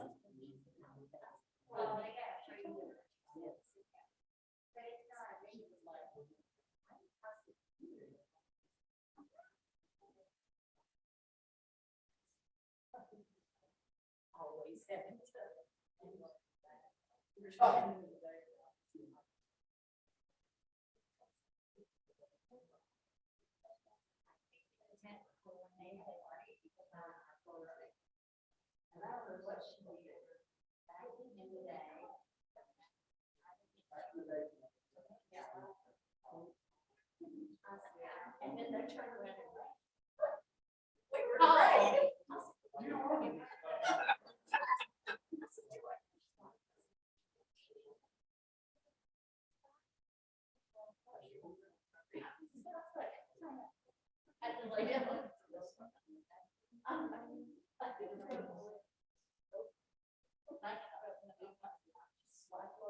Don't ever make me mad about this.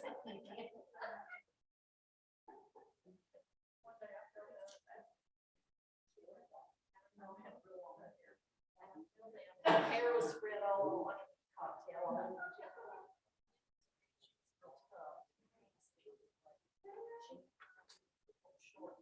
And she stood on my head.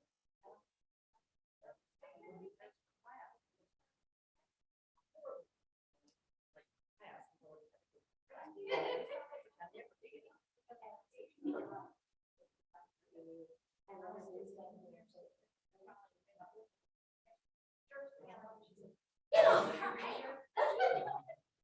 I just jumped and ran.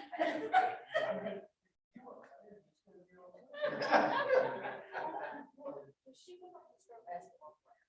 And she like just had the record just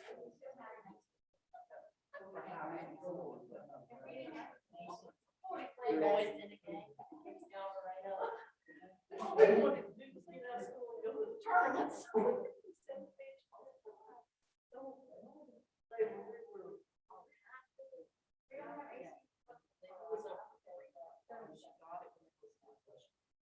So we were in the locker room, the dress rehearsal, we get on the bus to go back, and we learned. And then he goes over there, she takes me up and slams me up against the wall. I don't really. What is that? Don't ever. Well, I said, let's go get on the bus.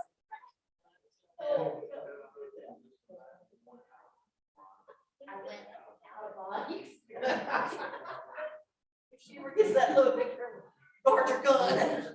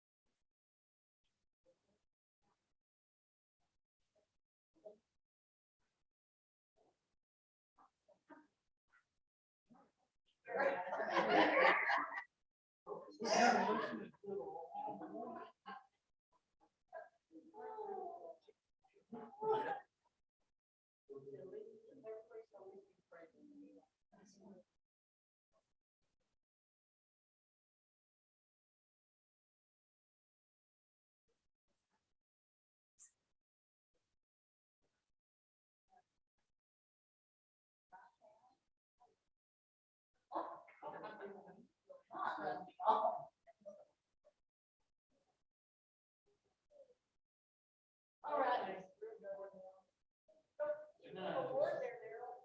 What? Yes.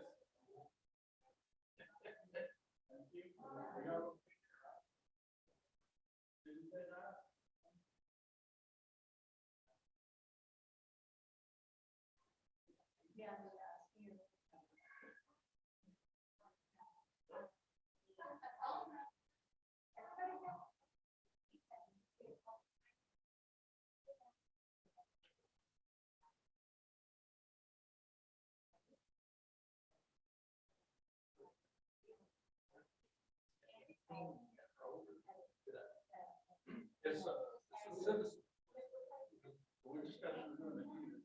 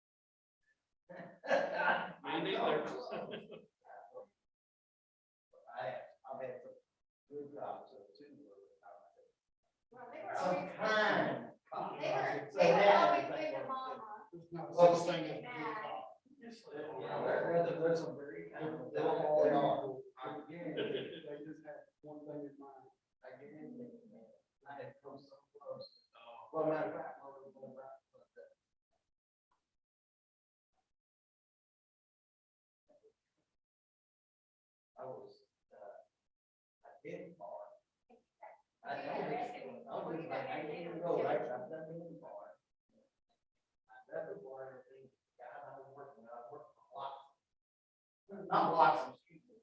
Bill Road Company. It was Bill Road. Oh, yeah, yeah, sidewalk. He was working for.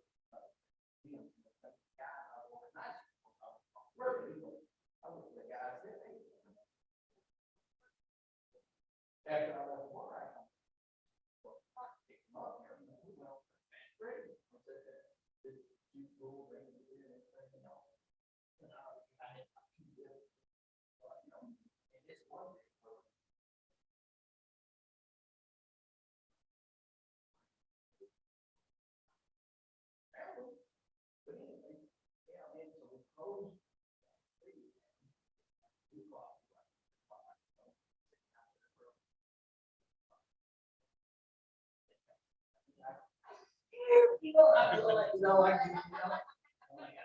But anyway, and this guy, he was older than me.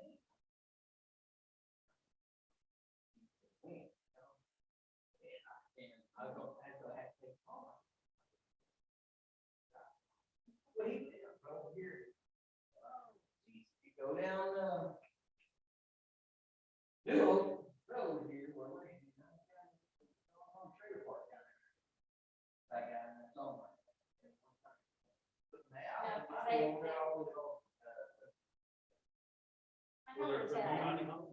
Yeah. Might be.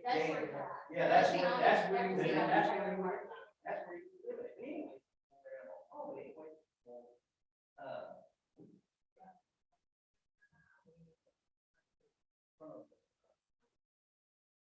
You know where the skate rinks and everything are at right now?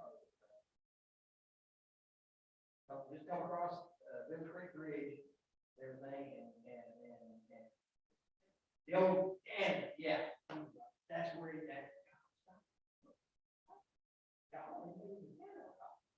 Oh, I know.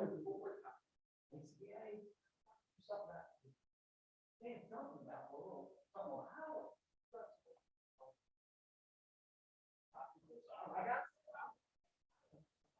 Surely I wouldn't miss that, you know, and everything, you know, and he said, there's like, I'm sitting there in the car. Still sitting, I mean, I have open, I have on, the seat and everything, well, that was all for the drink, you know, over the tank. Well, anyway, yeah, so anyway.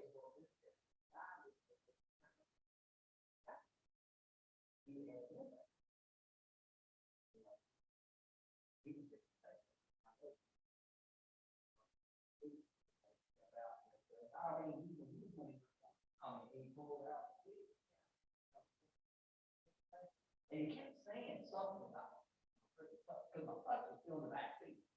And he kept saying something about butt. I don't know what you're saying. But anyway, he and I said, there, listening to him talking. His name now. Marion County Jail. I'm like, oh God, bless America. We're gone, man, we're gone. It ain't getting good, man. I know.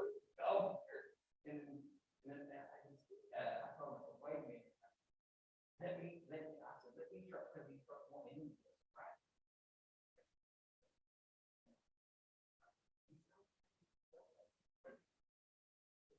He said, just head back, just 1 foot out. I said, see there, I'm all right. Bro, take the hand off the back car. I'm like, I said, listen, I swear, I'm getting, he won't touch me there. I'm getting very far. I said, you get back down the road. I said, you can follow. I'll drive. We'll be okay. I said, I'll get this out. Stay there. They followed all the way to the middle of the road. Yeah. I was like, oh, crap. I could not believe that. I just go, and then 3 hours later, it was like, yeah, it was like 3 o'clock. 3 o'clock. He said, oh, let's go to 7-Eleven. I said, you crazy, dude. I ain't get back out. I'm staying.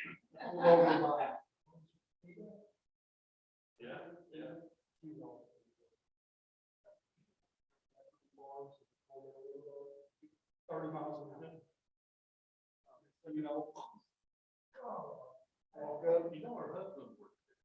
No. Brian Andrews? Really? That's. And she was pulled over.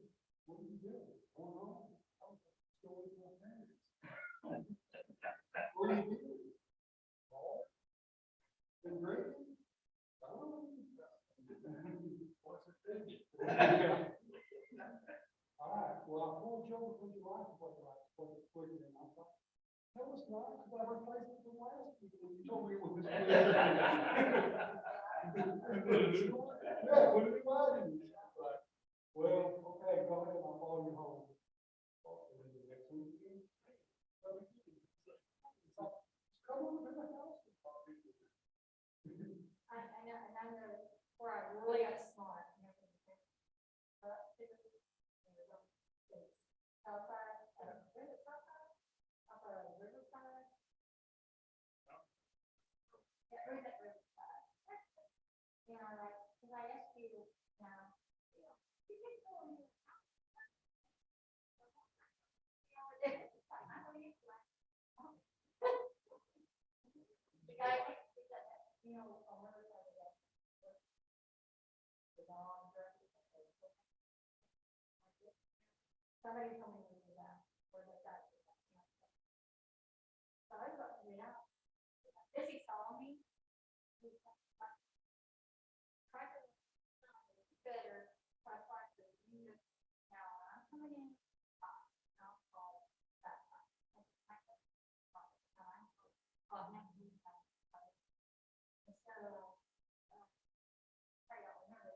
What the hell are you doing out there?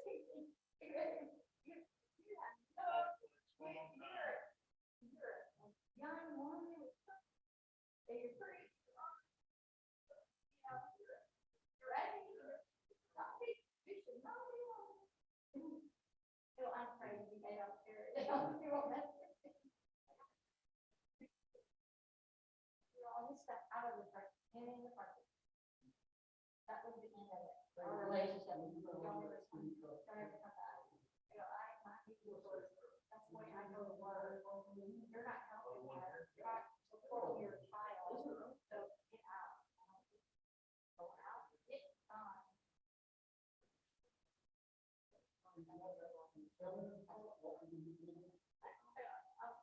Better like this.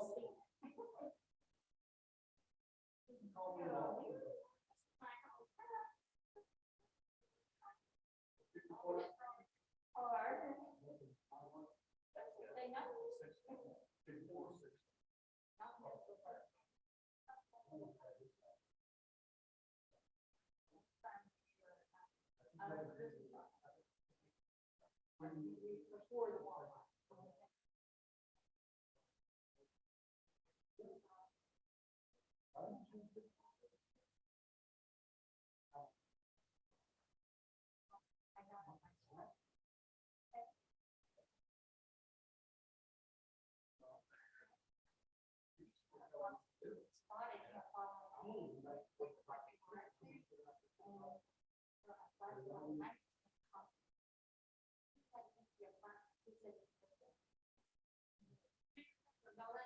Apartment, nobody lives there.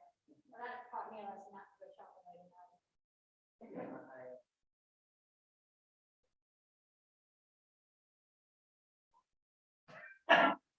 You will die, right?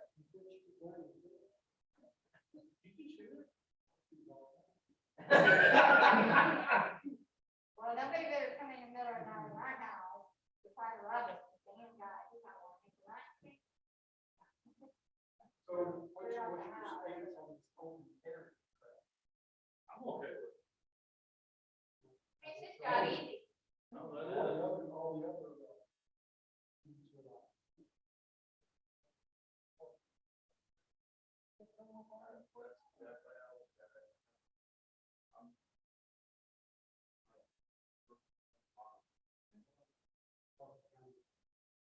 Well, I mean, for somebody, if you see someone that's carrying, no, it's no thing. I mean, to me personally, and this is what.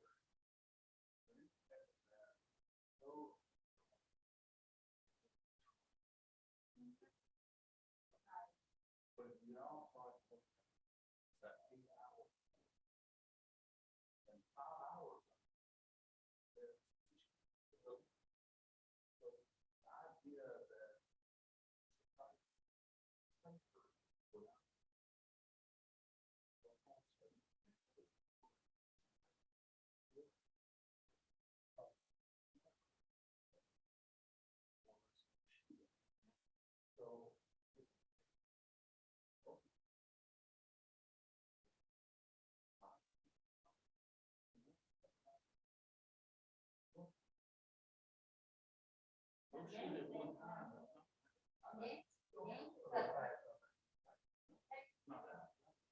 That's original. That has a right. Yes.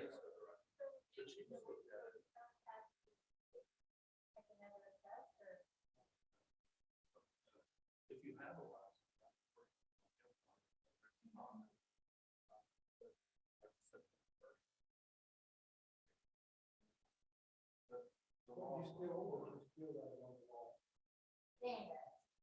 Yeah, there's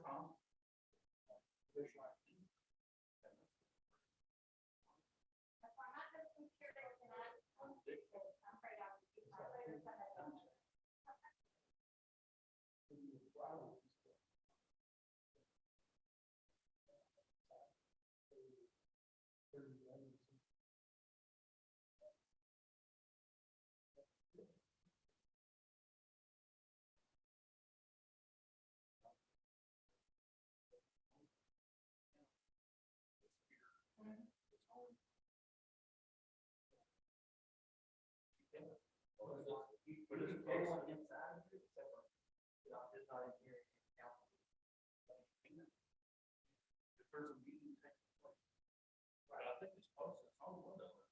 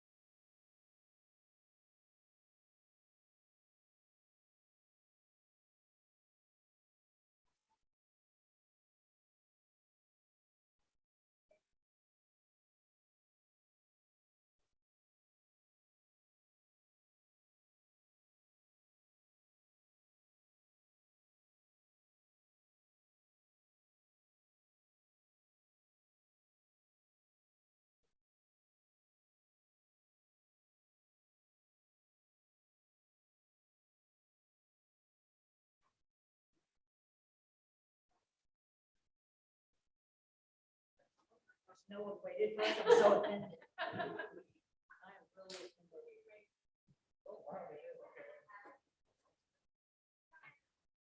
Oh, they did wait.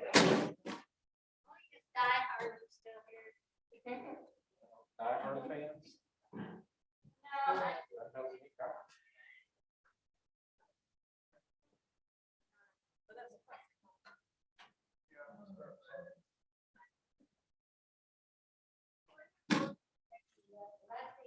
Man, you're a trooper, Sarah. Right?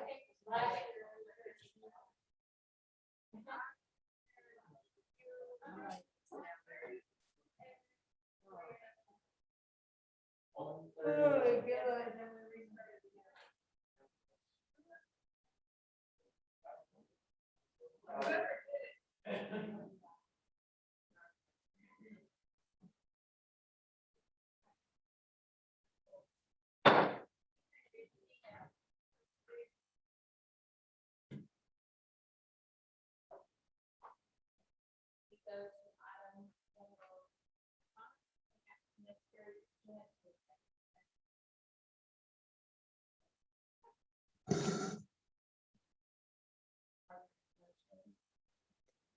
I will make a motion to finalize for the interim city manager to negotiate, finalize, and execute a settlement agreement as discussed in executive session on the city of Kennedale versus James Coyle.